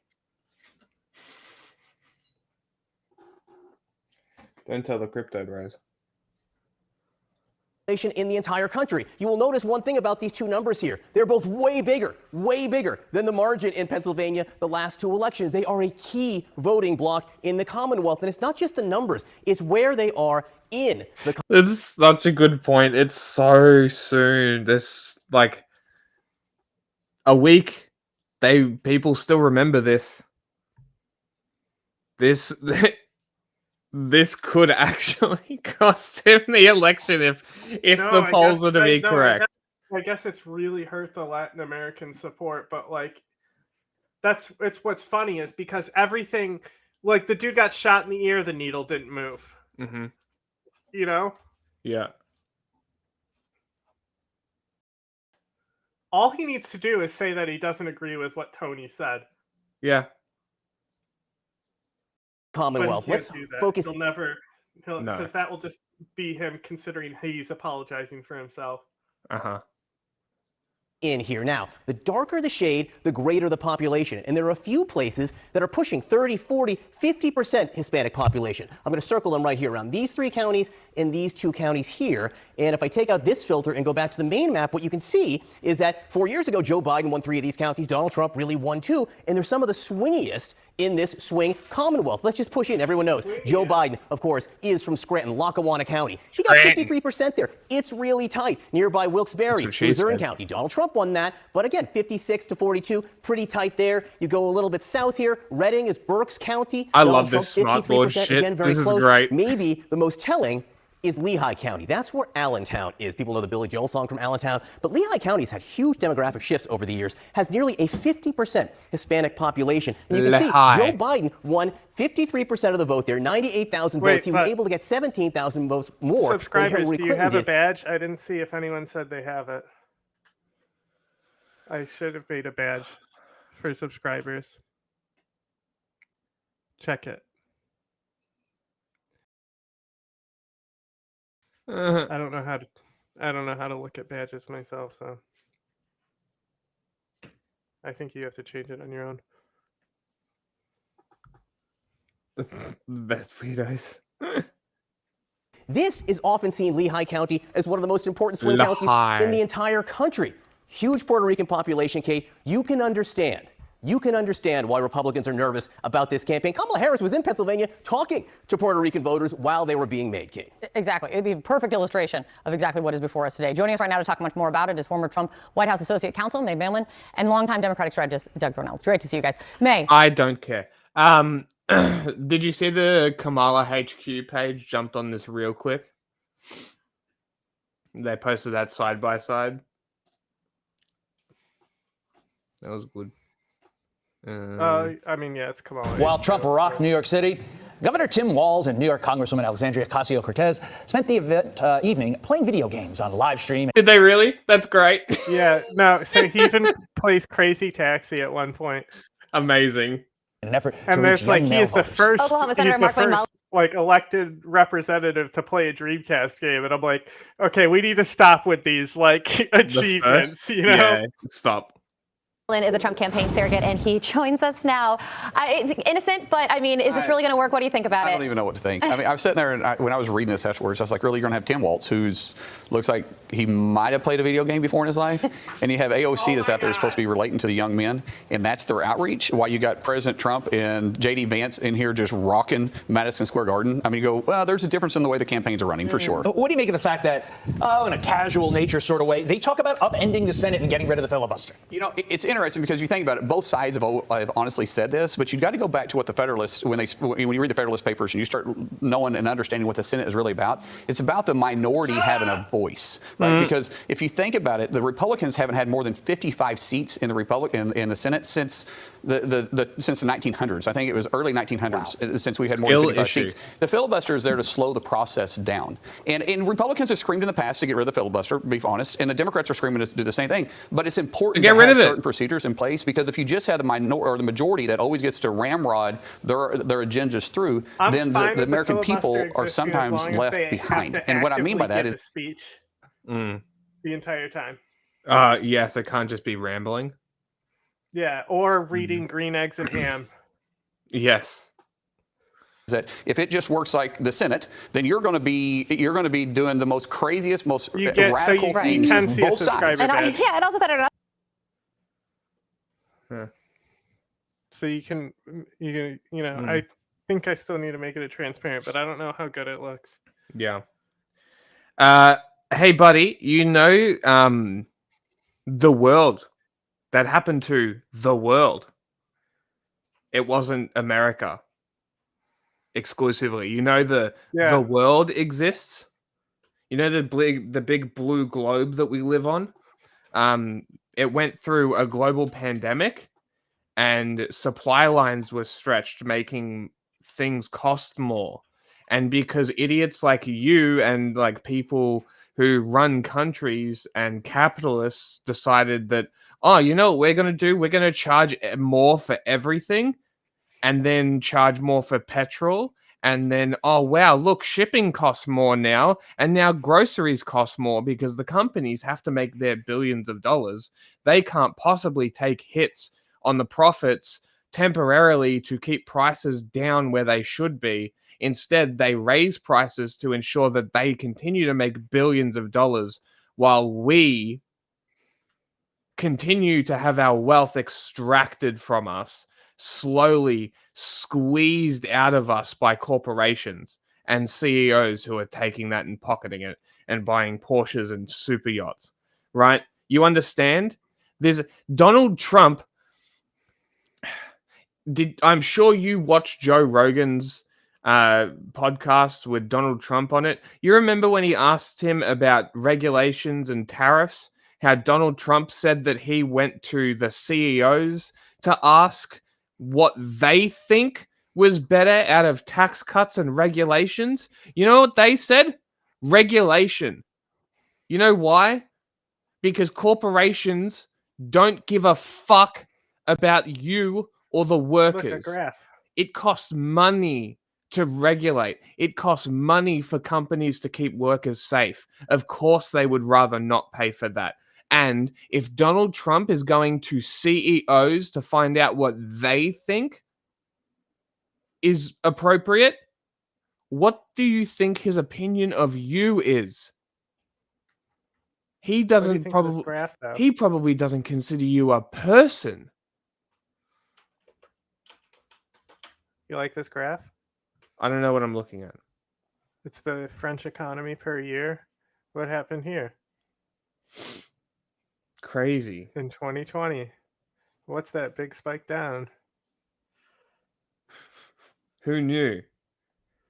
Hey, you think this correlates with other graphs from other countries? I wonder. What about this one? You like this graph? What do you think of that one? That's a good one. Like I just don't understand why you can't figure this out. Like what is it that is the mental block for you Trump supporters, for people who just can't figure out that Donald Trump is fucking lying to you? Well, I mean, all politicians lie, is what they're going to say. That's what my mom says. Like, of course, all politicians lie, but he's like, do you know how tariffs work? He thinks that you can replace tariffs. That you can replace tariffs. Well, you don't understand. The income He's bring tax. business back. It doesn't work. Donald Trump is an idiot. You are being fed horse shit, and you are parroting lies. This is what a real bad economy looks like. The fuck is this that? Is Greece. Oh my god. They still had a dip. They got even worse. Isn't that bad? Isn't that fucking awful? Mm. You want to see one that's super shit? Watch this. Is it Syria?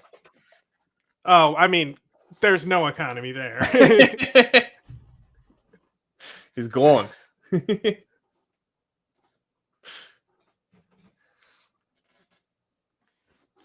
But like, I cannot fathom how people still cannot figure out of after everything that Donald Trump has said, they still think that he's going to be for them. It's crazy. I saw a thing. I don't know whether it's true or not, but I'm going to assume it is. All of Donald Trump's donors are the richest people, and all of his voters are the poorest. I bet you that's a fucking large majority of them. And that seems like one of those things that just like you agree with because it seems true, though. Seems true. That's what I'm saying. Like, that's pretty funny, though. Like, those things generally come out of like half truths. So there's got to be some kind of truth to that. So it's like, and don't quote me. That's not like, I'm not saying that that's an actual statistic. I'm saying that that's just a thing that I saw, right? I'm being a boomer on Facebook. I'm just being responsible about it. But like,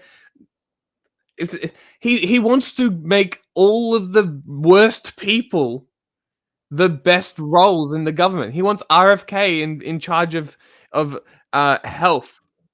The guy would restart polio. He's an idiot. He wants Elon Musk in charge of regulations, a guy who is currently fighting regulators. What do you think he's going to do? He's going to benefit himself. He receives billions in government contracts. And you're telling me that the Democrats are corrupt? This is corruption. This is corruption playing out in front of your face, and you are like, oh, feed me, daddy, feed me. What are you fucking talking about? It's okay when we do it. Go and touch the fucking grass. Jesus Christ. Log the fuck off. Go outside and talk to normal people. Honestly, get a grip.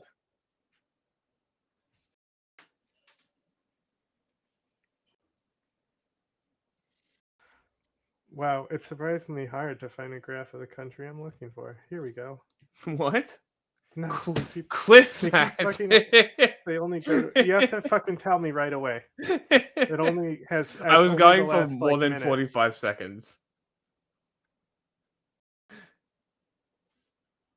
Here we go. Found one.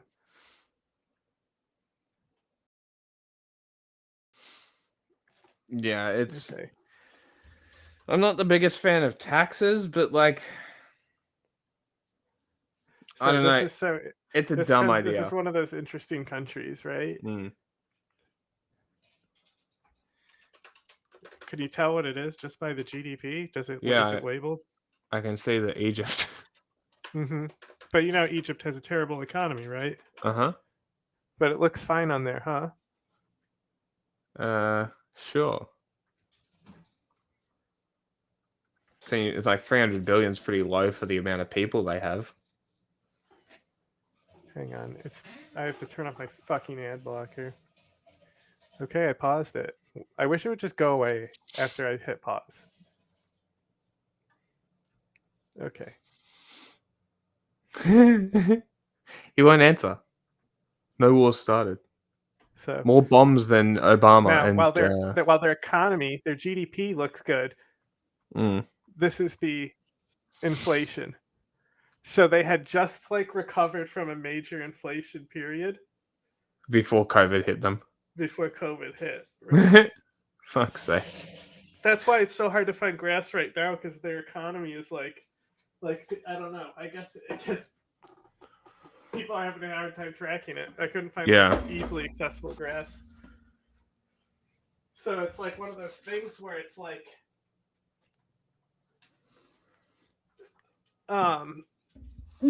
depending on like what you're looking at, like the inflation doesn't necessarily impact the GDP. No, you know, like, and another thing is like, oh my god, looking at like the purchase of consumer. Yes, you're all hip, dude. He's literally doing the meme. That's our intro is literally how it's CIA mind control because it's a fucking meme. Very funny. Like, Jesus fucking Christ! Like, where was it? Yeah. You probably think Putin invaded for no reason and not in self-defense. The fact that you think he invaded in self-defense is all we need to know, you fucking idiot. Is this Egypt again? Yeah, just the, you know. But it's so different compared to their GDP. We got one. We got a Russian stooge, a useful idiot. Congrats. Fuck yeah. Did you know that Putin sent Nazis in to destabilize the area, and that's actually who Ukraine was going after? Did you know that Azov is only around because of Russia sending troops in when the revolution happened? On the ground. What do you mean? This guy knows more. This guy clearly knows more. You didn't listen to a single fucking thing I said, did you? You are an idiot. Huh? They can't listen. They're incapable. I don't care who you vote for, my guy. Yeah. I explained why Trump is a bad option and why Trump supporters are idiots, and you are proving my point. Have you told us yet what a single policy of his you support that makes him good? Have you told us? Because I don't think you have. The no starting wars thing is a misnomer. It's a half truth. Sure, he didn't start wars. He gave all the Kurdish oil to the fucking Iranians. What are you fucking talking about? The guy was a fuckhead. The guy enabled dictators around the globe. As soon as he takes power, he's going to enable multiple genocides on top of sending Israel whatever the fuck they want to continue the genocide in Gaza. So everything you are saying is incorrect. Tell me why the fuck Donald Trump is good to support and why he is good for the country. Please fucking tell me.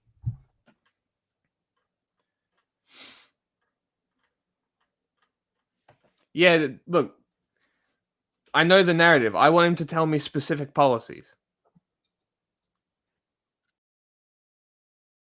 Native American voters in swing states to try and get them to vote for Donald Trump. What have those conversations been like? You know, I think it's just the understanding of the disconnect. The disconnect between Washington, D.C. and Indian country. I was always raised in Indian country. Shut up. I stopped caring about this guy. All right, they're still going.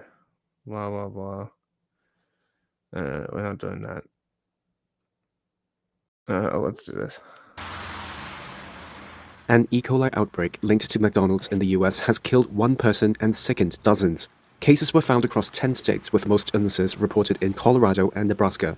The U.S. Centers for Disease Control on Tuesday said it was linked to one of the fast food chain's most popular menu items, the Quarter Pounder. Actually, hold on. Okay, if you are still here, what news sources do you have that you use to get your information? Who do you get your information from? Who is rent-free in our head? Please inform us, because we are literally covering the news, talking about politics.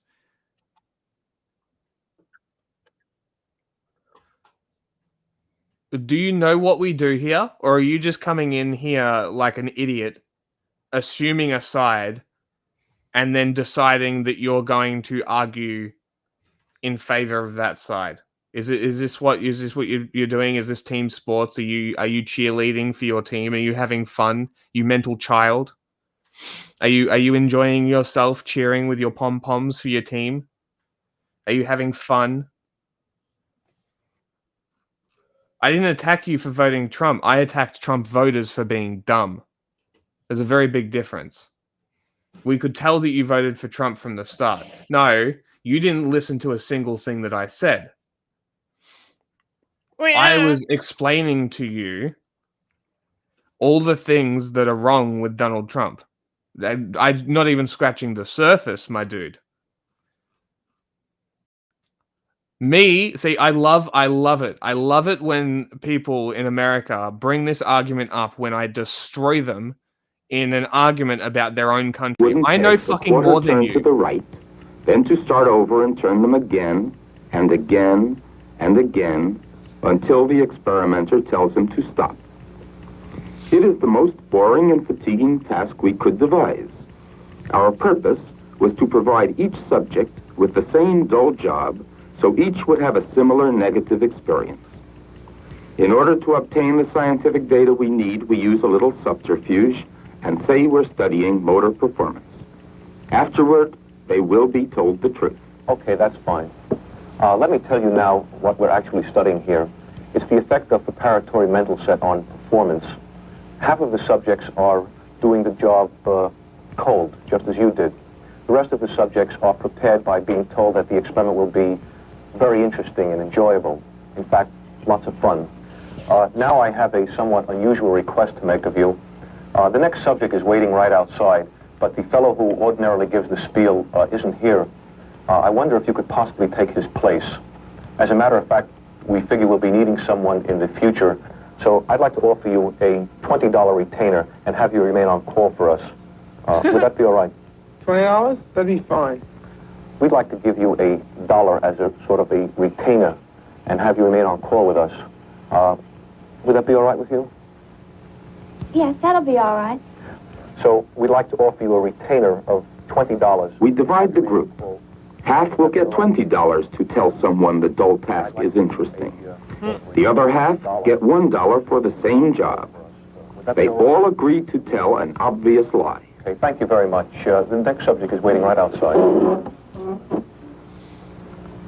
In reality, the subject meets one of our assistants, trained to get them to publicly commit themselves to this untruth. Good. They gave us some pegs to turn, and well, I turned them for a while, and it was a lot of fun. It was sort of interesting, I guess. Really? Well, that's strange, because a friend of mine took the experiment last week. I think it was the same experiment, and he said it was pretty miserable, and that I should do everything I could to get out of it. Well, I think maybe your friend was wrong. Perhaps it was a different experiment, because this was a lot of fun. It appeared to me as if it were a puzzle. We, had to turn these knobs, and I tried to figure out what we were doing it for, but I really couldn't figure it out. Perhaps you'll have better luck. Well, what do you have to do exactly? Well, we turned pegs and knobs the same way each time, and that's about what it was, but it was very interesting. Do you try to find a solution of any kind? The $1 subject sells just as hard as the $20 one. But which of them will come to believe what they are saying?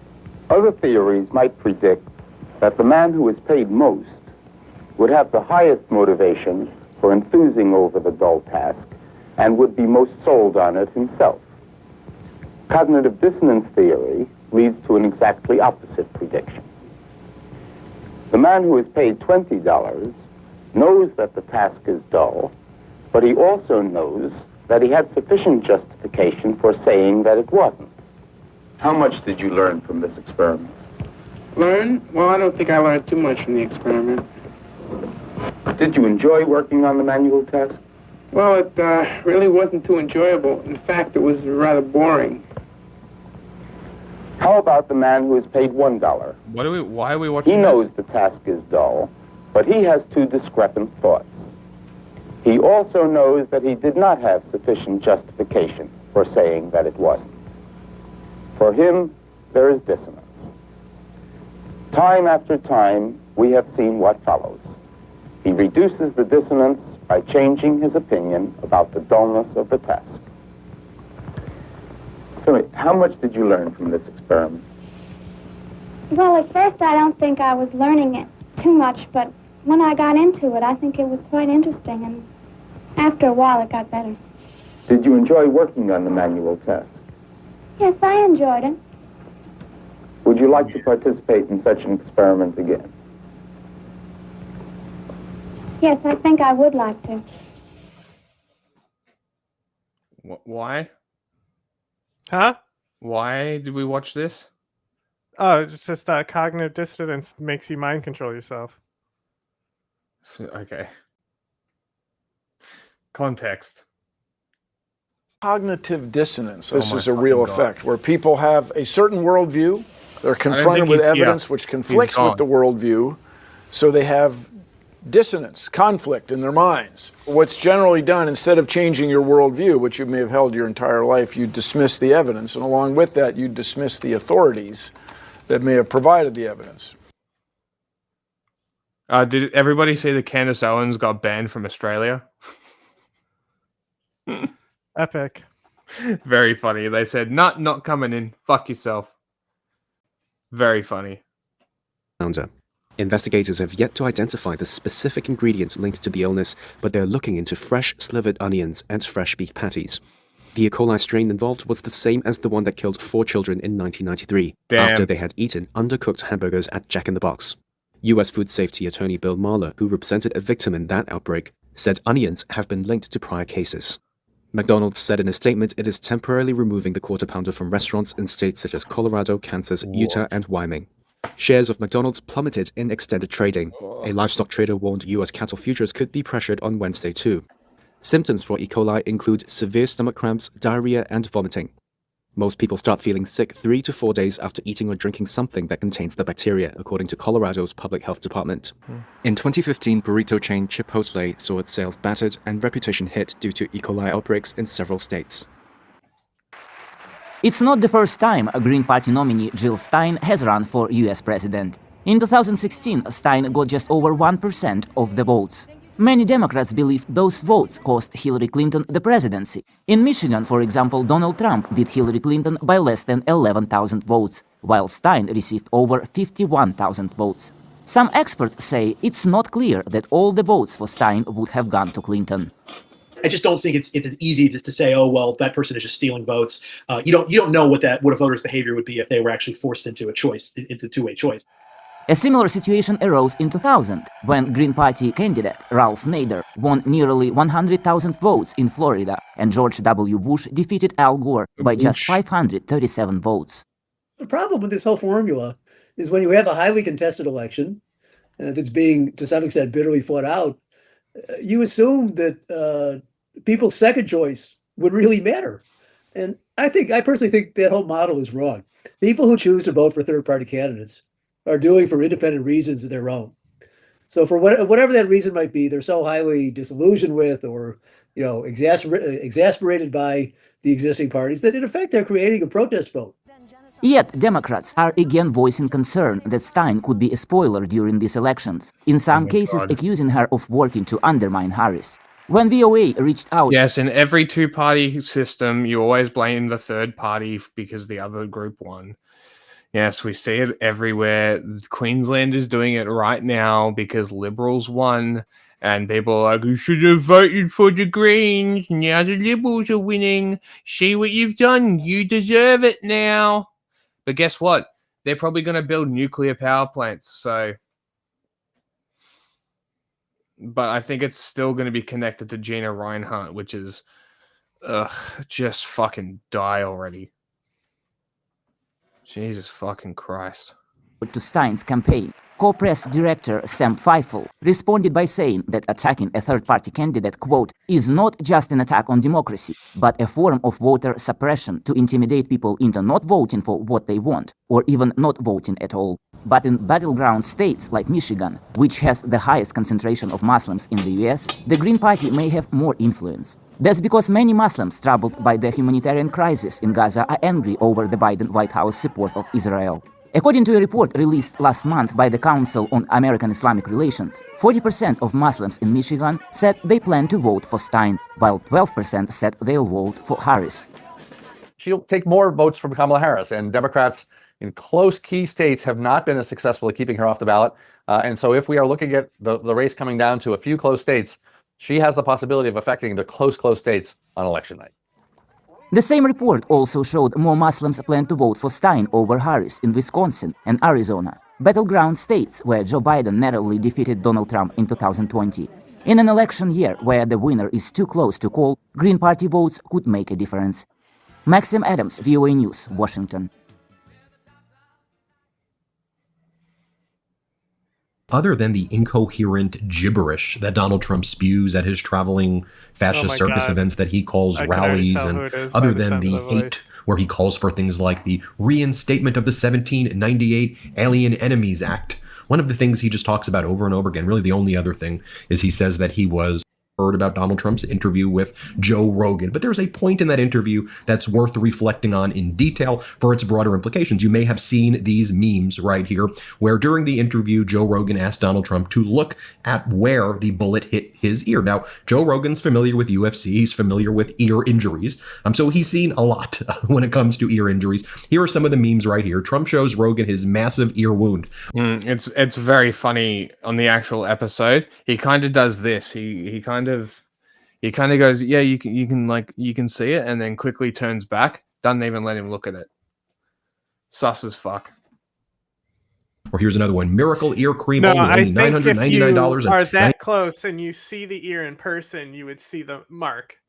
Yeah, it'd be like a little bit of like a cartilage repair. Like I said, like, hang on, like, let's see if we can. But if he was definitely not hit by the bullet. Yeah, hang on. I need a second monitor real quick. Can you pull up just me? Hang on, get rid of the share and pull up just me. And you can see the fucking. Literally, I had a hole punched out of my cartilage, and we'll see how much is visible.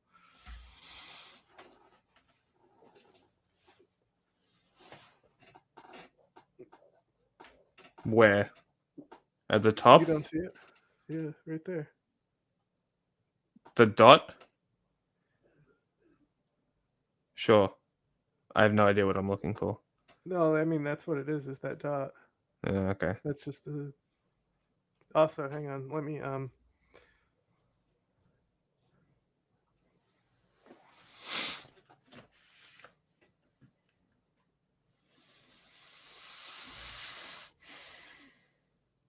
Also, hang on. One second.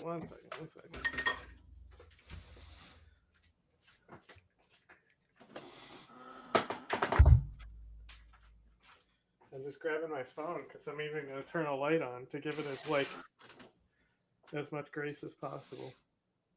That's probably a good idea.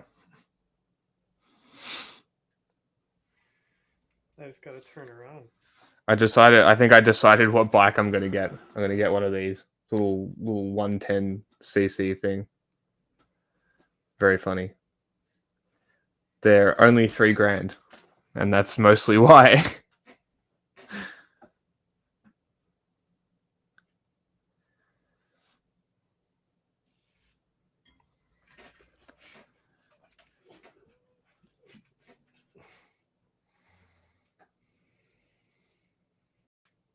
This is... Hold on. Like, see, that's barely visible.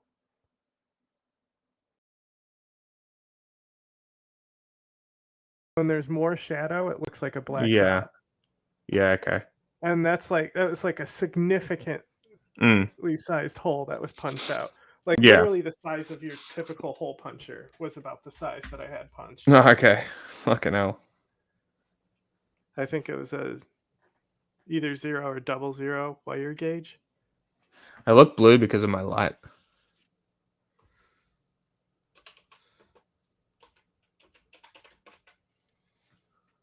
No, I'm pink.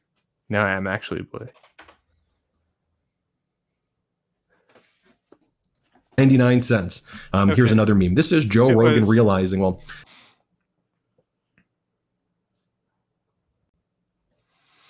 A few, like, it was like maybe 9 millimeters in diameter. No, not that big. You're a euphemism. Or 5 millimeters. 5 mil. Significant sized hole. Yeah, fair.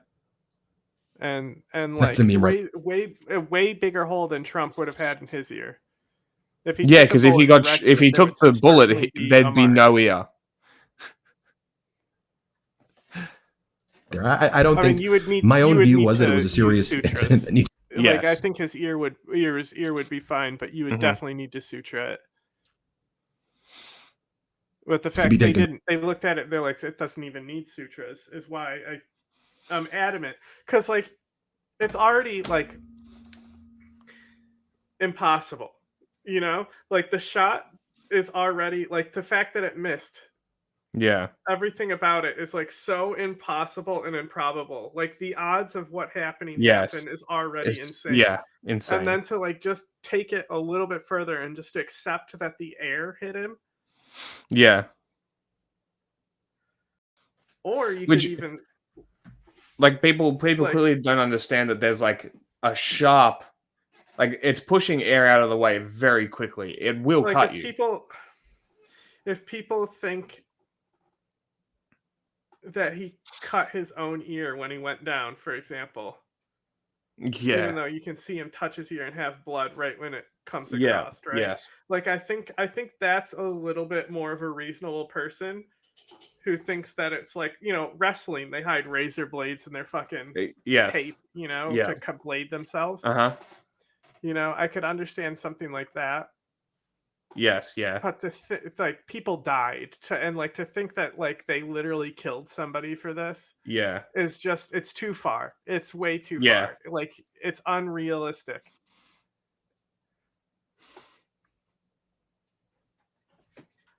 Very seriously, but then Donald Trump turned it into a way to like profit off of it, and he started selling assassination edition sneakers, assassination edition Pinot Noir, assassination edition coins, and he turned this serious matter into a ghoulish monetization stunt. So let me show you this. Here's the moment where Donald Trump and Joe Rogan are talking. What'd you say? I said I knew this was going to be annoying instead of him just like And Joe Rogan says, "Can I see where you were injured? Watch what goes down. Play the clip." I was. He was a nice once guy. they shot you, I was like, he's got to come in here. It's all about timing. It's all about the timing. I think our timing's perfect. Do you even have a scar on your ear? You got anything on there? I do. What do we say? What do you got So right over here. Oh, it's a tiny little See, mark. it zicked right there. Yeah. It healed up pretty fucking good. Yeah, it's pretty good. Yeah, it's little. And then further in the interview as well, Joe Rogan asked Donald Trump a very basic question. What was it like being in the Oval Office the first day?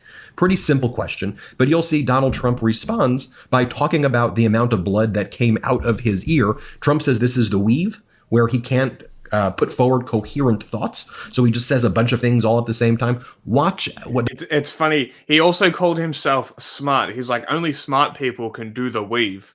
He's like, it's probably because you are dumb. You can't find the words, so you distract people with bullshit. Donald Trump does here. Watch how Joe Rogan's like, what are you even talking about? Here, play this clip. When you're running for president, you don't really know what it's going to be like when you actually get into office. What did you think it was going to be in like? office or when I decided to run? So when you got in. When I was in. So when I was in and won and was in the White House, essentially. Yes. Well, first of all, it was very surreal. It's very interesting. When I got shot, it wasn't surreal. That should have been surreal. When I was laying on the ground, I knew exactly what was going on. I knew exactly where I was hit. Why would they were you saying not you were frame hit him on the other ear? Because I sit on that side of the desk. You can still move the camera, Joe. Move it to the other side, Joe. Just flip your cameras. Stay inside the 180-degree rule, but flip the cameras. Over the place So because on it was the so other much. side of you. Oh, No, it's tangled up in the wires. No, Shut up. The whole setup, the producer is on that side, is behind the cameras on that You side wouldn't of the see him. room. You reckon? No. You could easily flip it. Blood from the ear. It's the You would same, know that better than anyone. When they get the ear. It's the same framing. You just go from here to here. It's still gonna show as much as the side as they show. Sure. The thing is, bleed a lot. it would Yeah. be disorienting in the wide because the wide is on the other side, the side of the table above the producer. Mm-hmm. Anyway, so and I was thinking the other day when that happened, I really knew where I was. Do you know how many fucking extra replays he would get and rewinds he'd get for Probably people a lot. analyzing every Probably frame? a lot. That's actually a pretty good idea. Missed YouTube would opportunity. love it. Mm. Exactly what happened. I said I wasn't hit anywhere. Yeah. With the presidency, it was a very surreal experience. Okay. Like, what's day one like? You win. Yeah. You get inaugurated. Holy shit! I'm the president. So I think this is a more fundamental point that needs to be addressed. And we've done lots of videos about Donald Trump, and I take this seriously because it should be a serious issue. I didn't present it in a mocking way. We've seen. I mean, you agreed with me. You put it on there. The clickbait potential for this one. Mm-hmm. Saying, please let Midas Touch be a fringe theory about how he did get shot, which is what they kind of did. Mm-hmm. They just said, look at these memes. Yeah. Hello, everyone. I'm Lisa Booth, along with Molly Lyon, Charlie Hurt, and Jason Chaffetz, and welcome to the Big Weekend Show. The big story tonight. For the first time ever, former President Trump is tied in national polls going into Election Day. With just 10 days to go until voters cast their final ballots, both candidates are hitting key battleground states today. Trump rallying in Pennsylvania today, pitching his closing arguments to his supporters. Are you better off now than you were 4 years ago? I will promise you. What? What's going on? I mean, yeah. Yeah. I think it's funnier to tell people that that their prices are going to go up because their slave labor is not becoming. Burger. I think I think that's much funnier. But yeah, whatever way works.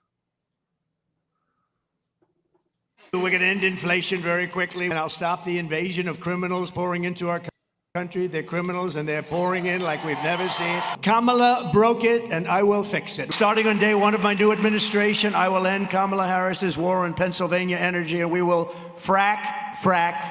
Pennsylvania, you have to stand up, and you have to tell Kamala that you've had it. Wasn't there an Eminem song called that?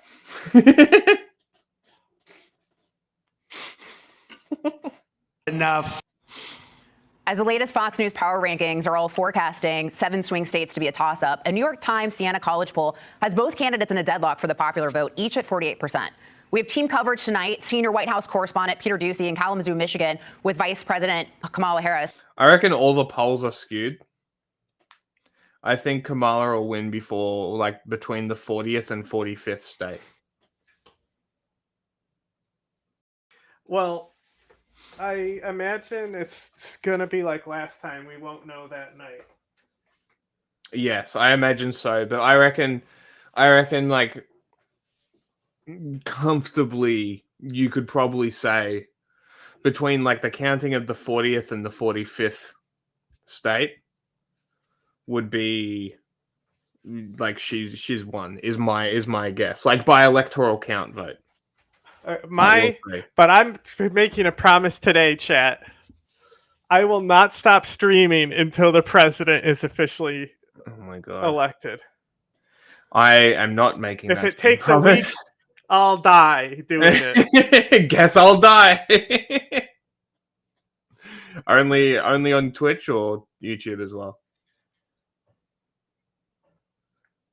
I mean, I'll try. It'll be interesting. It'll be rough. But first, we go to Alexis McAdams in State College, Pennsylvania, where the former president wrapped up his rally a short time ago. I will be free though.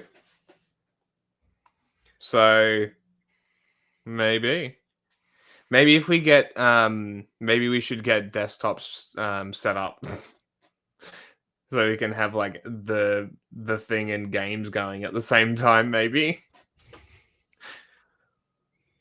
get a gaming presidential stream running, first ever. Fuck them. Go, Alexis. That's right. A very Actually, you know what we could do? Discord call-ins for fucking just asking. Yeah, Discord call-ins for the election show. That could be fun. Maybe. But we would have to get the desktop Streamlabs thing working.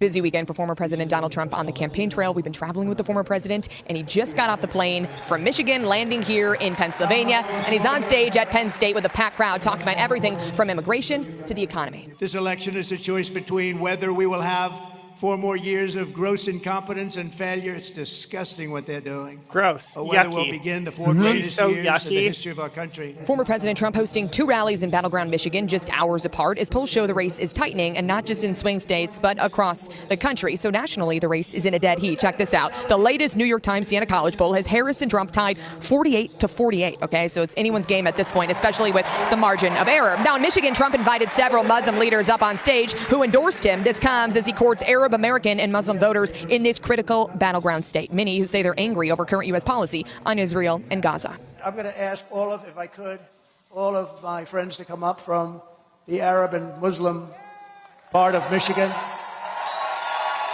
And I'd like to give them a big hand because they're going to vote for us and help us win. And we've been crisscrossing the country here. The former president is used to this, but I can tell you it takes a lot out of you as you go from state to state, and it's not done yet. We know he's going to be at the iconic Madison Square Garden on Sunday morning. Back to you. Thank you. I'm tired just watching them. All right, well, the far left media is melting down on how Kamala Harris has no chance courting the bros. Former President Donald Trump is doubling down on his strategy of reaching young men by sitting down with popular podcast host Joe Rogan for a 3-hour interview and calling out his rival for dodging the real issues and chickening out on Rogan. He didn't hold back.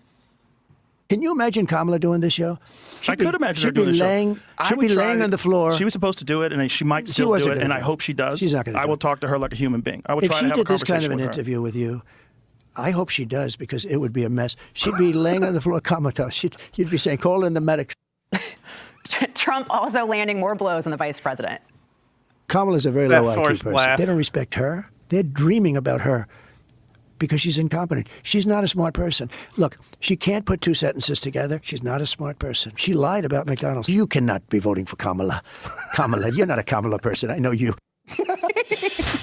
So obviously very entertaining. You wouldn't expect any less from him. But, you know, Charlie, I think what's so interesting about this election cycle is sort of a different media strategy from the former president, right? We've seen with the mainstream media 89% negative coverage for him, but so he's gone to podcasters. He went on X, did that interview with Elon Musk. How do you think that media strategy has shaped this election? I think it's really interesting because obviously 8 years ago, he was as unorthodox as you could be. He went through the media, he drove through the media, he went over their heads, he tried to reach people in all these unusual ways. Fast forward to today, and he's completely broken the mold yet again, doing it in lots of more new ways. I think that, it's interesting. I kind of was wondering about the strategy of going on with Joe Rogan, 2 weeks before the election, just because a lot of these people are people that he already has or are inclined to vote for him. But Joe Rogan has a monster audience out there. And if he can, as I think he accomplished last night, excite them and gin up the enthusiasm among those voters, or those people who are not necessarily regular voters, but are people who are interested in things and watch Joe Rogan and listen to this. Trump gave him a lot to work with and a lot to be excited about. And I think that we could be looking back at this and say, wow, that really did sort of move the needle. Well, and huge audience. I mean, 14. No. Majority, probably not Americans. It's probably like 50-50 maybe. Out of that 50%, most probably don't vote. Out of those that do, probably already vote Trump. this will have as much impact on the election as a debate. However, if Kamala Harris was to go on to Joe Rogan and perform well, that might change some minds.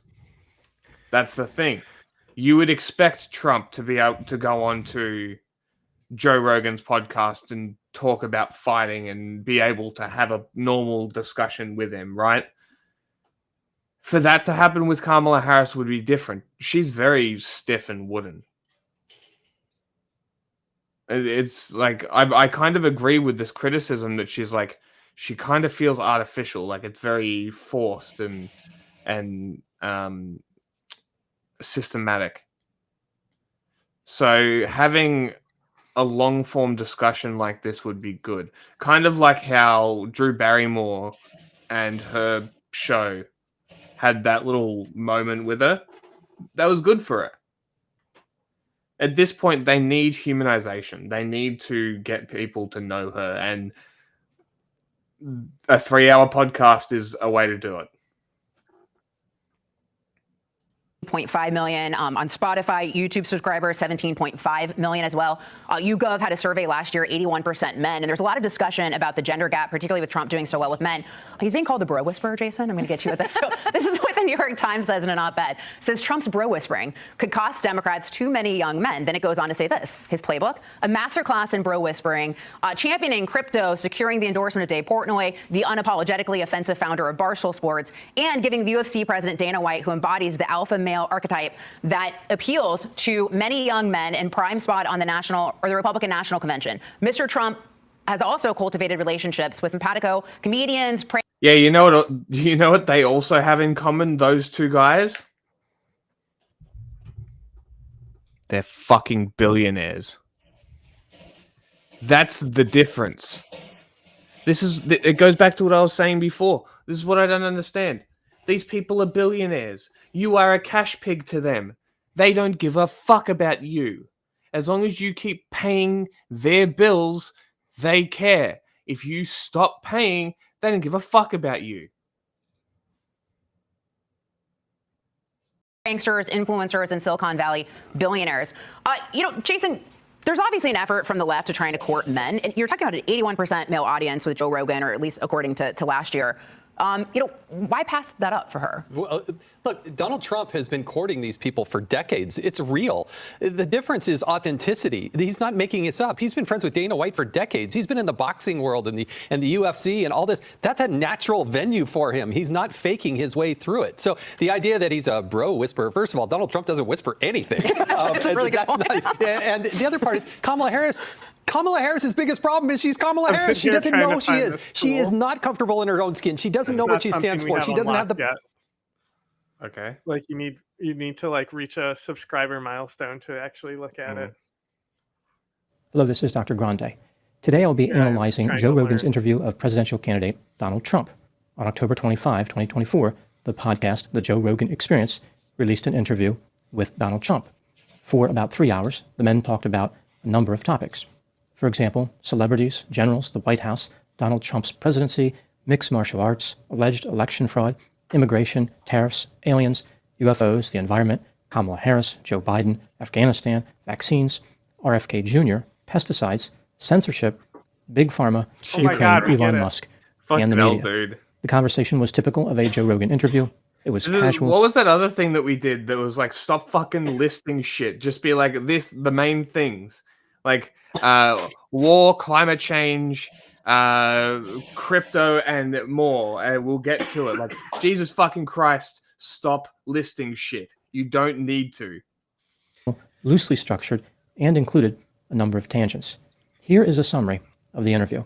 Joe Rogan started by pointing out how a lot of well-known celebrities used to love Donald Trump, but when he ran for president, many of them turned on him. Donald agreed with this assessment. He attributed this change to his choice to run as a Republican. Jesus Christ. Joe Rogan thought that Kamala was into a combat area.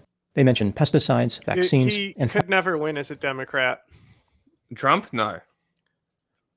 Environment. Donald argued that environmentalist F job, the topic moved to tariffs. He's this not is something show Donald Trump has clips, emphasized so No, I as know. part of his He doesn't wanna campaign. get claimed. He made his argument for tariffs. And No, I know. I'm trying to skip through to hear what he's talking about to then find where he starts talking about it. That's all. talk a little bit about their history. Donald argued that the COVID pandemic disrupted his plan to pay off debt with tariffs. The topic changed to the environment. Donald argued that environmentalist efforts are the biggest tool for stopping economic growth. They interfere with major projects and cost millions of dollars by defending rare plants and referring to puddles as lakes. China does not do this, which gives them an economic advantage. Joe and Donald discussed the water shortage in California, nuclear power, and wind turbine generators. Donald is a fan of nuclear power if it can be done safely, but he doesn't like wind power because it is expensive. I don't know. I features don't think the components badge looks that bad, but it does feel like it's got some distortion on the back end, like the left side of it. rust and drives whales crazy. I think what he was referring to. The environmentalism part of this discussion was fucking insane. Okay. The environmentalism part of the Donald Trump interview, if you've watched it, you know, but it was cooked. That guy is fucked in the head. And like it led into the discussion about like tariffs, and then oh god, it was difficult to listen to. Honestly, it took me a couple of attempts to actually get through it. It's bad. Is how the low frequency sounds and vibrations You know what I travel through water actually did? Like I did also like take breaks. I didn't finish it as well. I watched somebody else who's pausing and ranting about it, and it was actually easier to get through because it had its own natural breaks. Yes. So like I did Hassan for a little while, and he went on like a real tangent way off topic, and then I like switched to like somebody else. Yeah. Disrupt whale Hassan communication. got really off track. Joe Rogan asked Donald Trump like, bro, about it's a 3-hour election thing. denial. You can't get off Donald track maintained for his 5 position minutes. that the 2020 election was stolen. Joe pointed out how Democrats have also claimed that elections have been stolen. As for his rival, Kamala Harris, Donald suggested that she has a low IQ, something is off about her, and she is not good at being interviewed. Joe Rogan thought that Kamala's poor performance during interviews was a result of failing to manage pressure. Joe and Donald talked about Vladimir Putin, Joe Biden's disastrous withdrawal from Afghanistan, and Donald fighting ISIS. Donald shared one particularly long story about flying on Air Force One into a combat area in the middle. She's got to know Hot Ones is what Yes. she needs. Like fuck Yes. Joe Rogan. Watch she can't eat hot food, and that's why she won't do it. That would be hysterical if that was the reason. Like, if that's the reason, good. Do it more. That's an even more reason to do it, honestly. Middle East. All the lights on the jet. The Fox News spin. It would be fucking hysterical. Look, he's back. What's up, bro? A bit of fucking anti-trans shit as well. But Very no, cool, it's man. fine because Very he's cool. acknowledging that they're women. Just like the woke Taliban.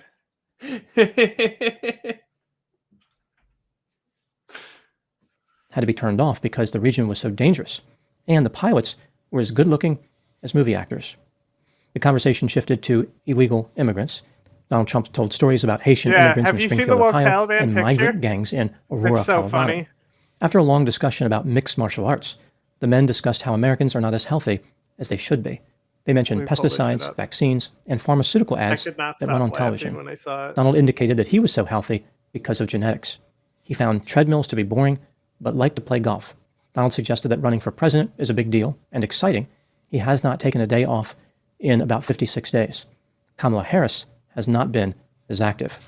This makes it seem like maybe she's not as excited about running for president.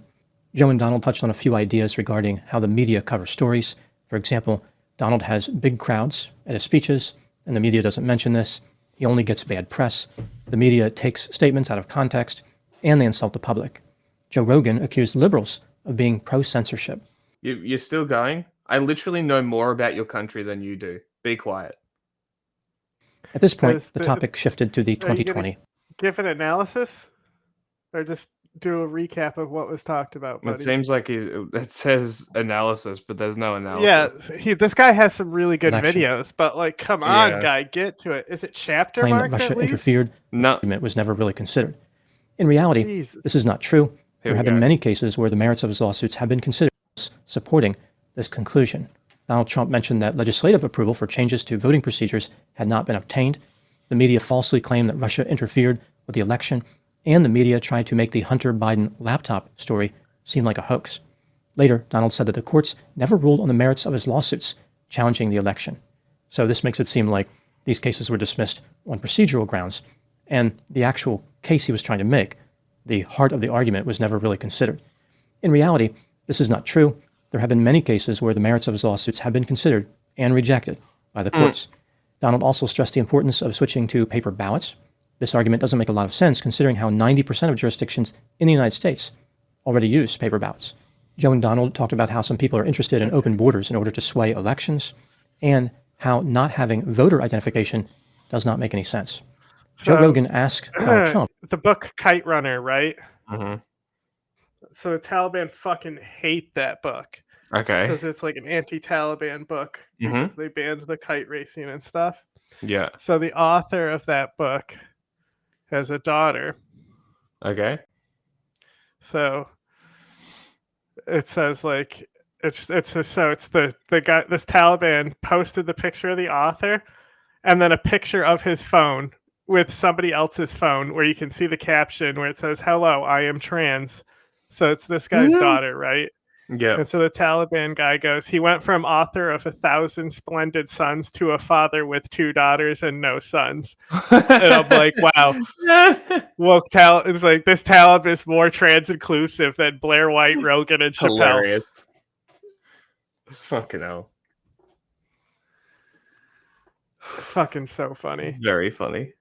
I vetoed and we're moving on. ჩვენ ვიყავით მოწმე და სხვენპლი რეალურად რუსული სპეცოპერაციის შეიძლება ითქვას იბრიდული ომის ერთ-ერთი ახალი ფორმის რომელიც hybrid warfare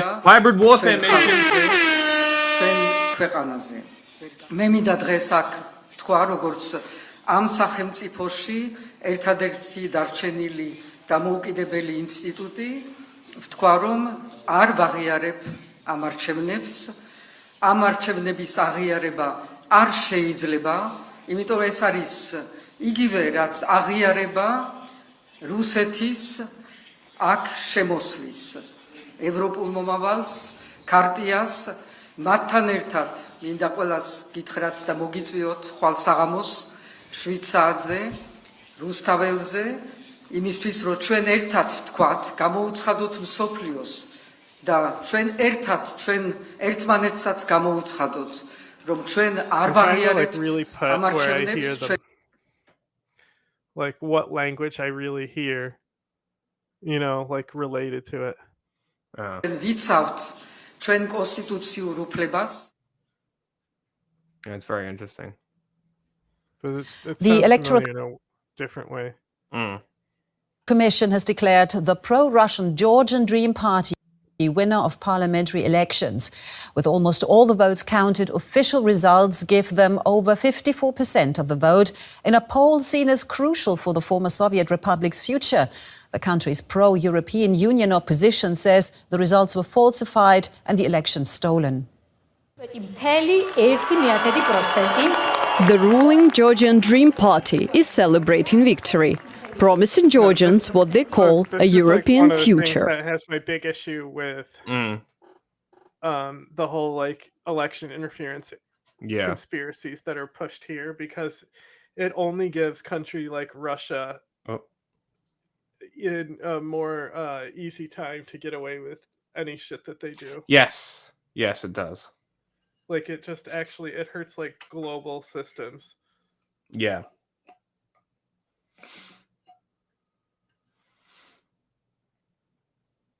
Russia is occupying 20% of their country. Of course they're interfering in their fucking elections. What are you talking about? Or are you just referring to the fact that Trump thinks that Russia didn't interfere in the elections? Well, it depends on how you define election interference. Sure. Well, apparently, what did Trump say? Trump said that editing a 60 Minutes interview is election interference. So, you know, if that's the bar, that's his new thing, is calling everything election interference because it just hurts any claims of election interference done by other countries on his behalf. Yeah. So he's diluting the pool. Yep. Yeah. As well as its victory. Georgian Dream came to power in 2012 with a pro-Western agenda, but has shifted to a Eurosceptic course over the past 2 years. This is an attempt not to steal the results of one party's support, but this is an attempt to steal Georgia's European future. Georgian Dream cannot remain in power in this country. Why is 60 Minutes bullshit? I would love to know. From what I've seen about the American 60 Minutes, they tend to ask pretty hard questions, even if they aren't necessarily go look at the their best interview questions. with fucking So the president of Egypt. He literally tried to take the tapes out of the camera. That's fucking hysterical. He because it was like nobody has dared ask him shit. Yeah, if they asked him. Yeah. Very funny. These are stolen elections. This is a usurpation of power and a constitutional coup. It will not be accepted. This is not Russia. This is not Venezuela. And? It's called editing. Yeah. Are you not aware of how journalism works? Like, you don't upload raw interviews. Podcasts is not journalism. No matter how much you like, this is not us producing journalism. This is us doing media literacy. This is us analyzing news. This is not necessarily journalism, if you would, right?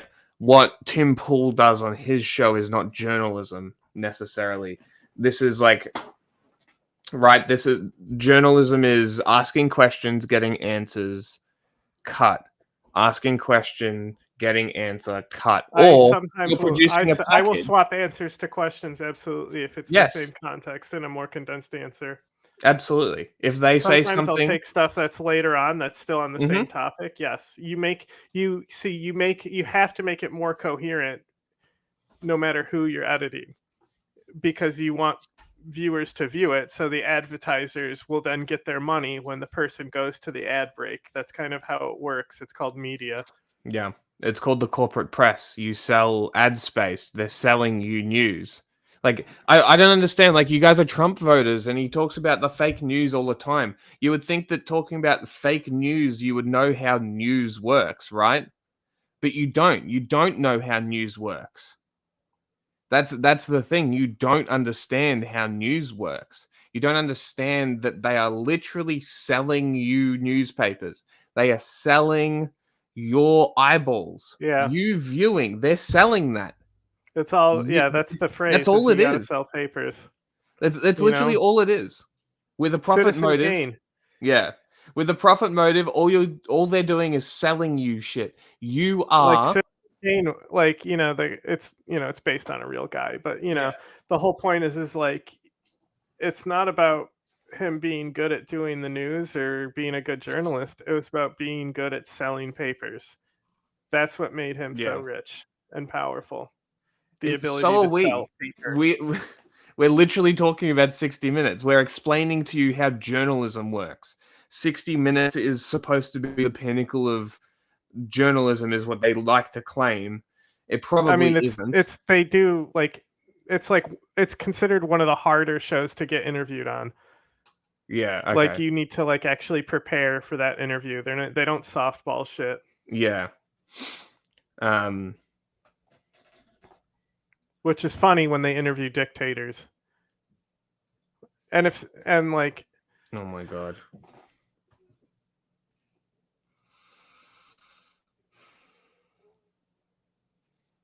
But yeah, no. Whenever they interview dictators, the dictators always crack it. It's very funny. Actually, you know who did a really, really fucking good interview? Didn't the Shah of Iran? Didn't the Shah of Iran do 60 Minutes as well? No, but yeah. That's the one I played. That's he's done too. Mm, and okay, both of them are just Jesus. so good. But like Mohammed bin Salman was fucking really good Mm, at his interview. Like he was prepared for that shit, and like yeah. he like came off as extremely charismatic. Yeah. And I mean, he is charismatic. Like he's just he's like, it's crazy because he's a killer, right? But like he's like Yes. but like he looks so friendly. You know, like he seems like if like there's like a dictator that seems like the guy I would want to hang out with, it's still him. Yeah. Okay. Firstly, you Oh should my look God. at the countries around Russia and see what Putin's done to them to maintain his own wealth, not Russia's. By the way, Russian people suffer because he There's wants an to even live funnier question. in whatever, right? So also BRICS Plus is fucking hysterical. Please continue using Plus. That's fucking great. Yeah. Holy LGBT. shit, you fucking queers. Like that's funny. No, it's crazy because like Putin put the LGBT on the terrorism list. He officially recognized gay people as terrorists. Did he actually? Fucking hell. Yeah, no, that's why they're on this year's terrorism tier list. That's amazing. Okay, interesting. No, BRICS will not destroy US's hegemony. From what I understand from the people that I've spoken to who know what's happening with the currency is backed on the Chinese yuan. That means that China controls the value of both their own currency and the BRICS currency. They will never not. I believe at most they'll have the ability to mitigate some sanctions. Right. That's it.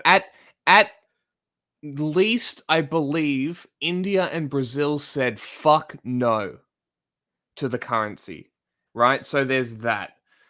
Secondly, we say this all the time. God, we hope BRICS succeeds, but it won't. Yeah, right? It would be cool. It just won't. It's just not going to. And again, because the BRICS currency is backed on the Chinese dollar, the Chinese state controls the price of their dollar because they're an export country. Trying to back a currency on an export country who has central control over their own currency is how you collapse a currency that is not directly in China domestically. Start dropping your currency domestically and it impacts the BRICS money. Can't do that anymore. You can't artificially deflate your workers' income anymore. What happens then? You can't control the cost of exports. Oh no, shit costs more. Like it's just not going to happen. The economics of China will not allow for the BRICS currency to go anywhere and do anything. Had they backed it on the Russian dollar, maybe, but I guess not. So, Jack, haven't you heard? What? Actually, what they're planning on doing is making a digital currency. Oh, great. Yeah, because China hasn't tried that before. No, well, hang on. So, when people hear digital currency, they think, like crypto, which is obviously bad and idiots invest in. Yes. But what we're actually talking about is like Zimbabwe, their economic crash, right? So like people started using apps like Cash App because like you can use it for digital banking, right? Yeah. Because putting their money in Cash App was more secure than putting it in the government banks. Oh my God. Right? So like if you had paper currency, it would deflate like overnight, right? Because it was such a huge deflation crisis. Yes. So they solved it with third-party digital wallet apps. Interesting.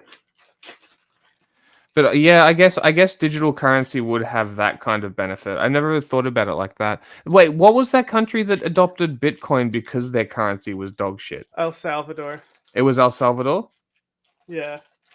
Okay, because that worked, didn't it? I don't know. I don't think so.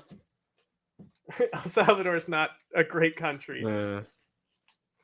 I swear it worked. I don't know. Maybe I'm thinking wrong.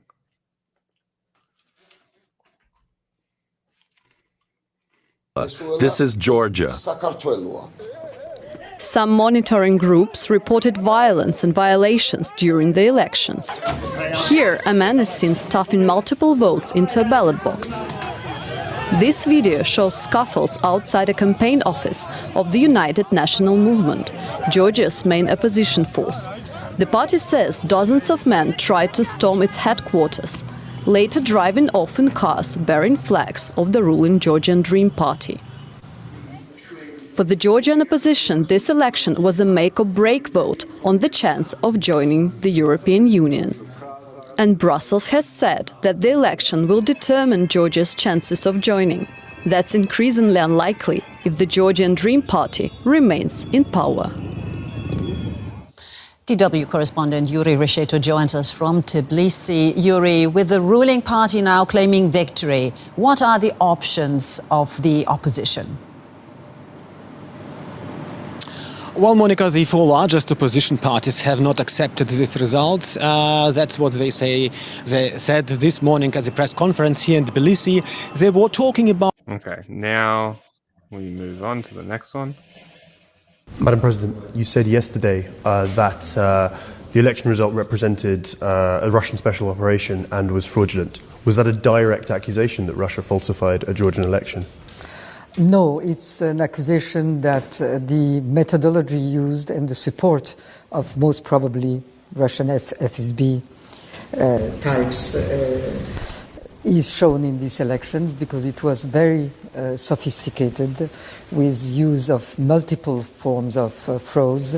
That propaganda that was used before the elections was a clear duplicate, the same way as the Russian law that we had, the foreign agents law, duplicated the Russian law. In the same way, the propaganda was direct duplication, copy-paste of Russian clips and videos used at the time of Putin election.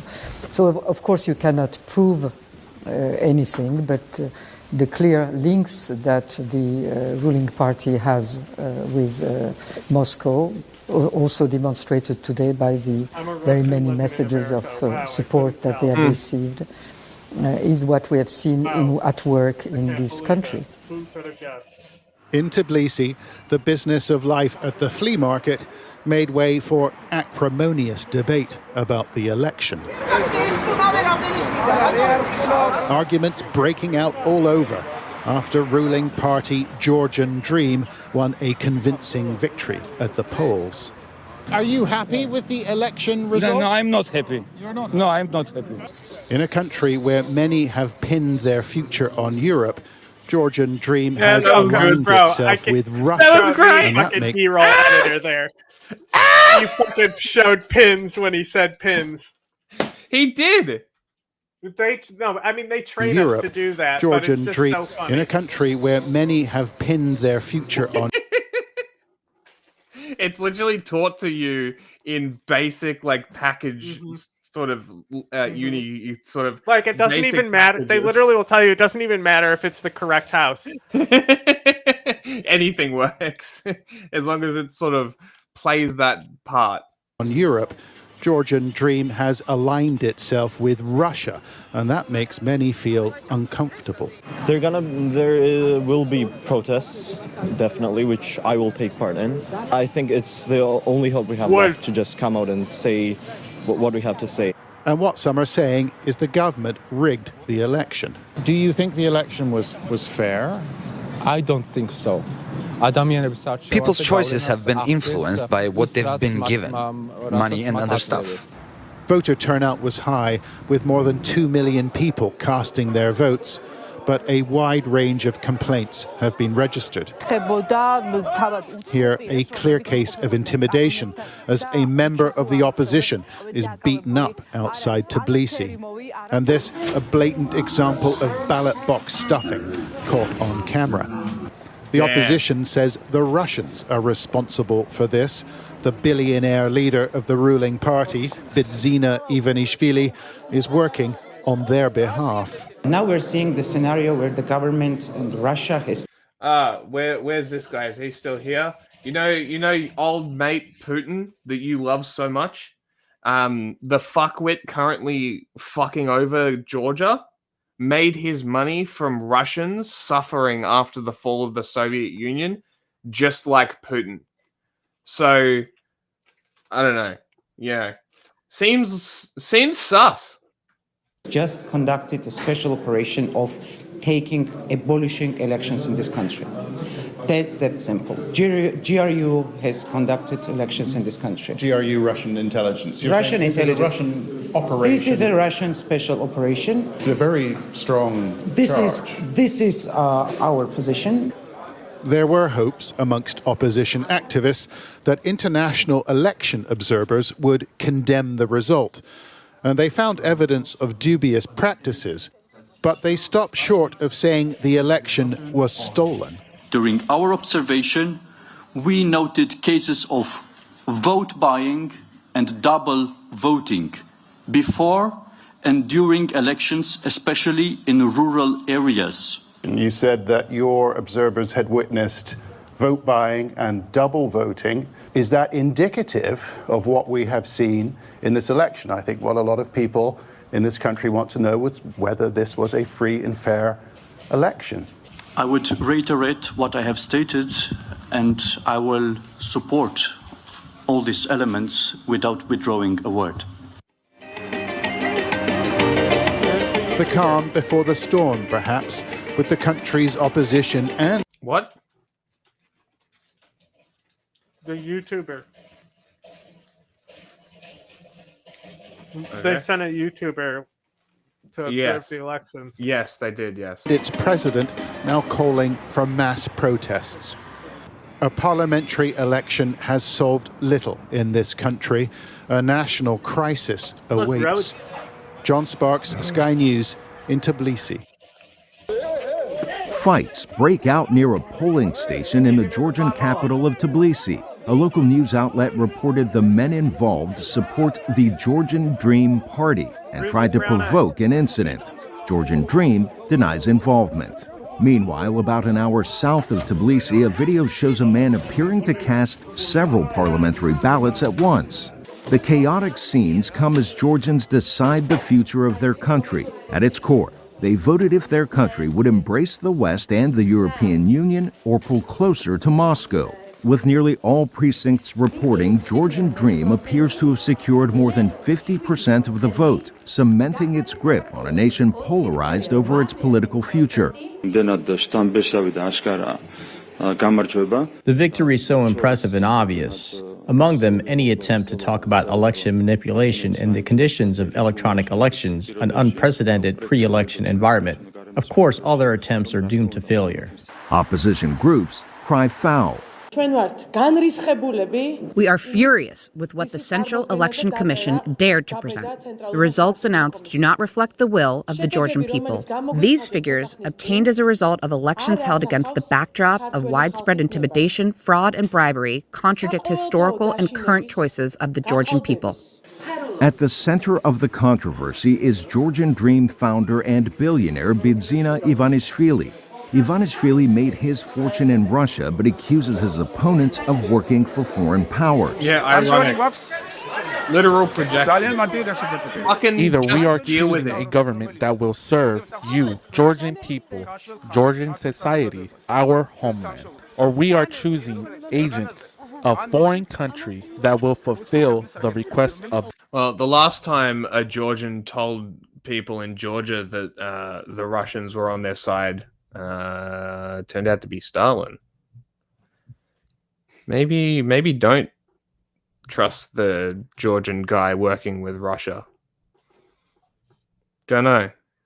Especially maybe not the Georgian guy working with an imperialist fascist Russia. Yeah, probably not a good idea. Maybe not one who thinks that the Bolsheviks was a great idea, but the problem was no nationalism. Maybe not that guy. Maybe different guy. The foreign country only. European election observers questioned the conduct of the election as evidence of a democratic backslide in Georgia. Our European Parliament teams witnessed in some precincts high tension, confusion and chaos. In one case, ballot box stuffing, physical assault on observers attempting to report on violations, observer and media removal from polling stations, tearing up observers' complaints, intimidation of voters inside and outside of polling stations. Furthermore, voting secrecy was not always assured. If election results stand, Georgian Dream will have a parliamentary majority, potentially jeopardizing any aspirations of joining the EU. Georgian Dream earlier this year adopted laws. That's literally what it is too. It's not even Russia wanting to take over. It's Russia destroying their chances at entry into the EU. They're trying to make them backslide so they lose eligibility. You're watching BBC News. Now, South Korea's spy agency has presented satellite pictures which it says confirm that North Korea has sent soldiers to support Russia in its war against Ukraine. Seoul's National Intelligence Service said 1,500 Special Forces troops had already arrived in Russia's Far East for training. It said they were sent on Russian transport ships earlier this month. Ukraine's President Zelensky mentioned possible North Korean involvement when he met European leaders yesterday. Well, let's speak to our correspondent Will Vernon, who's joined. What? Look, it's really funny. Look at what?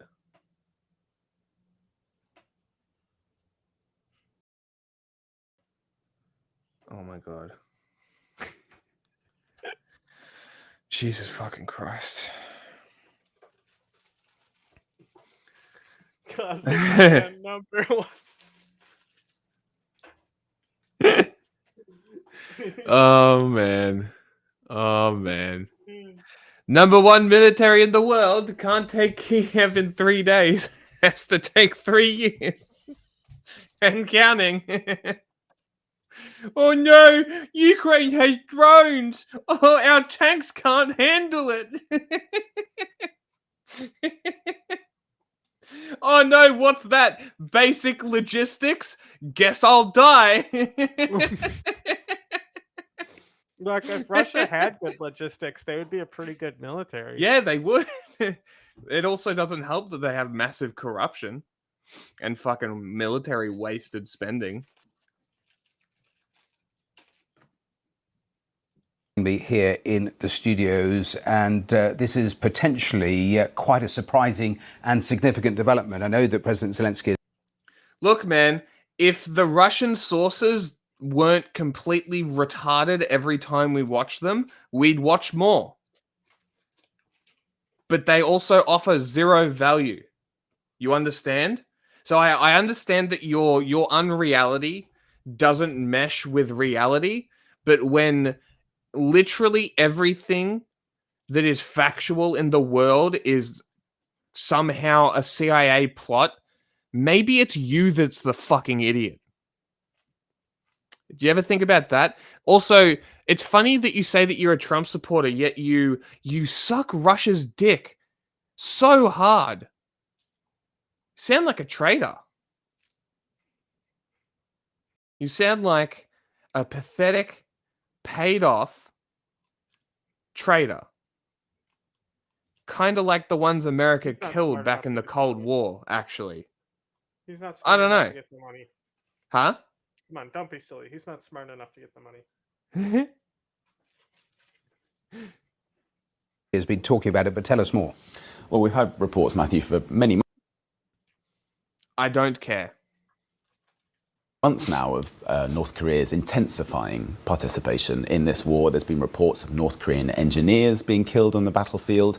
Western officials saying that perhaps half of all artillery shells fired by Russia are supplied by North Korea. And now this information today from South Korean intelligence that perhaps 1,500 special forces troops from North Korea are being... So you notice how this guy is sourcing people? He's not just like saying something and then elaborating for an hour and a half like your I'm just assuming here, but your favorite journalist Tim Pool does.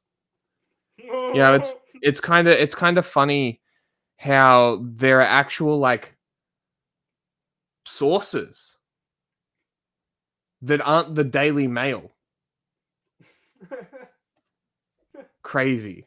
Being trained. You notice how we've used an array of sources, and we've used different people, CIA, bro. and then we've also used, depending on the topic, depends on who we actually have coverage from, and depending on the topic, let's say we cover Israel, a lot of our coverage will come from Al Jazeera because they're the only ones doing it extensively. Right? A lot of our coverage comes from PBS because PBS is one of the best sources for news that you could possibly get. It's what did you say? Mandated to be impartial? Yeah. Fantastic.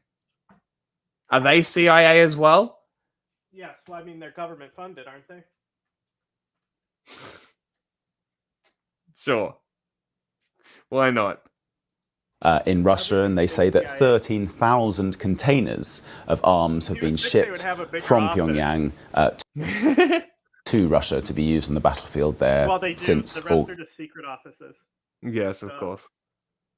August 2023. Now that's a huge amount of arms, things like artillery shells, missiles, other munitions. And then, as you say, yesterday, President Zelensky said that Ukrainian intelligence understands that there are 10,000 North Korean troops that are being prepared to be sent to the battlefield. He said perhaps there are already some North Korean officers in the occupied areas of Ukraine. I think we can have a listen now to what President Zelensky said. Our intelligence, we've got information that North Korea sent technical personnel and officers to Ukraine on temporary occupied territories, and they are preparing on their land 10,000 soldiers, but they didn't move them already to Ukraine or to Russia. So when we will have this information, of course, we will raise up this question. Now, interestingly, the NATO Secretary General Mark Rutte, he was asked about this yesterday. He said that NATO couldn't confirm the participation of North Korean soldiers in the war in Ukraine. But we know that Western countries are incredibly concerned about this growing role of North Korea in the conflict. The US Secretary of State Antony Blinken has spoken about this before, spoken about Pyongyang ramping up its military support. Of course, both Russia and North Korea deny that they are... France has said it's concerned about growing military cooperation between Russia and North. Yeah. How many carriers does Russia have? One, no, and it's in dry dock. Sure, yeah, one. Korea after South Korea's spy agency said Pyongyang had sent troops to fight in Ukraine. If the South Korean intelligence is confirmed, the troop deployment would bring a third country into the war. The National Intelligence Service in Seoul said that Russian Navy ships transferred 1,500 North Korean Special Operations Forces to the Russian port city of Vladivostok from the 8th to the 13th of October. The North Korean soldiers have reportedly been given Russian military uniforms. Bro, Jesus fucking Christ. It doesn't exist. Is this like your fucking tsunami weapon that Russia claims to have? Like, yeah. Shut the fuck up. You're literally parroting Russian state media. And you're talking about us using CIA sources when you're literally parroting Russia's fucking equivalent. You actual moron. Like, you are not smart. You are just playing team sports. You are an idiot. Hold on a second.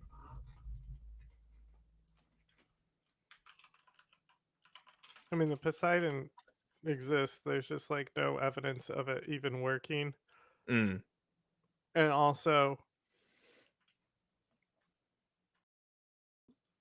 like, Russia instigating a nuclear war with a Poseidon torpedo is just like unrealistic. Yeah. And also, Russia's navy is dog shit. America could fight 3 naval wars at once. And you wanna try and sit here and tell me that Russia is the best military? Why?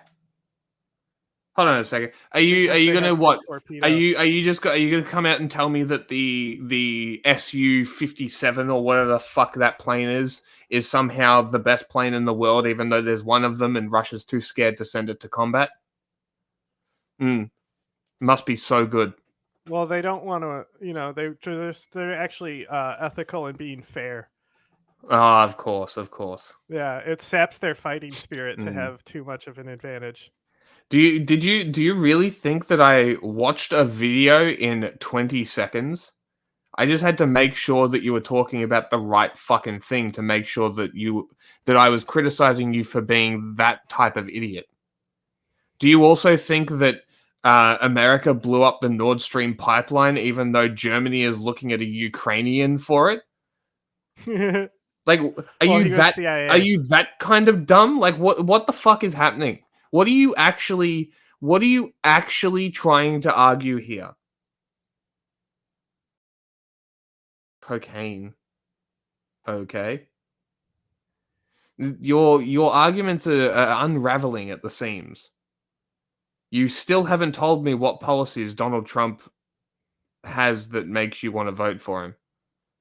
You said something about wars, but we proved to you that that was fake and not true. I can tell you what policies Donald Trump has that I support, but you can't tell me as a Trump supporter what policies Donald Trump has that you support. So tell me. I love this dickhead. cocaine. Do you know what cocaine's effects are? Do you hear how I'm talking? Definitely clear sign of cocaine when you talk like this. Like how you're barely interested in what's going on. Amazing. Energy independence. America's been energy independent for ages. So nice try. It's only been like a year or two. Also, Texas literally freezes every single year. It has cold weather. People die.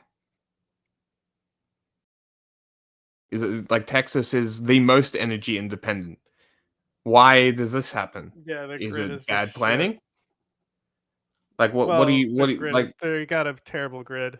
And okay, no war.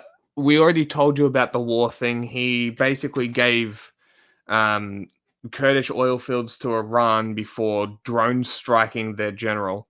He launched more bombs and missiles than any other president, even Obama. Sure, Bush okay, he too, didn't start any and Bush, yes, but he didn't start any wars, sure, but he launched more death and destruction than the drone strike guy. Yeah, literally, they have 8 years and he did what they did in 8 years in 4. Wild. The drone strike guy, Barack Obama. He dropped more than him and Bush combined, I believe.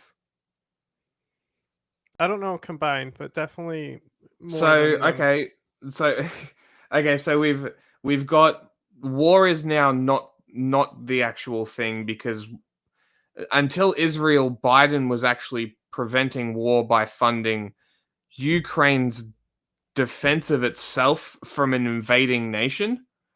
Okay, so that's not America getting involved in war. That's just aid, I guess. It's weapons, sure. You whatever, right? I'm not arguing for weapons funding. I think that if a country invades another country, that the world should flatten that person.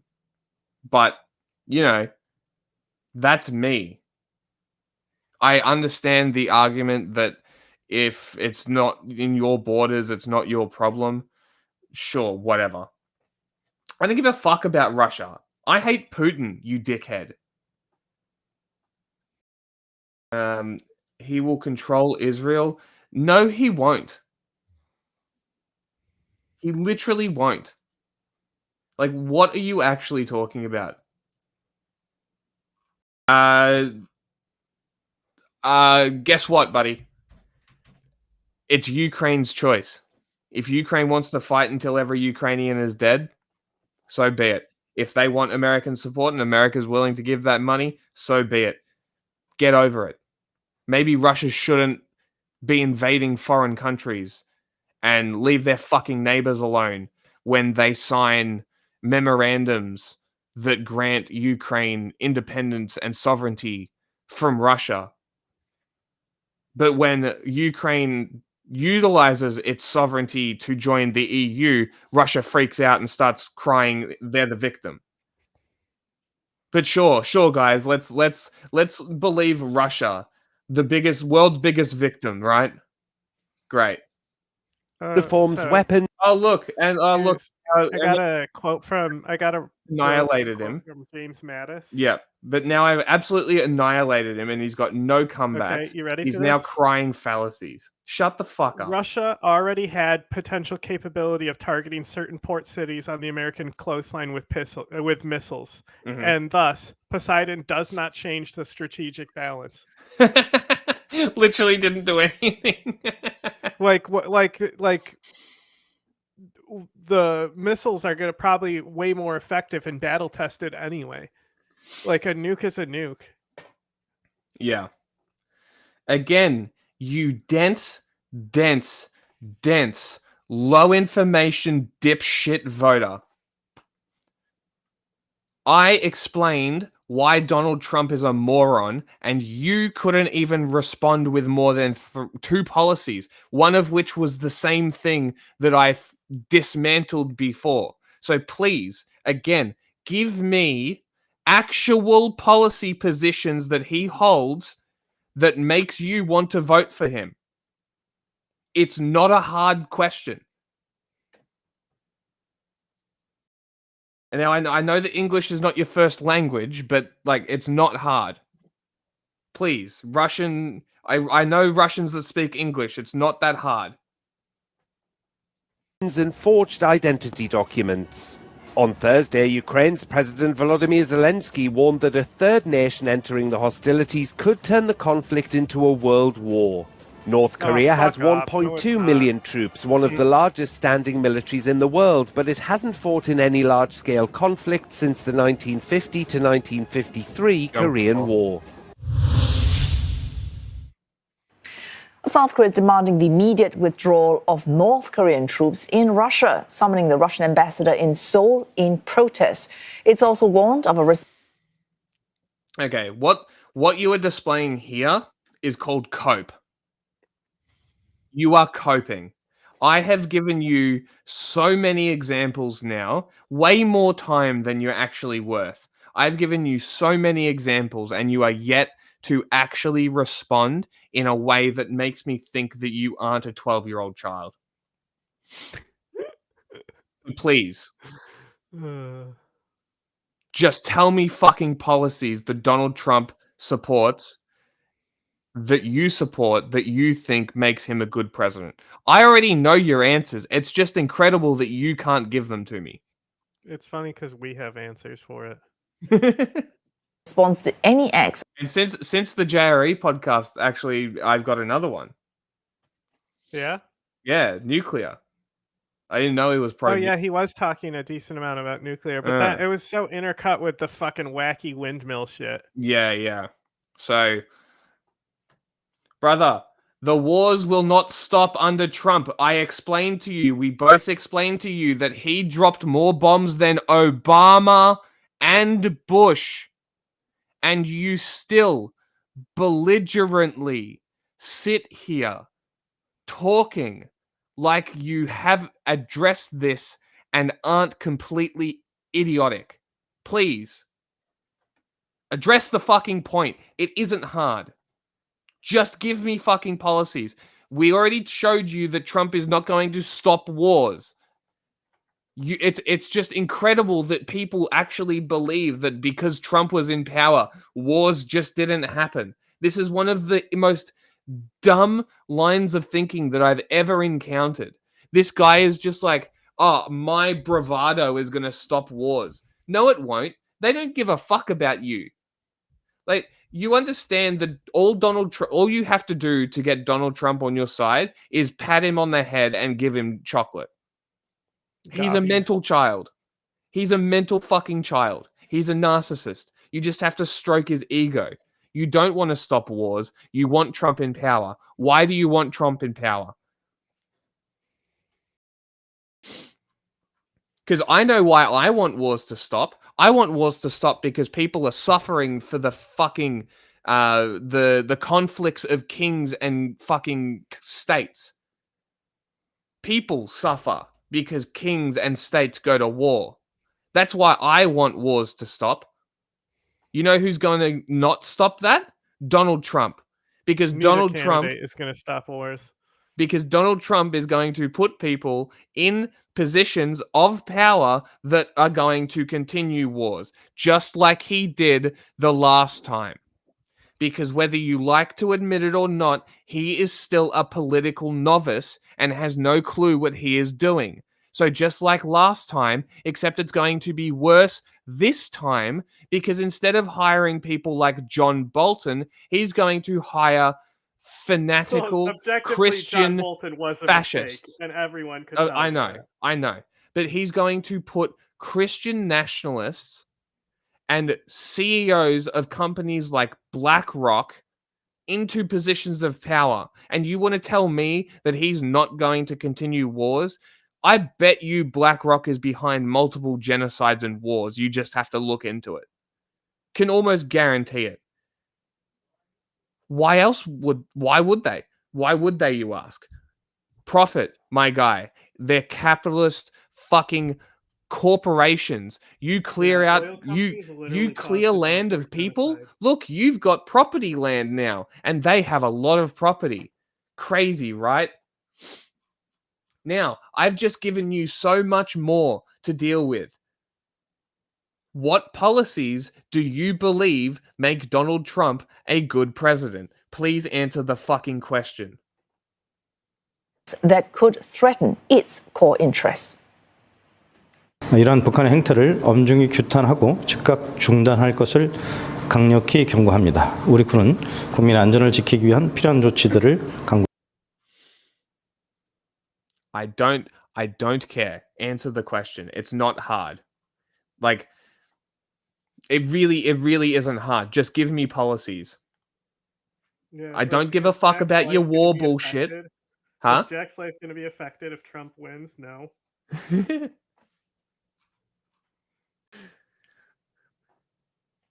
It's Jesus fucking Christ.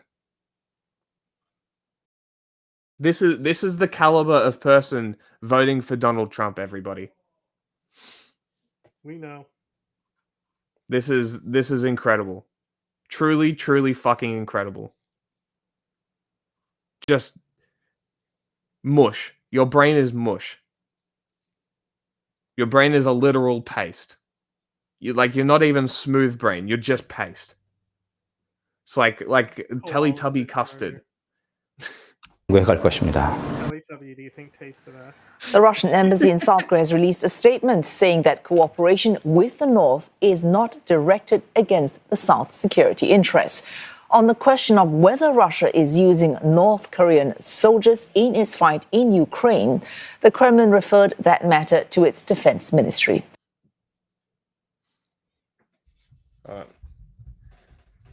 So answer the fucking question. They can't.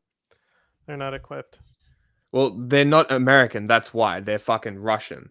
They don't know policies. They're just here to fucking say their bullshit. Hold on. Has all neocons backing her. There we go. Finally an actual fucking reason. You're 100% correct. You are 100% correct. And you know why? It's because Donald Trump hasn't come out and explicitly said that he would support Israel, even though he's explicitly come out and said, if you don't vote for me, you're not Jewish. He literally did the Biden thing, if you don't vote for me, you're not black. Like, he literally did that, but with Israel.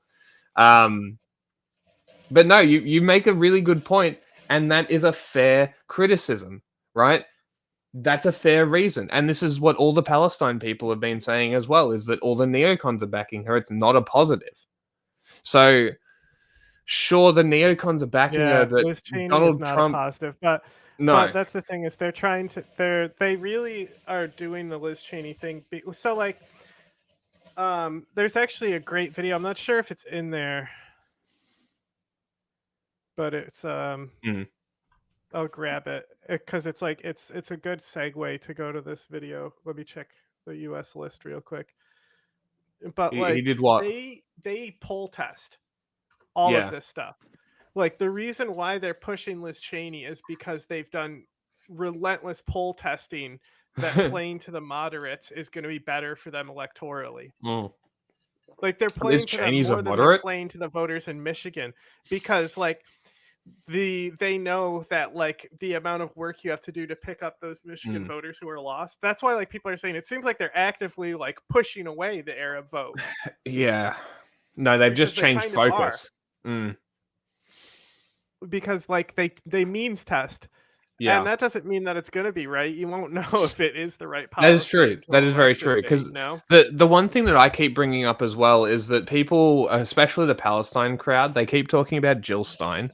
And it's like, sure, vote. Like, sure, if you're going to vote and you want to vote for Jill Stein because you feel like she represents your position more, go for it. But at the end of the day, you really have to realize that she is an Assadist. She's a Russian bootlicker, essentially. Yeah, but who, right, and she's probably pro-Islamic regime as well, which is an issue, right? Because it's like, okay, that it's not the Palestine issue, it's many other things. You prioritize the Palestine genocide because it's the most present and loud one, then you sacrifice Sudan, you sacrifice the Congo, you sacrifice Armenia and the Kurds, right? So going and this is the same with Trump as well. Trump is going to be ineffectual against these tyrants committing genocides.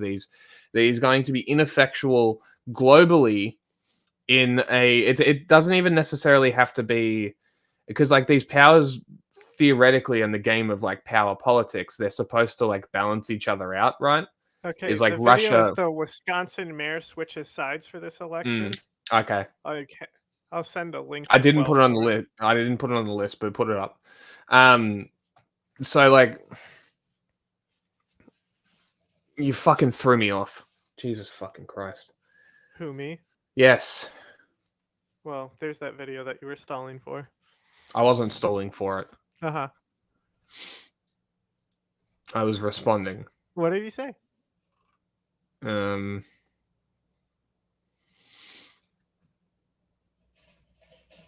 don't know. It's gone. Yoda. You seek Yoda. Man, you are a fucking idiot. I thought you were just like misinformed at first, but no, you're just a moron. Like even random person that I haven't seen in the chat before was able to answer your question for you, and you still can't. Chatter. Oh, I didn't even realize that was a different chatter. Yeah, different person completely. That was literally a first-time chat right there. No shit. Interesting.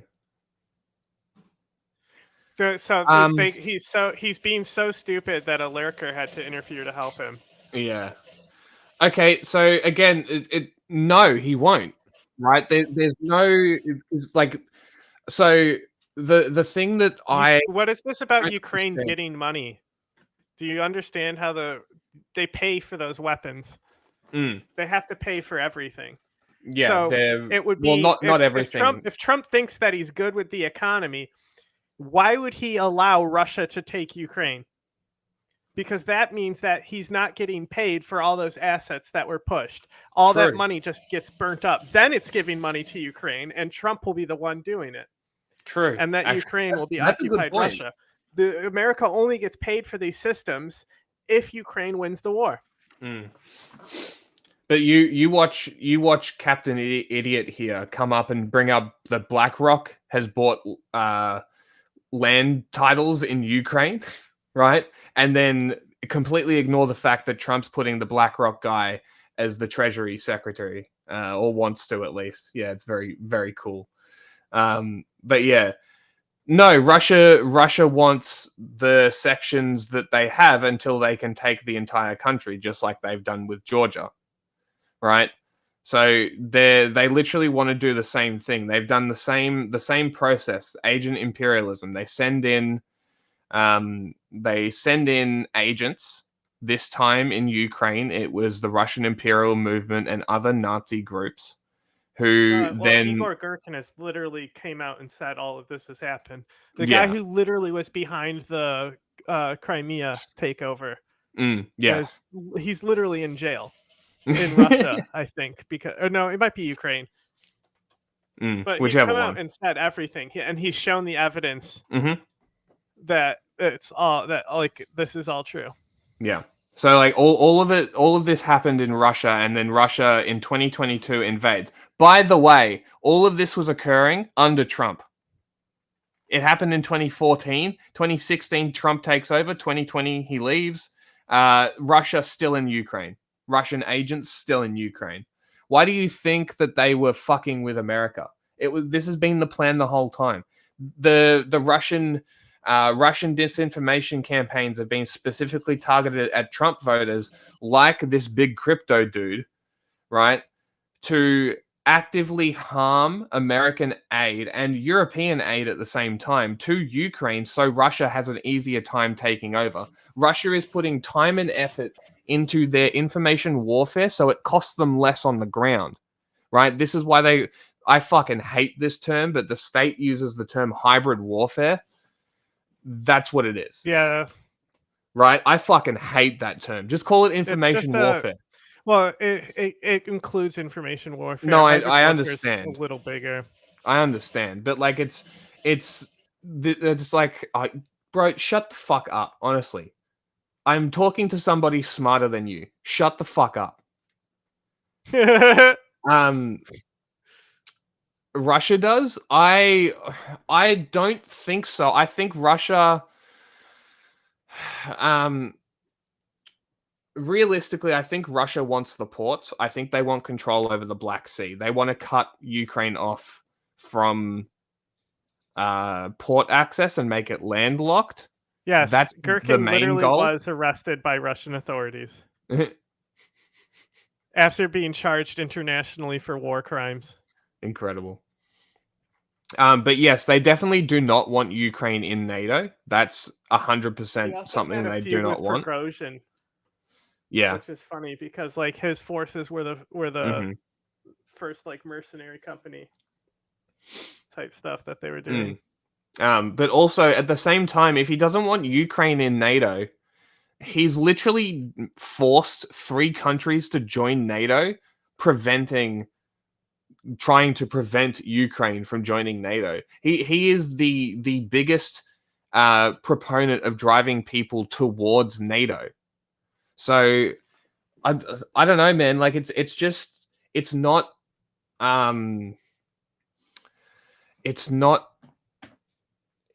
logical. Like the Russian point of view, all of the narratives, they're not logical when you really look into it and really sort of get how the geopolitics of Europe works and how they sort of toss around ideas and how they drop people and all that sort of shit. Man, you really are a fucking idiot. Jesus fucking Christ.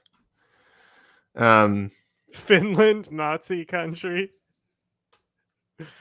Oh my god. 2 more weeks. This guy's if Trump wins, 2 more weeks, yeah. So yeah. He still hasn't addressed it yet. That's truly amazing. Yeah, I don't think anything will happen either, but I don't know. He might. I think Ukraine's pretty set for now. I don't think Russia really has the means or resources to do anything. Like, Trump says a lot, but I think, like I just said, America doesn't get paid if Ukraine loses the war.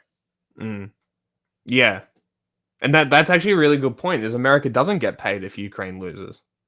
There's a sunken cost investment fallacy or in play right now for America. Like he'd have to have some really, really, really, really dumb cabinet members for it to happen. Yeah. Which, if cabinet members are that stupid that advise, like, basically to allow that war to end with Ukraine in the position it's in, so they can't repay for weapons. Like, if the cabinet's already that dumb, honestly, that's going to be the least of the problems. Yeah. Okay, so Russia has all those countries as a buffer to Europe and NATO. Why do we give a fuck what Russia wants? No, serious question here, right? Why do we This care? idea that somebody needs a buffer as well. Like why should I give a fuck what Russia wants when it impacts the lives of other people in countries that are not them? Like, right, I don't give a fuck. I'm not talking to you anymore. You've shown that you're a moron. Go away. Go find some fascist seriously though, praising like, Assad or some shit somewhere else. why do you need a buffer? How come nobody else needs a buffer? Like, you know? How come Poland doesn't need a buffer? Yeah, like when does it Like, stop? how come Oh my how God. come America and Canada don't need a buffer? How come America and Mexico don't need a buffer?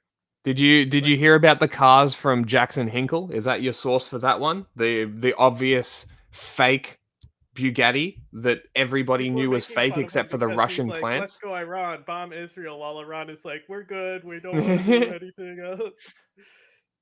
NATO is basically It's everyone. like, yeah, at least like know the country's position. like yes, NATO basically is everyone against Russia, and whose fault is that? Like But really, don't you really understand? think about Those it. countries joined against their own will. Like really, really think about it, right? From the time Putin took over, so the first Chechen war happens, I think he was prime minister. Second Chechen war happens, he's president. Genocide, right? 2008, 6-7 years later, invades Georgia, occupies 20% of their land. Great. 2014, 6 years later, annexes Crimea. You know who else was involved in the ethnically first Chechen war? cleanses. Who? The Igor Girkin, the guy who's responsible for the Really? Ukraine war as well. Interesting. So, yeah, and then 2014 they annex Crimea, and then for the next 8 years they are trying to they successfully provoke Ukraine into attacking them, and then frame it as them attacking Russian-speaking Ukrainians, which justifies Russia setting up troops and invading Ukraine, and then uses denazification as the cop-out, then uses biolabs. Then we had what were some of the other ones? The British tanked the negotiations, even though it was all about the literal summary executions of Ukrainian civilians in Bucha that stopped those. You know, how much of the timeline do you want me to go over for you? Like, we've been doing this the whole time. Like, yes, it's everyone versus Russia because of Russia, Okay. because of Putin. This guy was also in Bosnia, and he's been officially accused of a massacre in which 1,000 civilians were killed in 1992. Okay. So he's been, even as far back as Bosnia, he's been one of the key agents, and now he's in prison because he started criticizing Putin in 2023. It's so funny. That's a new line I haven't heard before. Have you heard this one? What? I've heard who's the Victoria Nuland I've heard people talking about. It's like she's the one that was over there, but I haven't heard that one before. That's a new one. Source me. Yeah, no, I don't believe you. Source me. But it stressed that it does remain Russia's sovereign right to develop relations in all areas with North Korea, and that it will continue to do so. Yeah, NATO and the Pentagon last week saying they had yet at that point to... Also, no, she didn't start the war. Putin started the war. The Budapest Memorandum says that Ukraine had to give back all its nukes in exchange for sovereignty. Ukraine has sovereignty over who it chooses to deal with. They're a sovereign country. They chose NATO. Russia has no right to invade. Why are you justifying their invasion?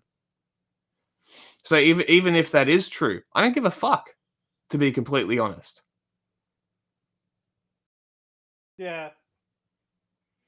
Like, it's like October 7th justifying a genocide. Like, Yeah. okay. Like, how many October 7s have to happen before it's unjustifiable? I don't We're care. I don't invading even want to Iraq play that because of game. 9/11. Yeah, I Okay. don't want to play that game. This is the game that justifies genocides and war crimes. Like, I just don't want to play this game. But I'm interested. If you can find those sources, send me those sources, because I'm interested. To find evidence of a North Korean military presence in Ukraine. South Korea is at that point to find evidence of a North Korean military. To succeed. Yeah. I know this is hard for you to understand, but we want BRICS to succeed. I also strongly back the fucking East African Development Plan that both BRICS and America are invested in. I really want it to happen. I want that oil pipeline to come out of South Sudan to make that entire region independent from Sudan's oil economy, considering that the Darfur genocide was caused by American oil companies coming in and literally like paying militia to go slaughter people who were over potential oil spots. Not even actual confirmed oil spots, by the way. So the entire conflict in Sudan today has been a carryover by these oil companies who went into Sudan. So the best thing we can do for that region is completely divert them from East Africa and cut them right the fuck out. Yeah. Wait, no, I don't give a fuck about you. Yeah, no, it's like, it's just sort of, I just don't agree. I just, like, genuinely question, right? What makes you think that Donald Trump has the power to tell Zelensky, the president of Ukraine, another sovereign nation, to surrender? No. Look, you're so convinced Trump's going to win. Okay? Come back a week after he wins and let me know how the war's going. That's actually a good point. It's one of those things where we'll be proved wrong with time. Go ahead. Tucker Carlson? That's not a good start, man. It's not a good start, but I'll have a look. But yeah, like I just don't think that Trump has the wherewithal nor the pull to actually convince Zelensky to give this up, nor to actually convince Zelensky to cede Ukrainian territory to Russia, the country who invaded and killed thousands of them, displacing millions of them, to surrender. I don't think that's happening. Donald Trump just doesn't have it. Also, why do you think Ukraine invaded Russia and is occupying them? So if Trump has presented his plan openly, continue to be your single source of truth. Dismiss anything else. So if Ukraine is occupying, then they can come to the table and say, hey, we'll give this back if you get out of our country. And when Russia says no, like Trump said, as long as both want to come to the table and Ukraine agrees to the negotiations and they force Russia into a position that says no, then he'll continue funding them. Ukraine has literally responded by invading Russia because of the potential policy proposal that Trump has proposed.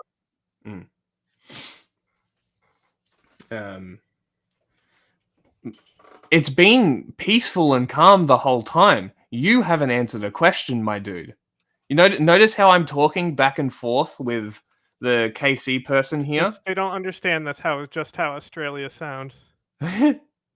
Right? Notice how I'm having a back and forth here, talking to them. I actually got a source, right? I got an actual link. That is called discourse. Something that you're clearly unaware of, right? We're talking. I am talking too much. Apologies. But the main point that I kind of want to get across here is that Donald Trump doesn't have the pull nor the influence to actually stop this. If America actually had the weight and pull to stop anything, we would have seen Israel not committing genocide. I mean, yeah, we could give in to Putin, but that's not, or put American troops on the ground. We could actually fucking like send. Like when they asked, good we shit. could have sent Yes. those Abram tanks the first week. Yes. See, that's the yes. issue. Is America's in a dilemma where that if Ukraine is given enough, they've already occupied Russian territory with what little they have. Imagine if that was actually all out. Anything Ukraine requested, they got. Yeah. Except for like THAADs, because those have Yeah. to come with Americans, right? Yes. So any system that isn't it's open like that. They're not getting F-35s or F-22s, No, of course, no, but no. F-16s out the gate. You could give them immediately you could accepted and the easily give training them started. F-15s. Redo the old F-15 The thing is platforms. that I think the F-16 is like an easier plane to like train on, and like True, the because they would F-15 need is another a- chunk of training. Yeah.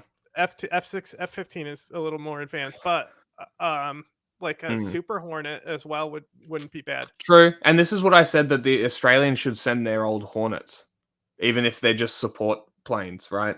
I'm not going to debate the quality of the Mm. F-35. I'm saying that Ukraine wouldn't be able to get them. Yeah. So anyway, I'm so Australian. if they can already occupy territory with what little they have, and it's not even American assets that are allowing them to do that occupation, if they Beautiful. actually had like carte blanche and unlimited assets to Mm. push into Russia, that is a military that's then so overpowered right next to NATO allies Yeah.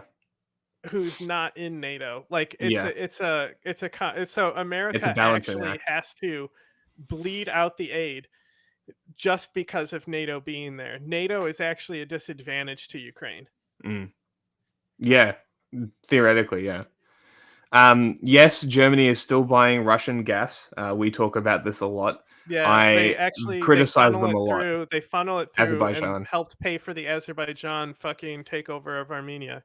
Yeah. It's very well documented that the Mhm. Azerbaijan gas buys are from Russia, and Germany knows it, and they're avoiding sanctions. Actually, you know what? Somebody should probably take them to court in the International Criminal Court. Yeah. Probably not a bad idea. Yeah, too bad America only Mm. points fingers at people who aren't their allies. Yeah. Yeah, this is absurd. Like, if that is the case, that's absurd. Like, why wouldn't you just pay Australia to mine that shit? That's stupid. Also, enrich it yourself. The fuck? Like, what? What else we got? The current admin doesn't want it to end. We're not, though. That's the thing. Like, everybody, we try and say this all the time. We really are not. The thing that will spark World War III is Taiwan, because China is belligerent, and they will do it no matter what. Like, look at how they're acting in the but South also China Sea. Ukraine falling ultimately does not affect America. Taiwan does, yes. Taiwan exactly. does, yeah. That's also the difference. yeah, and Taiwan has. Or there's also Japan, the Philippines, Vietnam, Mhm. and Australia in that area who don't want China fucking around like that. So if anything is going to happen that would spark a wider war or use of nuclear weapons, it would be a naval war. How are we serious? Like a war in Europe with Russia?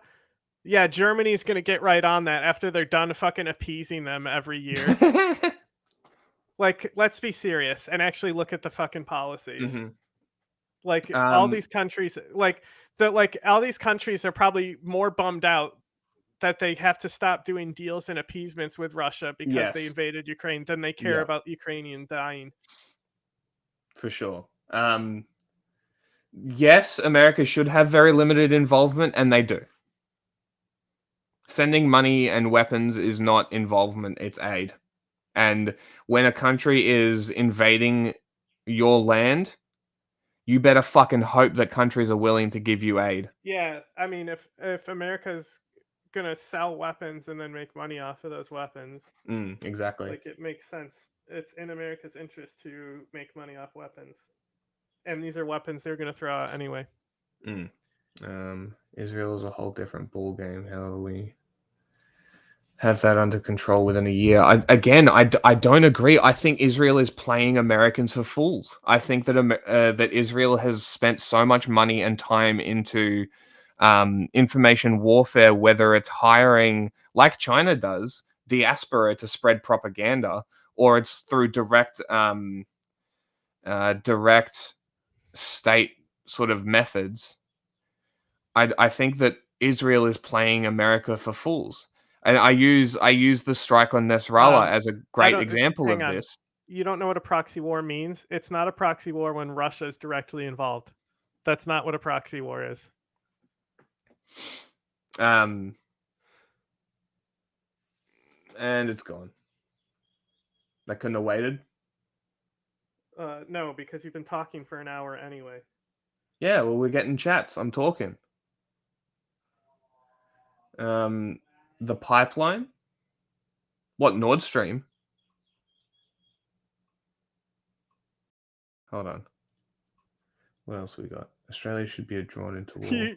The war in Ukraine is a proxy war between North Korea and South Korea. That's actually more accurate. That's fucking hysterical. It almost is now.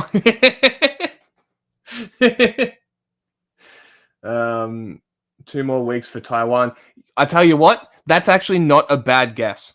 I thought at the invasion of Ukraine. She said 2027. Yeah, so I thought that on the invasion of Ukraine, Taiwan would be in the sights, but They're I not think ready. if they Donald, they don't have the logistics. yeah, they don't have the logistics for it. But if they're gonna try it without the logistics, under Trump is when they would try it. So also not a bad sort of wild shot in the dark. There's so much shit that could either happen or not happen if Trump gets elected or doesn't. It's we're gonna have a lot of shit to do. Won't know until the elections happen. Nope. But again, if it's gonna happen in 2 weeks, come back, prove us wrong. Yep. This is why I advocate to completely sever ties with China. They are way too comfortable with fucking us over. Are we up to date now? So if I remember, Russia went to the border under Trump, then they blame Ukraine for shooting down a commercial plane. Yes, and that was Russians. There are literal pictures with Russian soldiers posing next to the plane. I think it was the Malaysian flights, right? Malaysian Airways. What, yes, the ones that they shot down? Yeah, this one. Guess who's behind that? Was it Wagner? No, Igor Girkin. It was Girkin? Charged for. Amazing. Yes, he was charged for shooting down that plane. Trump told Russia if he invaded, he was going to bomb Moscow. That doesn't actually say anything or prove anything. Why would he bomb Moscow when he could just give Ukraine the authority to do long range strikes with American assets? Yeah.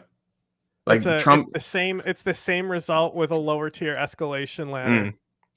Yeah, that's just Trump being a moron. That's Trump calling Kim Jong-un Rocket Man. It's him threatening. He's trying to talk big back to people. He's got a bigger red button. Yeah. Because this is the thing, right? Trump supporters seem to think that everybody is scared and respects Trump. No, they just appease him because they know it's easier than trying to go against him. And then when actual people with bigger dicks than he has come to the table, he just tries to puff up his chest. You can get transcripts of what they really think too.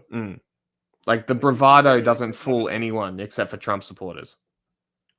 It's honestly I love MBS literally saying that Trump's in his pocket, and then Trump used him as a billboard. That's the thing. That's the thing. That some of those Trump moments were some of my favorite fucking political memes. The entire MBS saga is so funny. Very funny. The entire North Korea saga is so funny. And sure, I will bombed give a it lot to of him. people. Yeah. But there wasn't something as serious as Israel and Ukraine going on when he was president. No, there really wasn't. No, there really wasn't any active conflicts. I mean, the war on terror was still going, but sure. Interesting. That's interesting thought. What else do we have? But here? also, like, so what's funny is like some of the things he said that would like piss me off were also really funny. Like him talking about how the Kurds they're just fighting over sand. When he's talking about the Kurds, as if like their land has no value. Fuck them. Jesus Christ. It's so funny to say shit like that.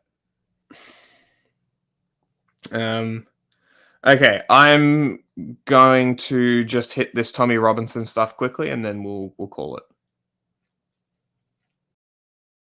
This must have no. I choose not to. Oh no! Audio. Oh no! No!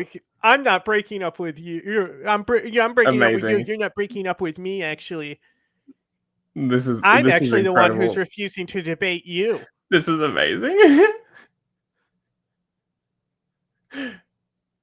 Like I haven't been calmly but assertively. Laughing. Emotional breakdown is when laughter. Emotional breakdown is when calmly tearing your entire political ideology apart for an hour and a half. It's because you sound aggressive because you're Australian. That's why Steve Irwin had to like overdo his like, you know, like Steve Irwin is like Twinkle Toes for Australia, you know? Like he's so over the top with it, like how kind and like energetic he is, and like low volume, even though he's yelling, you know, he can pitch down his voice. Yes, yeah. It's projected, but it's not yelling. It's not loud. Breaking down is when laughter. Yeah, debates are also dumb. Yeah. I was asking you for your opinions, and you refused to give them. Snowflake and is I when did it for you. laughter. Yeah. Actually, you avoided it so much that somebody else had to come in and have the discussion for you.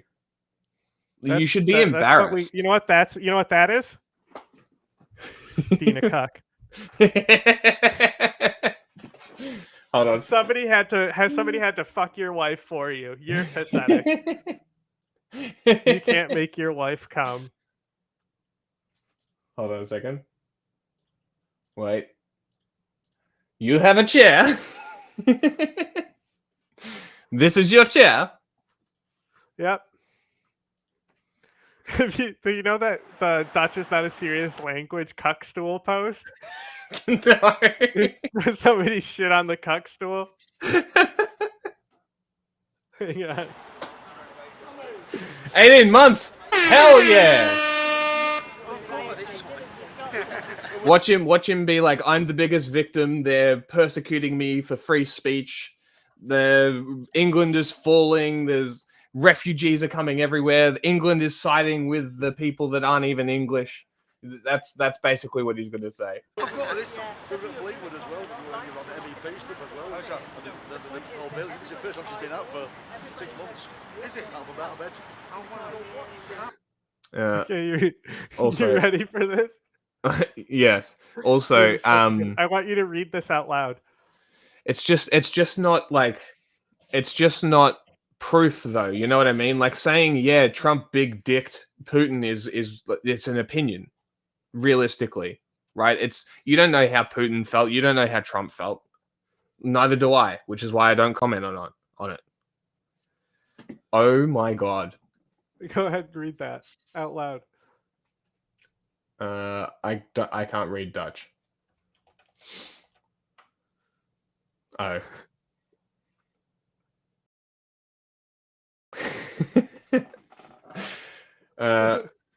Oh nee, I am mad. Poopin sharted on de cuckstool.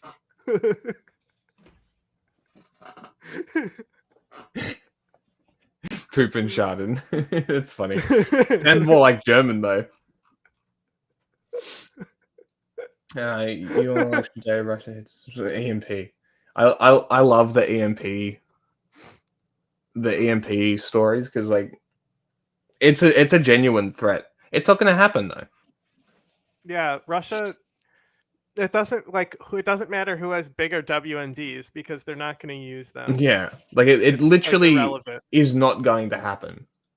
Nobody, and again, Like, Taiwan. why would they, when they can just, if they're so powerful that they Mm. can just take over Ukraine, why would they use nukes on America if they can just have what they want anyway? If they're so powerful and so influential and they can just take whatever they want anyway, why would they rely on nukes? Mm-hmm.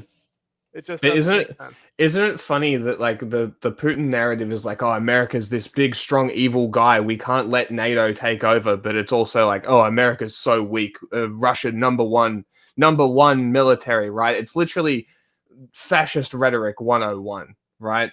The enemy is both weak and strong. Like this is 101. The balloons. The balloons, the Chinese ones. Yeah, F-22's first kill, baby. But yes, no, it's without infrastructure, Americans are fucked. But it's just not going to happen. The only real scenarios of which nuclear weapons are going to be used is Navy battles where it's taking out carrier groups, and Israel because they're psychos. And then That's also about it. A naval battle with the U.S. Yeah, they're losing anyway. It has to be a surprise attack. Yeah, it has to be. It literally has to be a Pearl Harbor, or they're not hitting shit. Yeah, it has to be like a surprise nuke on a carrier group. Yeah, which would be fucking crazy. Realistically, would be so fucking crazy. Like, imagine if the Eisenhower carrier group just got nuked. That'd be fucking wild. It'd be like, where? Well, like that's the thing is like you don't even need a direct hit too. The Chinese Navy sinks itself. Very possible. I mean, we've seen the carrier. They're trying to build crack all the time. I love how petty the libs are that they don't call him Tommy Robinson. They use his legal name. Oh, it's never very seen funny. You look right, like literally right here. They use his fucking legal name. Oh, well, they just say whose real name is. It's very funny. It's still captioned, or the title is still. Yeah. But it's like it's a persistent point when people talk about Tommy Robinson. Why doesn't he use his real white name? Is he ashamed of his white name? Maybe. What's the number one deployment? Because the EMPs. Oh, you talk about nukes? Yes. A high altitude detonation of a nuclear weapon is how you get EMPs. Yes. Yeah, I played Call of Duty. No. It's the science behind it is super interesting though. I think you need low yield. I believe it doesn't necessarily have to be high yield because you can also airburst nuclear weapons to give maximum fallout damage on the ground, which that's kind of fucked up. I love this. These are the guys that exiled your ancestors. Jack Stotch. He's not even English.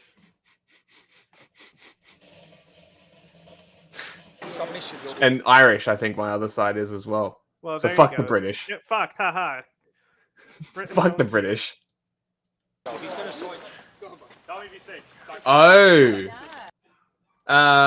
Again, source me. It would be a perfect way to make it. Or are you saying that would be the number one way? No. Because honestly, a balloon, they've created a false sense of security with the balloons that they probably could do that, but it's so like practical joker. It's like I just don't see it. It's like original Batman TV series Joker sort of level idea of weaponizing a balloon when they're like for observation. Like, why would you weaponize a balloon that slowly floats to its target that you can't exactly control instead of just using a ballistic missile? Yeah. It just See, makes no sense to me. Yeah, like that. They Like- might have it in their military doctrine, but it doesn't mean they're going to use it necessarily. So, like, that's kind of interesting and funny that they have it in their military manuals. Use balloons for EMPs. It's kind of funny, but I don't think that that's a practical use, personally. Well, if anything, they would be better after an EMP because, Mm. like, What are they going to do? to survey equipment. Mm-hmm. Survey damage. Yeah. I love you, dude. Hey, don't fuck with my cameraman. I love you, cameraman. Come on, boy. Tommy, be safe, be smart. I will, man. See you later. I don't have Enjoy tomorrow. Hey, you may disagree with Tommy, but come on, freedom of speech. They don't believe it. They don't believe it. They don't believe it. You know what? Freedom of speech start with him. Tommy, love you. Here's a wife. In other news today, the far-right activist Stephen Yaxley Lennon, also known as Tommy Robinson, has been jailed at Woolwich Crown Court for 18 months after... Every time. For some reason, that's just the narrative now. People are like, this... Light name. It's so funny. Admitting contempt of court. Let's go live now to our crime correspondent, Martin Brunt. It's not the first time he's appeared in front of a judge, Martin. What was it about today? No, it's not. I mean... Oh my God. Okay. Then don't. I don't care. Why are you still here? Yeah.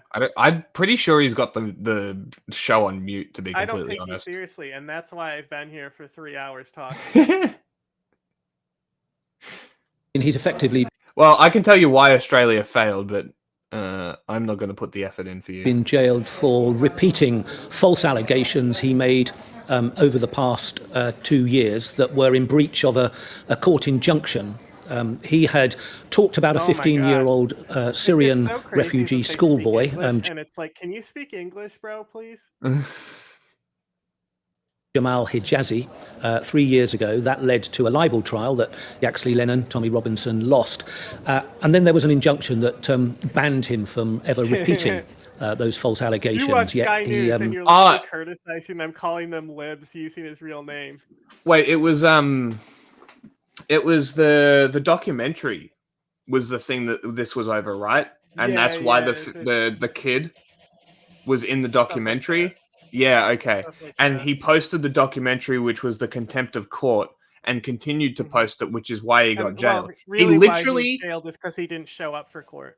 this is he's in jail because he chose to be in jail. This Yeah. is a Julian Assange. And like honestly, it's thing. like it's only like 18 months might be more than he was hoping for, but like this is like it's only beneficial to him. You know, Mhm. it's just like the Trump mugshot. Yes. There's a reason why it happened in Georgia, and everyone else was like, "No, we're not releasing a public mugshot." Yeah. No, it's literally that. So it's just very funny that people can't actually see this, and then as you'll see next, there's a lot of people on the street because this guy chose to go to jail because he refused to accept that he was wrong. Notice how we're not getting anything we're saying from the source that's in front of us. And Crazy. we're criticizing Sky News. Crazy. For 2 years he didn't, and then he started repeating them in online interviews and in a film. He made a 90-minute film that was shown a number of times. So he's been jailed for 18 months. The judge could have given him a maximum of 2 years, but he gave him some time off, some leniency for a guilty plea. We have been expecting a 2-day trial. At the start this morning, his lawyer said that he was admitting We didn't watch 2 any charges. Fox News. We did have some Fox News. Yeah, exactly. You're like, we didn't get to so much stuff because you wanted to chit chat with somebody who's not worth it. I had fun. Everyone Shit. loved it. Viewership go up. Like, Tommy it was- Robinson I mean, has been we did jailed watch for Fox News in 18 the months. beginning. Huh? We were watching Fox News in the beginning because they were talking about the Trump. Yeah. They were All right. criticizing Tim Walz for playing video games. Yes, So yes. funny. Yeah. All right, and this is the protest, Hey, and then look, I think this is Georgia, right? That's a Georgian flag. and I think we hit everything. No, we hit everything. Yeah. Hell yeah. We hit everything in time. Fuck yeah. And now we've got stuff for tomorrow. Or next, whatever the stream is.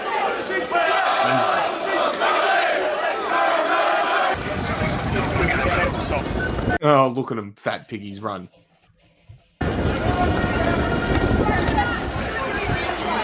Run, Piggy.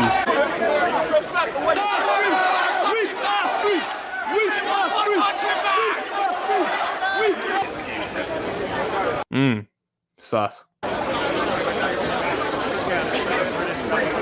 your protest, famously, they're known for doing that.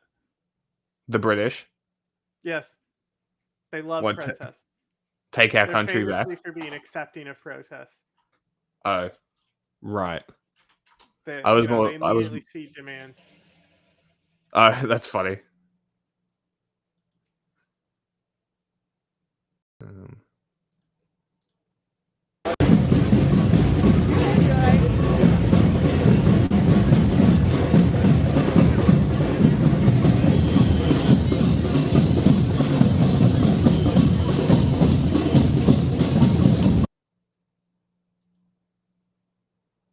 I don't understand how some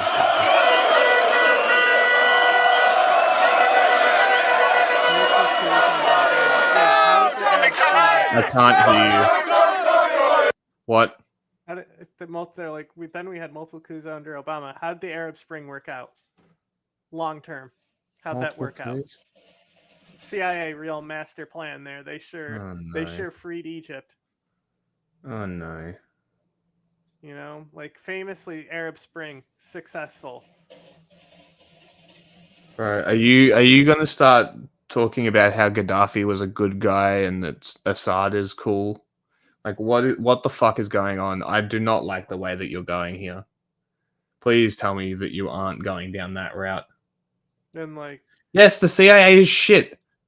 Fuck the CIA. Also, like the limited thinking that it's just the CIA who funds foreign media is so stupid. It's crazy.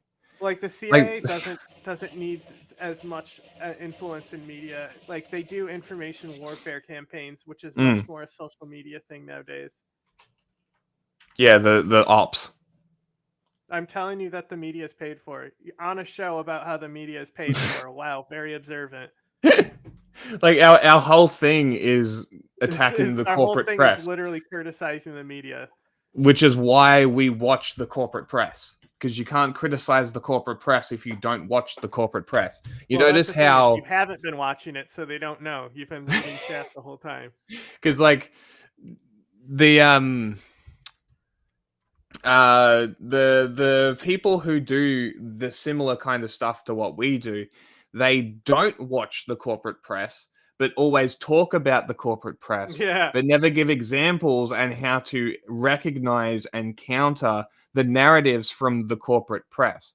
So it's funny, like we agree with you. We are talking from a state perspective about state problems from the corporate press and using it to help people understand why this is dog shit reasoning for things to be happening. Why justifying Russia's invasion by saying that Ukraine joined NATO or wanted to join NATO is literally just buying Russia's state narrative over the British or the American state narrative. That's what we do. That's what this is. Right? Like this is the whole purpose of this. So it's just like we agree. I'm glad we came to the same conclusion. This guy still. Again, the person we've actually been having a conversation with, and he's too stupid to realize. What do you guys think of Glenn Greenwald? Okay, I can give you a really good take on Glenn Greenwald. So, we kind of actually knew who Al-qeada Francis was before his big expose on her. Like there was a lot of pointing. Oh, is this the torture queen of the CIA? So there's a lot of pointing to who she was and like being associated with Alex Station and what's that fucking idiot's name? Michael Schumer, right? Mike Schumer, her husband. So like I actually have like confronted Mike Schumer for like newspaper press and stuff to ask him about how his wife is responsible for 9/11 and all this torture shit. And, like this was even before Greenwald submitted those exposés because this is just evidence pointing in that direction. Yeah. Now, so my issue with Greenwald is that that initial report was very useful to us. To expose the CIA the way he did was really useful. And I think it's kind of unfortunate because since then he hasn't followed it up with anything. It's been him in his own interest making his own money after. And I think that it points to a trail that he was given that information and he didn't actually get that information through journalism. It was something given to him. And if he can prove me wrong by actually doing something like that big again, because I'd love to see it, but it unfortunately hasn't happened. And so that's kind of my opinion, is definitely that first report was worth having, and I wish there was more of it from him, but I just don't see it. I can't add any more than that. Well, I'm glad you're with us, because you will oh boy, here we go. likely 7 enjoy. viewers. Great. That's what we do with 7 viewers. How many viewers do you have?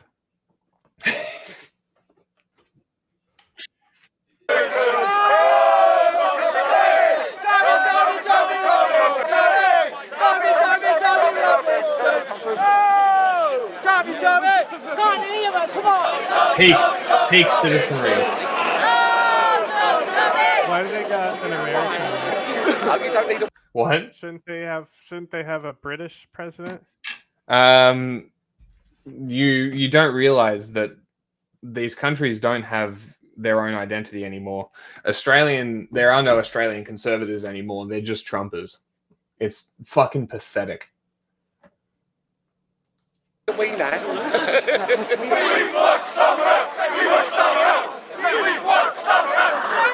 A lot of honky.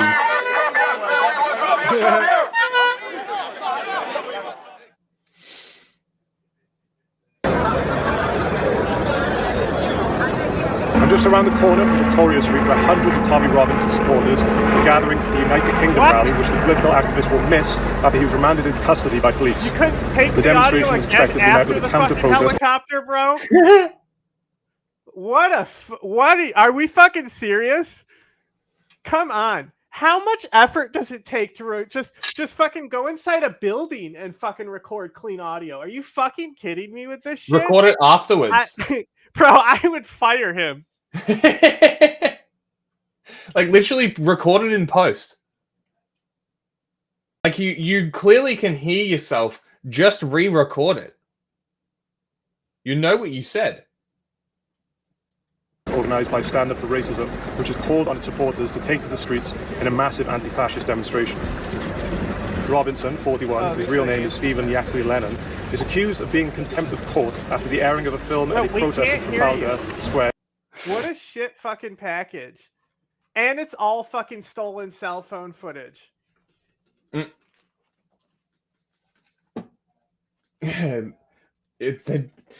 If there was a Japanese Trump rally, that does not surprise me. Yeah. Japan is so fucking weird. Japan is so weird that this makes total sense. There's other people in other countries love Trump. Okay. Early in July. He attended Folkestone Police Station on Friday, where he was remanded ahead of a hearing at Woolwich Crown Court on Monday concerning allegations that he breached a... Wait, going back. Unclean audio. Why? You mean because they were editing it? It's not that's not unclean audio. You have to edit it to get clean audio. What was the one that you said you cleaned up really well that came out really good? Tactical Girlfriends?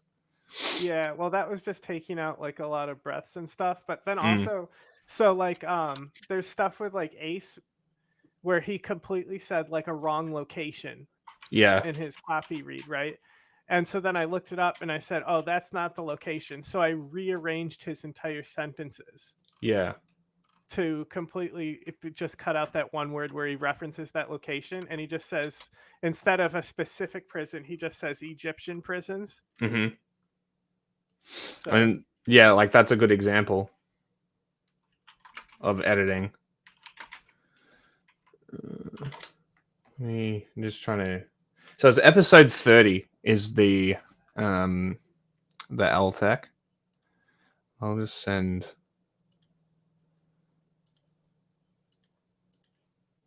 I'll just send it here. I don't know what one, because like it would be the early Ace ones, because he like Like the first one we did. No, it was one of the earlier ones where it was a episode we were just talking about like how we talk about the theory about how these Middle Eastern prisons have caused extremism and stuff. Okay. And so he references a specific prison in Egypt, but he pronounced it wrong. And being from Egypt, that that wasn't gonna fly. Yeah. So I just changed it so it said Egyptian prison, so the context stayed the same. But oh my god! And like Kamala Incredible. Harris is like famous for word salad. Like yes, she added is. her answers. Yes, it's exactly. Okay, so this I can actually argue for. The regular person doesn't know what a car sounds like, let alone a Tesla specifically. Yes, car people are going to know that an electric car doesn't have a diesel sound, but most people generally won't, and they will put audio of a car over, that kind of can be argued you just pick for. your fucking Nat Sound stuff. Like that that can be times, argued. Like it's like you'll show a house, and it's not the house where the event happened. It's just footage that you have. Yes. Yeah. It might be a neighbor's house or something. Tommy Robinson supporters are marching from Victoria Railway Station. I'm going to end it on this one. To Parliament. Our reporter Shivani Sharma is on the scene. Shivani, what is going on? Well, Ali, they've now arrived at Parliament Square. Stephen Yaxley Lennon, Tommy Robinson, as he's better known, might not be physically present here today at the on a phone. Sounds like, better than whatever that last guy was. Do you see what I mean about them saying his actual name over his stage name every fucking time? It's so funny. And you know why? It's because he said that he hates it that when it happens, I think. If I remember correctly, that's exactly what it is. Funny. So it's literally out of pettiness from the British media that they call him this, which I think is just funny. They must really hate his ass. Protest, but that hasn't deterred thousands of his supporters from turning up to this protest organised in his name. No, marching this is to Parliament, where speakers. These are people protesting Tommy Robinson putting himself in jail because he chose to be an asshole instead of not show up to court. Yeah. Well, yeah, that's actually what he got put in jail for, but it's for contempt of court over his silenced documentary. Well, look, we can say that he believes in his political cause and he's going to jail for his political convictions. Sure. He was informed that if he continued doing something, things would happen. Yeah. He continued doing something knowing what the consequences would be. He went to jail on purpose.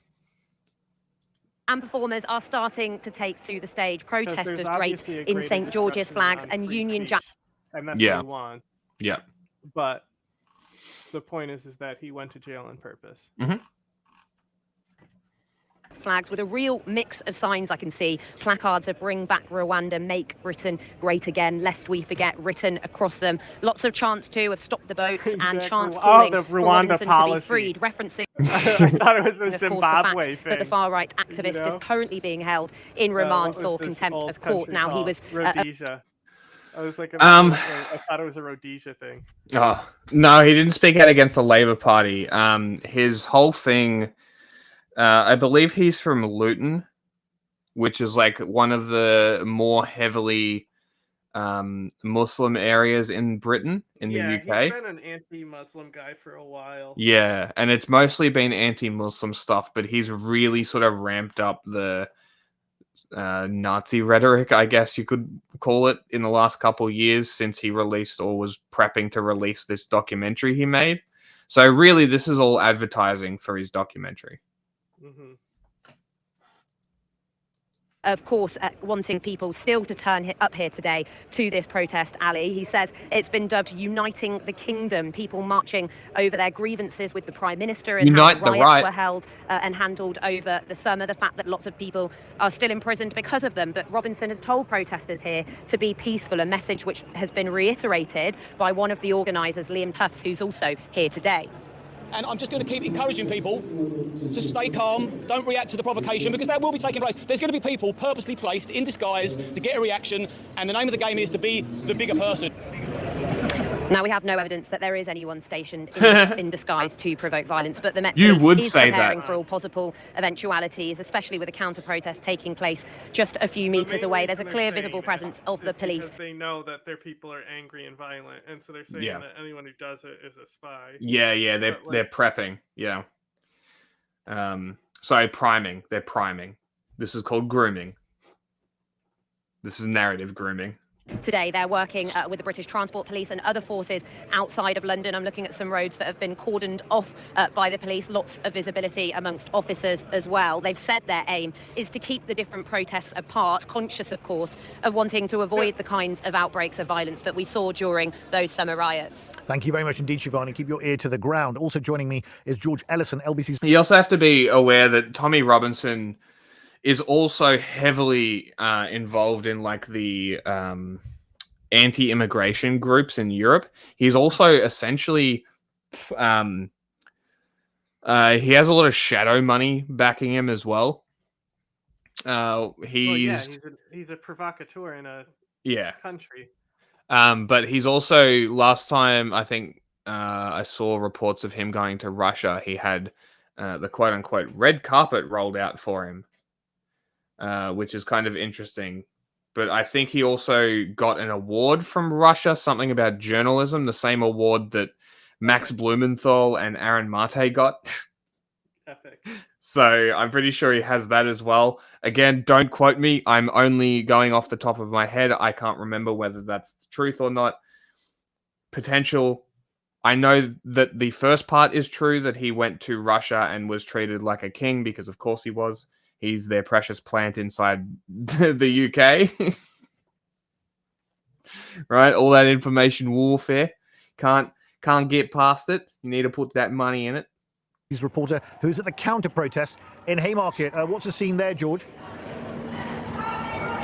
Well, there's, as Shivani says, another large police presence here, obviously keeping both sides separated. A lot of the work on security looks like it's being done by stewards predominantly that have been sort of brought by the protesters as we slowly, very slowly make our way down Haymarket. But again, police blocking off roads, mounted police. And the message really from here is you know, I'm seeing banners of Stand Up to Racism, a variety of different issues coming together in these, as these protests often do. It's a coalition of left-leaning voices. So there's flags They're of talking about Palestine, flags of, I think I can see a Cuban flag. You know, it's a very diverse... Hell yeah, and Cuban flag. A very friendly atmosphere at the moment. And the message is, you know, that the far-right protest won't divide Britain. And that's what Jeremy Corbyn, former Labour leader, told LBC after giving a speech to the crowd.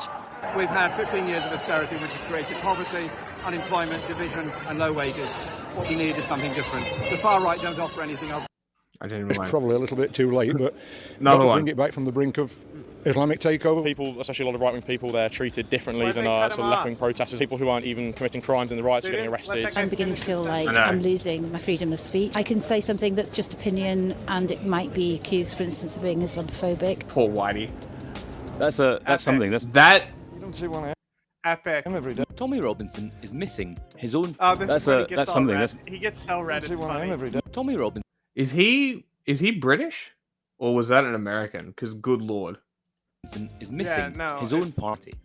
Thousands are in central London for one of his Unite the Country rallies. Tommy can't make it. It's like He's been there's remanded. certain countries where I could see it happen, you know, like a Bill Clinton Kosovo tattoo. But like I'm just imagining people getting Reagan tattoos and how fucking funny that is. Yeah. Dude, if that's true, one, it doesn't surprise me because the British government are fucked in the head. Every British politician is as fucked in the head as an Australian politician. That's hysterical. Germany already does this, I believe. Germany has policies that get shit banned on social media. I believe Turkey also does this, and it's specifically with Kurdish stuff. Turkey modify, like these countries often meet the requests of whatever. Like Turkey does it all the time. Yeah. Like Turkey has nobody ever fucking wants to point a finger about Turkey's manipulation of social media. Any request they fucking put in,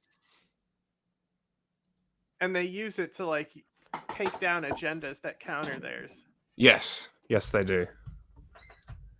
In custody And Turkey especially after being gets away charged with under it the because they're in NATO. Yeah. Terrorism Act.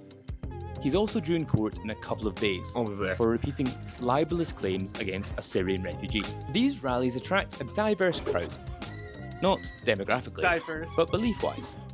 There's everyone from vaccine skeptics to radical football hooligans, and I want to meet them.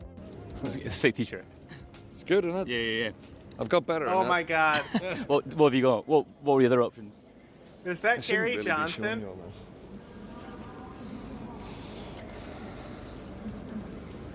Pull it up. Pull it right up. Hunter's laptop is a little different because That's something. You don't see one every day. the way it came out. About 3 years ago. As a Christian, I'm beginning to feel persecuted. I'm beginning to feel like I'm losing my freedom of speech. There's things I can't say. I can say something that's just opinion, and it might be accused, for instance, of being Islamophobic. Absolutely. They were like, okay, Go on, son. They eventually said that it's not good information. Absolutely, of course. But like the thing is that most of that laptop was just like revenge porn, which is also Yeah, but you listen, I've got to do it again. Controversial to circulate as well. No worries. That is a cracker. Well, it gets people talking. But like, I don't think Hunter's laptop Tommy Robinson is affected anything regardless. You know, like nobody really Nothing cared. serious. Like it didn't swing voters away from Biden or anything like that. The only And people it's who fucking- cared were people who are already pro-Trump. Nothing was in it anyway. It was Yeah, like and revenge it porn. actually ended up benefiting Biden because then later during like the debate that Trump should have had with Kamala, but he was too scared to have. But the debate just before the election, there's the whole moment where he said like, "I'm proud of my son. I love my son." Yeah. And that like actually made the whole laptop thing work into Biden's favor because like it humanized him into Yeah. like caring about how his son had struggles and stuff. Yeah. And a lot of people like everyone has somebody in their family who deals with addiction, whether it's your immediate or extended family. Yeah. People to try and restore this country. What do you need to restore this country? Well, in my opinion, it's probably a little bit too late, but got to bring it back from the brink of Islamic takeover. whatever you call it, They're whoever brown. takes over. They're too brown. It's just getting insane in this country. What makes you say that? What makes you say we're on the brink of an Islamic takeover? Watch the news. Oh God. No, wrong. Don't watch mainstream news. I'm concerned about, say, two-tier I love it. I love it. policing, I love so it. one rule for one so set of funny. people and He one was rule for everything you could have possibly asked That's for. the thing is you just let these people talk and like they still just it's just so funny every time, you know, like chat today for that one guy. Yep. We picked up one good chatter, maybe somebody who will contribute a lot. We love good chatters. Chatters are great. We pride ourselves on our chatters being very informed. So let's fucking go. Yeah, we Slow don't really process, care but about we chatters' political opinions as long No. as they have an informed reasoning for exactly. another. I'm concerned about things like the media, Other who label chatters Tommy might. Robinson. Huh? I said other chatters might care about your political opinion. Yeah. Other Twitch streamers too. I was going around probing other Twitch streamers and just dropping what's your opinion on a side in the chat. God, it had some funny results. We should also end with a raid on somebody. Sure. As You far can right handle that one. and racist, and I don't think he is. And I don't know the man, but I've listened to what he's said, and I've never heard him incite violence. I've only heard him ask for peace. I've never heard him say anything racist. He's got lots of friends from overseas of different skin colours, and so that kind of that bias and that propaganda, I find that really scary. Not scary because I trust in Jesus actually. These rallies Oh used my to sometimes God. attract only a few hundred people. But since Tommy Robinson's reinstatement to Twitter, he's managed to attract thousands and thousands to his events. The people here are really suspicious of the media. One guy told me that Al-qeada were even in attendance. He actually meant Al Jazeera. We were supporting Tommy Robinson and doing a peaceful march. And it was peaceful. Totally peaceful. We just wanted to be a presence and to show our support. Obviously, he organised this march, but he's been remanded in custody. Yeah. What do you think people here are missing without Tommy being here? Nothing, because it's not about Tommy Robinson, although he seems to be a figurehead for this movement. Yeah. It's about the grassroots. Every single one is the same as Tommy Robinson there. Everyone is aligned in the views that British people need to put British people first, and the British government rather needs to put British people first. And I say British, I don't care You race, guys literally creed, have, religion. like, no Someone who immigration. identifies Like, what are with you British crying values. I'm These people would concerned literally die that there might be here. an infiltration of values Just from that, shock. that In America? I don't think are good. From what? The immigration.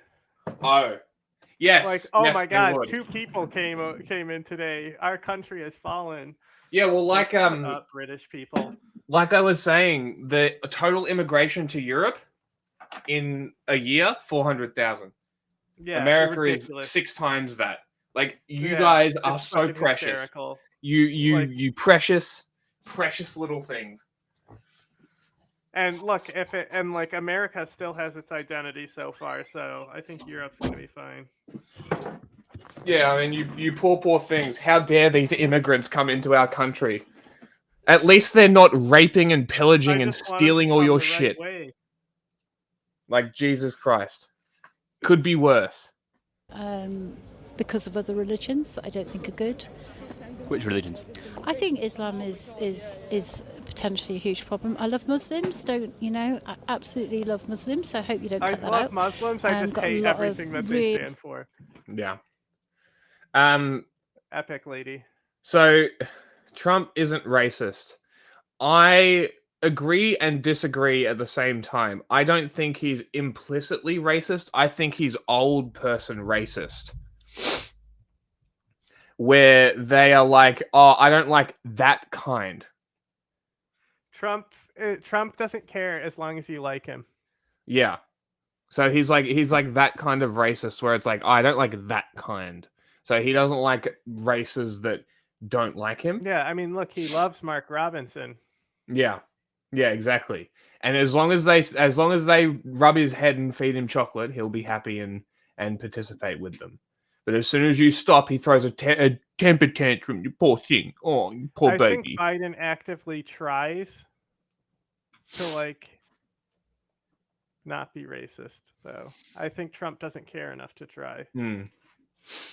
Yes, I think that's the difference. Is they were probably about the same. They probably started at about the same when has spot. the U.S. government apologized for slavery? I'm still waiting for that one. Have they not? No. Interesting.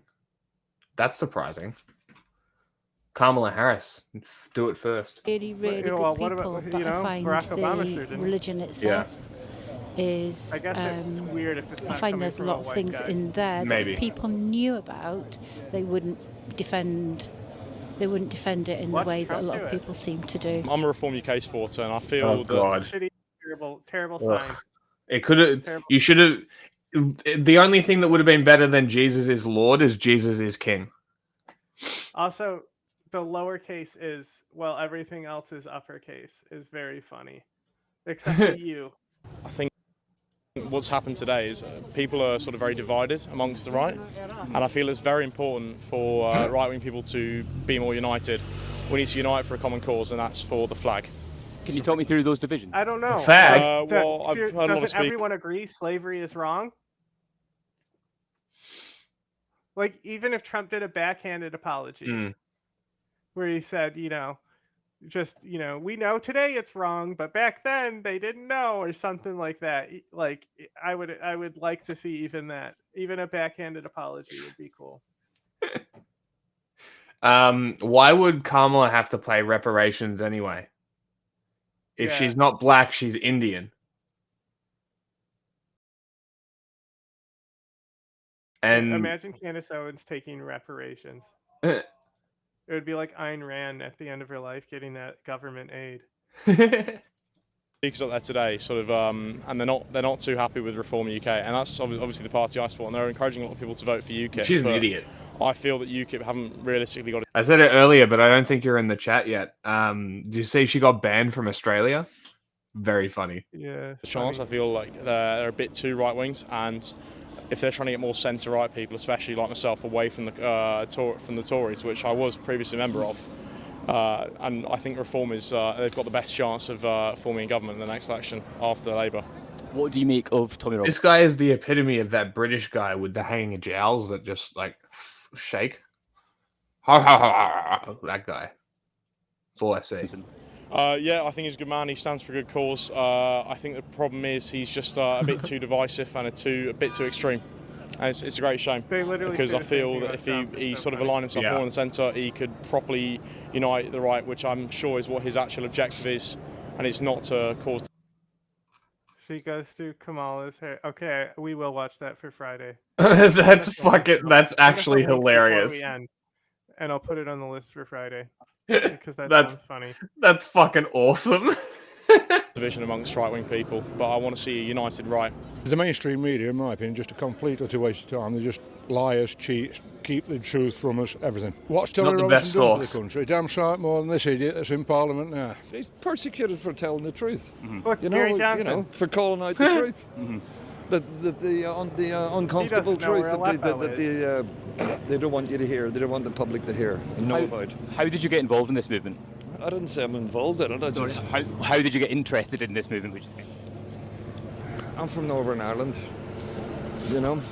We get involved in things. How did you get involved in this movement, would you say?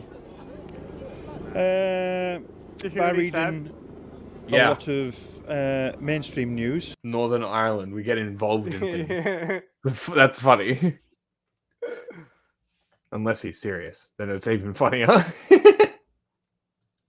And seeing that wasn't representative of what I'm seeing in my hometown. Please, if you can send us the link, that'd be even easier. These towns are now, the city centres are the derelict. They're derelict and they're overrun with people who don't represent our values. And I'm happy about two-tier policing, and I'm happy about the sort of move away from capitalism and encouraging businesses to grow and employ people. Yeah. What do you mean by two-tier policing? I feel that people, especially a lot of right-wing people, they're treated differently than sort of left-wing protesters. I mean, we've seen the way people who aren't even committing crimes in the riots are getting arrested. Obviously, what happened with people setting fire to themselves. And you'd probably be able to convince him that he's wrong too. I don't care about convincing. I care about actually having, because I don't really care about convincing people as long as they can actually say what they stand for. True. Just being able to have a discussion and nobody gets mad because you can actually have that discussion. Like he hasn't really said anything that's too disillusioned. It's like, I think it's okay to feel these things, even though I fundamentally disagree. And I think the source of them is like obviously malicious, even if the person themselves. So like, here's a great example. So if you survey people, so they do the mass deportation people. Most of them don't understand what they're asking for. And like when surveyed, a majority of them say they would rather have open and more like pathways to citizenship than mass deportation.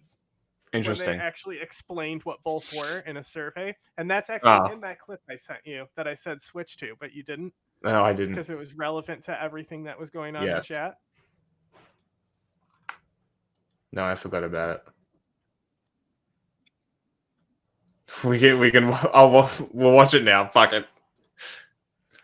We're already at 7 hours. Let's fucking go. Now, Tommy Peter, co-founder of Crooked Media. How many viewers we got on Twitch at the moment?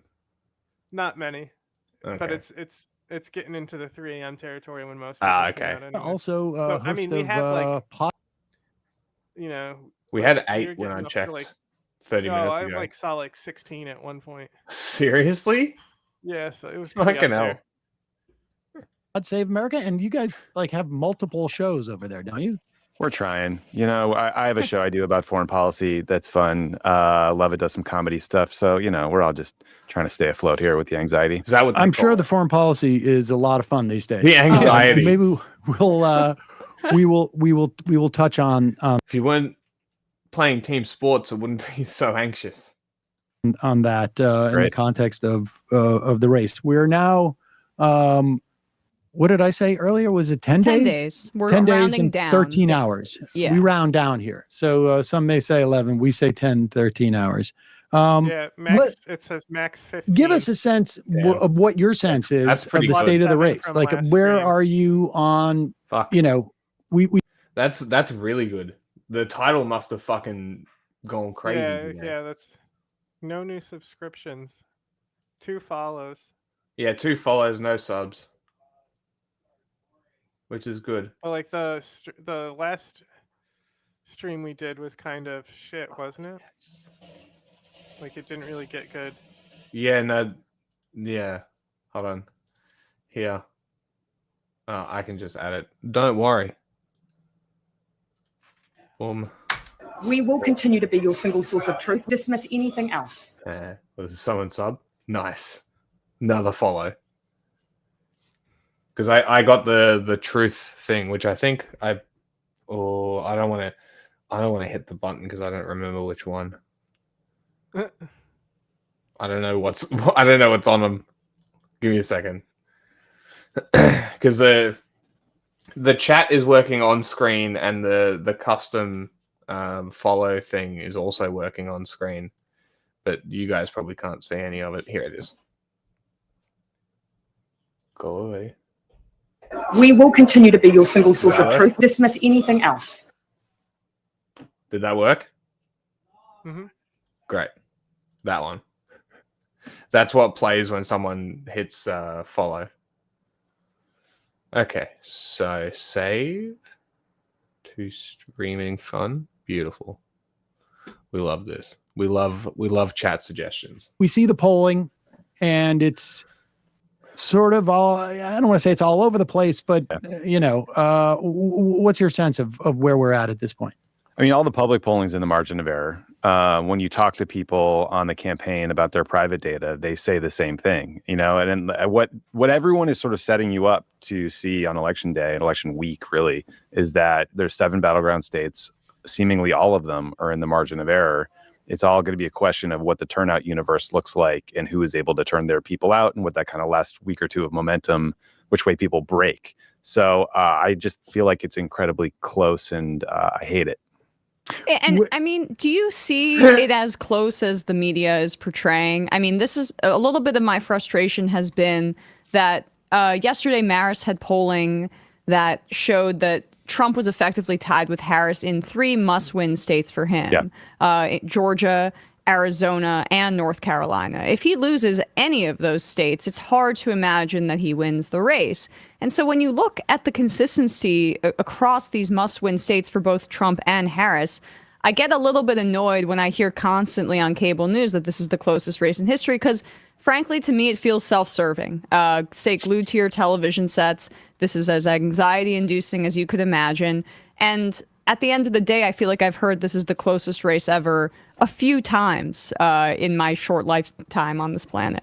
Yeah, I think we all have. Yeah, you're totally right. I mean, I think there's a New York Times national poll out today that had it tied. I think that was spinning people up. But honestly, that was less worrisome to me than if I'd seen, you know, a Pennsylvania, Michigan, Wisconsin poll showing Harris down. What if I told you that Trump supporters would be more likely and more excited about responding to polls to try and boost their numbers because they're playing team sports, and because Democrats aren't so worried, they're not responding to polls, and therefore it overrepresents Trump, and it's actually not representative of what's happening? Because my bet is that he's going to lose before maybe the 40th, 45th state is done. But what would be hysterical is if he loses the popular vote, but wins the if Kamala wins the Electoral College, but not the popular vote. That would be funny. That would be very, very funny. Down or slipping. So I think you're right. Like in the key battleground states, there have been some consistent numbers showing her up a bit. I think everyone is just kind of scarred by 2016, scarred by the polling misses in 2020, and just unsure. Sorry? So like September we did really well. Yeah. But then like October the average viewers were up, but it didn't like translate into as many followers as we've previously gotten. Okay.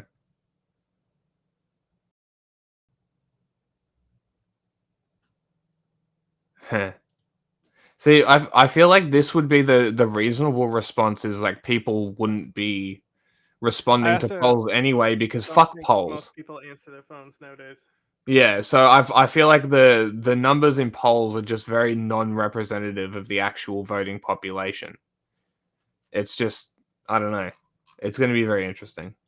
Sure. If there's been a realignment in terms of voting habits, in terms of... Well, yeah, exactly. This is why I say that they would be much more driven to respond to polls than Democrats. It's people hate Trump as much as they like him. Like he's just that polarizing. So that's the thing is people may not love Kamala Harris, but they hate Trump, and that's ultimately where Trump has like lost.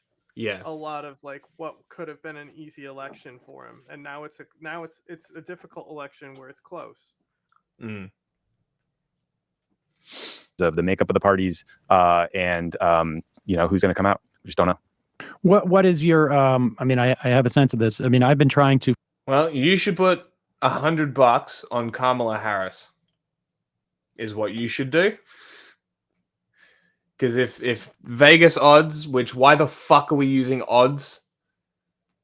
Because odds are just based on how many people are betting on Trump to win. That doesn't mean anything. That literally means nothing, considering that in the year that I've been doing this, how many people are politically unaware is insane. So that crossing over with the amount of people that I've met who gamble that are not very smart makes me think that people putting money on Trump to win, making the odds for Trump very cheap. I'm assuming they're like $1.10 payback, something like that. Meaning that all the money is on Trump's side out of the two, right? That's how those odds work. So it just makes me think that the people who are gambling really have no clue about politics, but people are talking because the people who watch Trump's politics don't shut the fuck up. There's one cunt that I fucking work with at my slave job that I mean, we'll know when it comes to the election. God damn it, he's uninformed, but he doesn't shut the fuck up.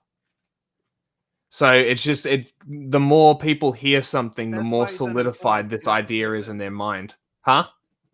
That's why he's uninformed. He doesn't listen. Yeah. To follow I don't What? He already thinks he knows everything. Yes. know, probably about 5 or 6 or 7 people making analyses of early voting, mail-in ballots, partisan. She kept black prisoners in jail longer for free prison labor. That's an achievement, I guess, for a prosecutorial record. She prosecuted a lot of marijuana cases. That's pretty cool. Also to bolster a prosecutorial record. But at the same time, right, you're bringing up this point about experience. The same point that Democrats and CNN were bringing up in 2016. And you're sitting here wanting to vote for a dude who's only spent 4 years in office versus how many years is Kamala? Been in politics a long time. Technically, as a even a county judge is still in politics. Yeah. It just isn't. It's just not. It's a different branch. You know, she's worked in all the branches of politics. This is what I'm looking for. I'm looking for a career. 1990. There's the Johnny Harris breakdown on it. Harris was hired as a deputy district attorney in Alameda County, California in 1990. So she's been in politics for 34 years, right? Whether the achievements are big or not, she's definitely had her time in politics, right? If we're talking about raw experience, it's Kamala Harris. Whether you like her or not, right? She's got the political experience. She's a cop, right? If we're talking from like the general voters standpoint, bootlicking sort of, yeah, America wave flags on Independence Day sort of American, right? She's a cop, a DA. She's been in the Senate. She's been vice president. It's a natural choice, right? Donald Trump wants power. Well. Sorry? Attorney General as well. Yeah. AG. DA and AG. I haven't looked at her timeline, to be completely honest. So I'm very like, but I also don't really video care. we watched today. That's funny.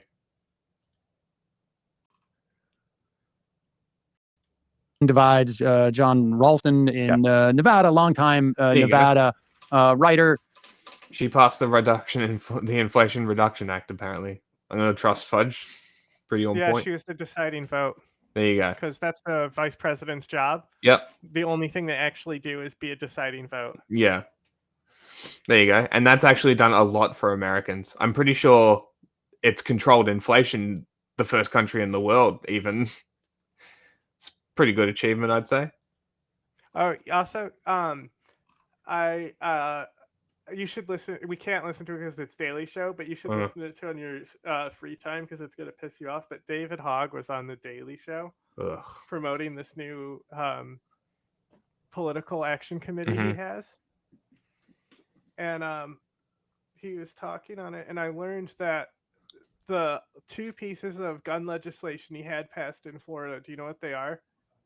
No. So the actual, like, Mr. David Hogg, take all the guns away, right?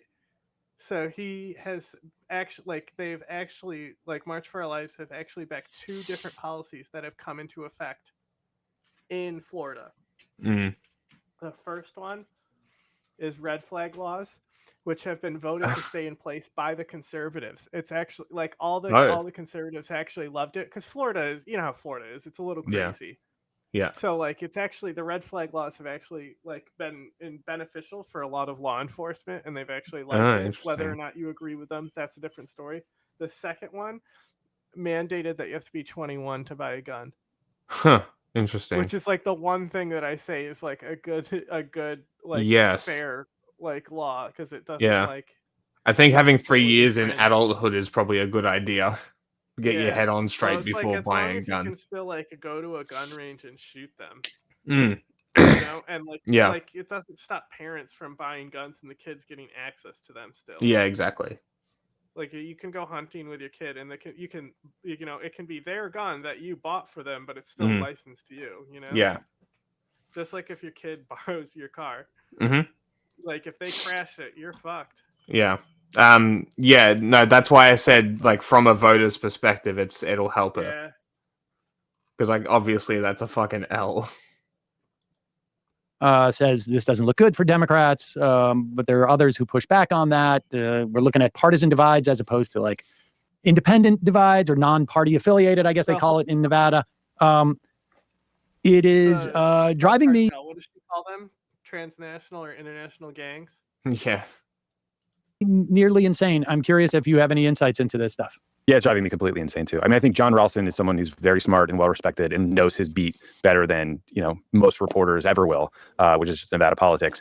The thing that drives me crazy about early vote numbers is I distinctly remember in 2016 a big segment on MSNBC where one of the kind of daily early vote gurus was saying that based on in Florida, right? I remember that Hillary was going to win by 9 or something. You guys remember this? Yes, I do remember that. This has made me just a nihilist when it comes to early vote, especially when you consider that we're trying to compare it to 2020. And we're trying to compare it to a time when Donald Trump was telling everybody to vote on election day and not vote early. And now there's an infrastructure pushing people to vote early on the Republican side. So I don't know. I just sort of think we'll get the numbers when we get them. I can't get myself to focus on it. Let's talk about that infrastructure. I mean, I want to get to sort of the themes of the campaigns in the final days, both, judge them on their their own terms, but also, on ours. But in terms of like campaign apparatus, get out the vote campaigns. Like Trump being elected, one of the things that the early voting does seem to show is that It's just that I actually care about other people who would be affected. they were able to make that change in behavior by Republicans, right? Like Donald Trump had said, you need to hand in your ballot. Do not mail it in because of all the shenanigans that goes on. Of course, everybody knows that as soon as you put it into the mailbox, it's surveilled, and your propensity to vote for didn't stop multiple mailboxes getting set the fuck on fire. Well, one of those was a homeless guy, and I even just called it how it's going to be pushed into other political things. Yeah. Well, there was another one. I know. I posted it on the list. Fucking crazy. Trump is evaluated. In that case, the vote is stolen and taken into a secret location. Yes, right, we X-ray it first. Yeah. But what is your sense of the Get Out the Vote project? I mean, I've read stuff that in Arizona and Nevada, the leaked logs show that they're knocking on 20, or they're not doing that. Their paid canvassers are lying about 25% of the door knocks that they're doing. But what's your sense of this, both on the Republican side, but also I wonder if you have any insights to the Democratic side. Yeah, I think Emma's right that the fact that Hugo Chavez died in 2013 is going to make it harder for us to steal this one. But I mean, like if I'm when it comes to just GOTV and field, I think that those efforts move numbers on the margins, like 0.5% to 1%, and that's like a sad and scary thing for a person who worked in Democratic politics to say, because you kind of feel like there's billions of dollars and all this work done, and it's kind of borderline worthless. But in a race this close, that can make a difference. Well, if I were the Harris campaign, money, they have real internal infrastructure that's controlled by professional people. It's top down. I would feel good about a lot of those battleground state efforts. The Trump effort is like outsourced to Elon Musk and a bunch of random super PACs. It's outsourced to Charlie Kirk and Turning Point USA. And as you noted, Sam, there was this Reuters report that showed that people were saying they knocked on a door that was like 2 miles away from where they were, sitting at a restaurant having a beer. So there's a lot of reasons to think there's some smoke and mirrors. Now, if there's a big, late decider surge towards Trump, I think that's going to swamp all field efforts. But, in terms of just who's doing it better, I have faith in the Harris campaign. Well, that's also my question for you, because, I mean, you're an Obama alum, right? And the Obama coalition is not what it was, obviously, in 2008. I mean, Obama was able to motivate a lot of mid to low propensity voters and younger people. I mean, Harris is obviously winning with younger people, but it's a different. Again, I just struggle to understand why this matters. Trump has been in politics for 4 years. His business record is appalling. He only is in the position he is in because he had wealthy family. Like everything he does is beneficial to him and him alone. I don't understand why this is even an argument. Like you can make this petty argument for both people. But at the end of the day, if you really want to make this experience argument, Donald Trump is not the winner out of that argument. Kamala Harris is.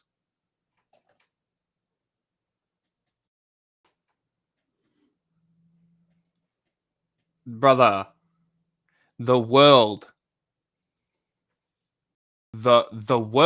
got fucked. The whole globe. Do I need to pull up the graphs again? You need to pull up the graphs again. We already did this. We already did this earlier in the stream. We already did this. It's like the Shah of Iran, where it's like, haven't you seen the lines for gasoline? And he's like, you think the U.S. is importing more? And he's like, well, I can't say for sure, but you certainly aren't importing any less. Like this, it's ridiculous. Like COVID happened, supply chains got fucked. Also, employment. Yeah, everything. The entire global economy directly relates to the GDP. Died.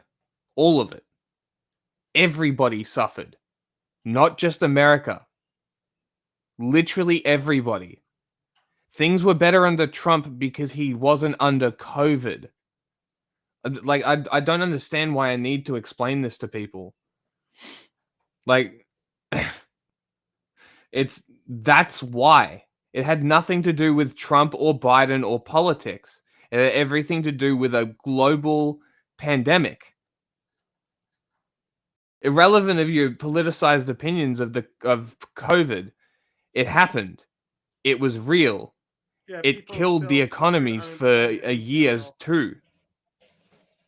Like to say people didn't have unemployment, like regardless of whether you believe COVID exists or not, unemployment still happened globally.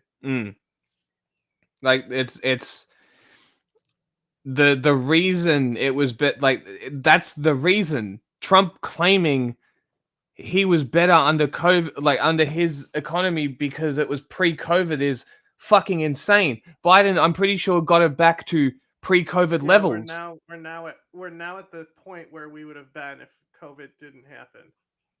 Boom. Which means that we're still 2 years behind where we could be. Yes. If COVID didn't happen. Yes, but is that not a testament enough that the Democrats know what the fuck they're up, like what, at least with the economy, that they know what the fuck they're up to? One could argue that the global economy has recovered in general as well. They could make the same argument, like if they actually understood the COVID argument. Like I could see Ben Shapiro making this argument. That's true. He'll like have a more nuanced, educated take about because he can as long as he has a one up for the most common thing. Yes. He normally does well in a debate. Yes. But like, sure, like you can make that argument, but like, I'm pretty sure the American response to COVID has definitely been better than Australia. That's for sure. The Inflation Reduction Act was seriously good. Like it's fucking crazy. And if it wasn't, there wouldn't be Republican governors constantly using it and then bragging about how they did something. Yes. Trying not to make it look like it was because of that act. All right, I'm hard cutting in 7 minutes. Hard end in 7 minutes. From the outside, I'm not a pollster, but it appears to me that they're targeting basically high propensity voters to raise their floor, and they're banking on Donald Trump not being able to change the dynamics of the race going forward, and included in that pool of high propensity voters. And again, this is Biden's entire campaign infrastructure, right? So they're using all the data that they collected, not just in 2024 for this race, but in 2020 to build out this model of who they're targeting. That's why I think also, while we're here as well, because we're talking about actual policies and shit, the other policy that you should keep in mind, and because you're clearly like a rational human being, the border policy, right? You know how the border policy kind of blew up? That's because of I'm personally Donald Trump. Against it in my politics, like the border policies. That border bill was a good bill for the majority of Americans.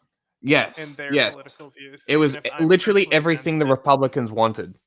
And Donald Trump killed it. That means that all of the immigration problems, since that bill was killed, all of those problems are on Donald Trump. It's his fault. But he wasn't in office. Sure, you can make that argument, but you're just being ignorant of the strings being pulled, right? How are you going to get through this video if you pause? But I just needed to bring that up. Like that's a very important thing to consider as well. I don't love this. I love Liz Cheney. Mark Cuban is my surrogate. Not doing so much stuff with Sean Fain recently. We'll go for the do appeal to the business press and that kind of thing. Like I don't like it, but I also see that based on the model and game plan that they had set forward, it makes sense that they're targeting these never Trump Republicans. Do I think it bodes well? I think for the future of the Democratic coalition, I'm not sure. But I guess what's your view of that? Because it's not our politics, obviously, but I can also see why they're doing it, given the circumstances of the race, Harris entering so late and being so poorly defined to the public at this point. Yeah, I think from what I've read and the people I've talked to, it does sound like there's kind of like two you late surges in misunderstand terms of what we were outreach and targeting. saying. One is younger black men, and that's why you see her on like All the Smoke. She's doing Club Shay Shay podcast in a little bit. She was on the Breakfast Club, right? There's a lot of effort there. And then you're right, though. It does seem like they think that there's a lot of sort of soft Republican women that don't like Trump, don't like his abortion policy, and are gettable. And they think that, this is an absurd question. Yes, COVID would have happened whether Hillary Clinton won or Donald Trump won. Yes. Here, Jack, here's the specific bill you're talking about.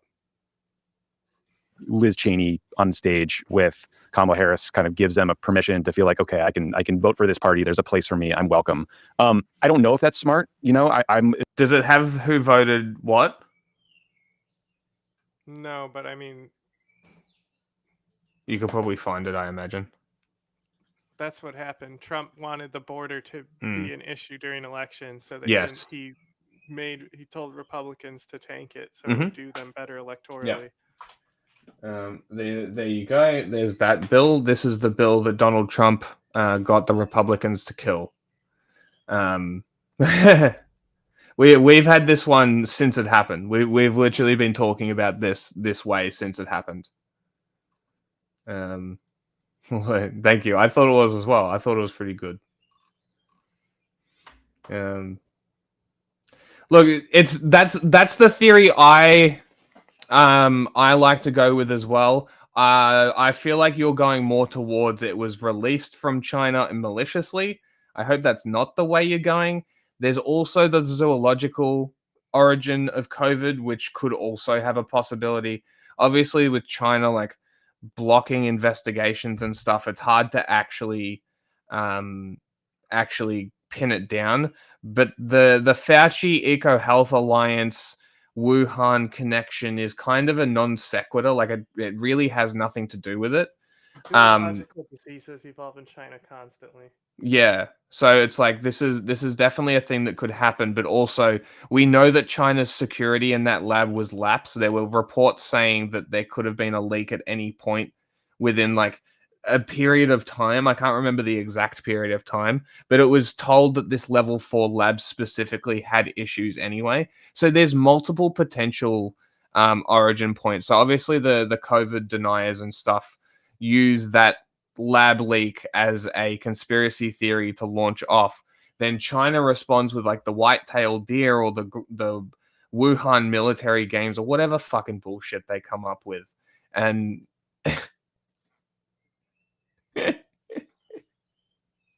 you can continue on, buddy, if you want to. Anyway. Yeah, so Fauci, like the Eco Health Alliance thing, we don't actually know what was. I don't think was it confirmed that they were doing gain of function research. No. So that's the thing. Is like the hearing kept twisting what gain of function research actually is. Okay. Because like the level 4 lab researching SARS diseases is not out of the picture. Is culpable and like directly linked to it. The COVID response was still shitty from Trump's government. Yes. Like maybe he should have had a better COVID response regardless. Maybe you should have fired Fauci and hired somebody else if it was that big of a deal. Yeah. Like I really don't see it as much of an issue as people think. Now Fauci ran the lab. He didn't run it though. It was Eco Health Alliance and Peter Daszak that was in charge of that. They were just funded. Funded is not running, my friend. It's very different. That's like saying America is dropping the bombs on Palestinians. That's absurd. Is worried about it as you are, just because I worry about everything. But it does seem like that's what their data is telling them to do.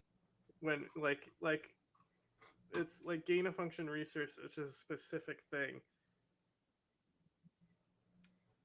Okay, great. YouTube link. So we'll see. Well, I want to take both those things. So let me ask you why, after all of this time, because I'm pretty sure you've been here the whole time, just lurking. So why, after this whole time that you've seen us explaining things calmly and rationally, trying to discuss with people quite like complex issues, would we start lying now? Because that's part of our agenda, you know. It's maybe it's you that's emotional, and maybe it's you that should take a step back. I'm not a psychologist, though. It seems like it's a problem. if Harris is worried about young black men at this stage in the campaign. I mean, right? Like that would be. Look, agree to disagree is like the best thing that we can do at this point, because we're never going to know the original location and or origin of it. What really matters is the government response. Mm. Like China's blocking investigations. We're not going to know who exactly is guilty anyway, because China is not a country that's open to those things. Yeah. You know, because for example, there was an Ebola outbreak in Africa, right, a few years ago. We literally found the exact tree. Like, they pinpointed where the virus came from because there was open investigations. Like, if China allowed investigations, we would know the exact pinpoint origin of it. Mm. And then, like, in that world, like, even if we believe that the lab leak is like more likely, we can't still dismiss the zoological origin because yes. there wasn't an investigation. Yeah, exactly. You know? That's exactly right. So it's like these are two highly likely scenarios that we can't get conclusive evidence of. Therefore, you cannot conclude. So it's that's inconclusive. The thing too. Is like you need to also consider all your positions on this as if it didn't come from the lab at all, and you need to also consider what if the zoological function is like the reason for it. Because like for me, it doesn't matter whether it was like them fucking up with containment issues from a lab, or it came from a wet market. Like, there's responses that China did that made the pandemic worse. They immediately weaponized it and did political division in other countries that caused other countries to have needless deaths. The fact that so many politicians wanted to politicize COVID killed people here. Yeah. Like Fauci being responsible or not, like, you know, like in theory, an investigation could determine that. Yes. There's still other people who cause deaths. Like, aside from that, there's still culpable people who spread. Here's a good example that cause division. Right. Here's a good example. The Premier of Victoria, the state that I live in Australia, he and his policy decisions directly led to security issues, which led to an outbreak of COVID, which led to the biggest outbreak of deaths of the entire span of COVID emergency. You guys are such bad liars, and we literally never said this didn't happen. Literally never said this didn't happen. Like, wow. These are my favorite. These ones are my favorite. Processing. Yeah, Jack's literally an anti-vaxxer. Yes, no. And we're agreeing with you. Like, I subscribe to the lab leak theory. I just don't believe that it was engineered. I also accept that it's my bias knowing how shitty that lab was. Mm-hmm.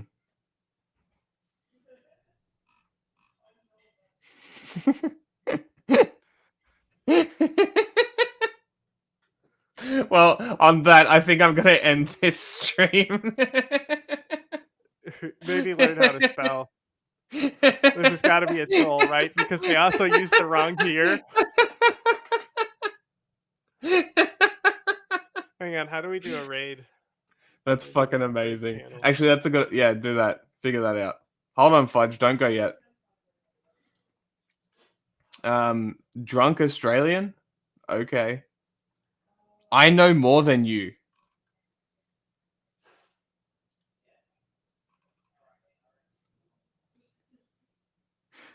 It's not your country, fuckhead.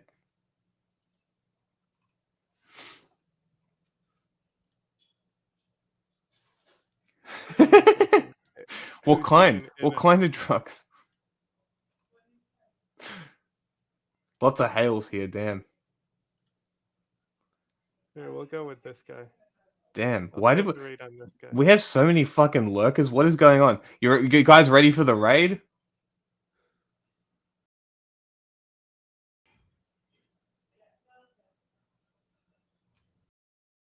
Anti-Vader? What do you mean? Him anti-vax. Yeah, this is the this is the funniest part. They're making me defend this shithole.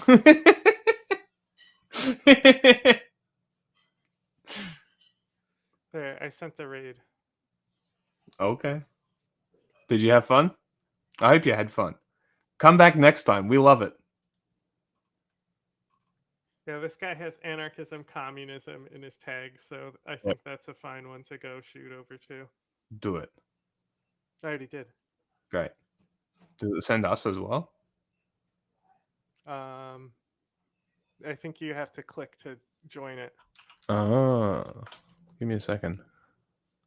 And then end the stream. Do I just end it? Hold on. I wanna join the raid. What is happening? Where? Where's it? How do I do this?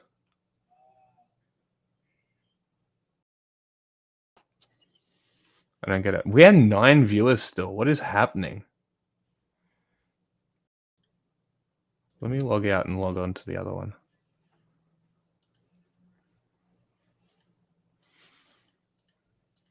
Stop the stream.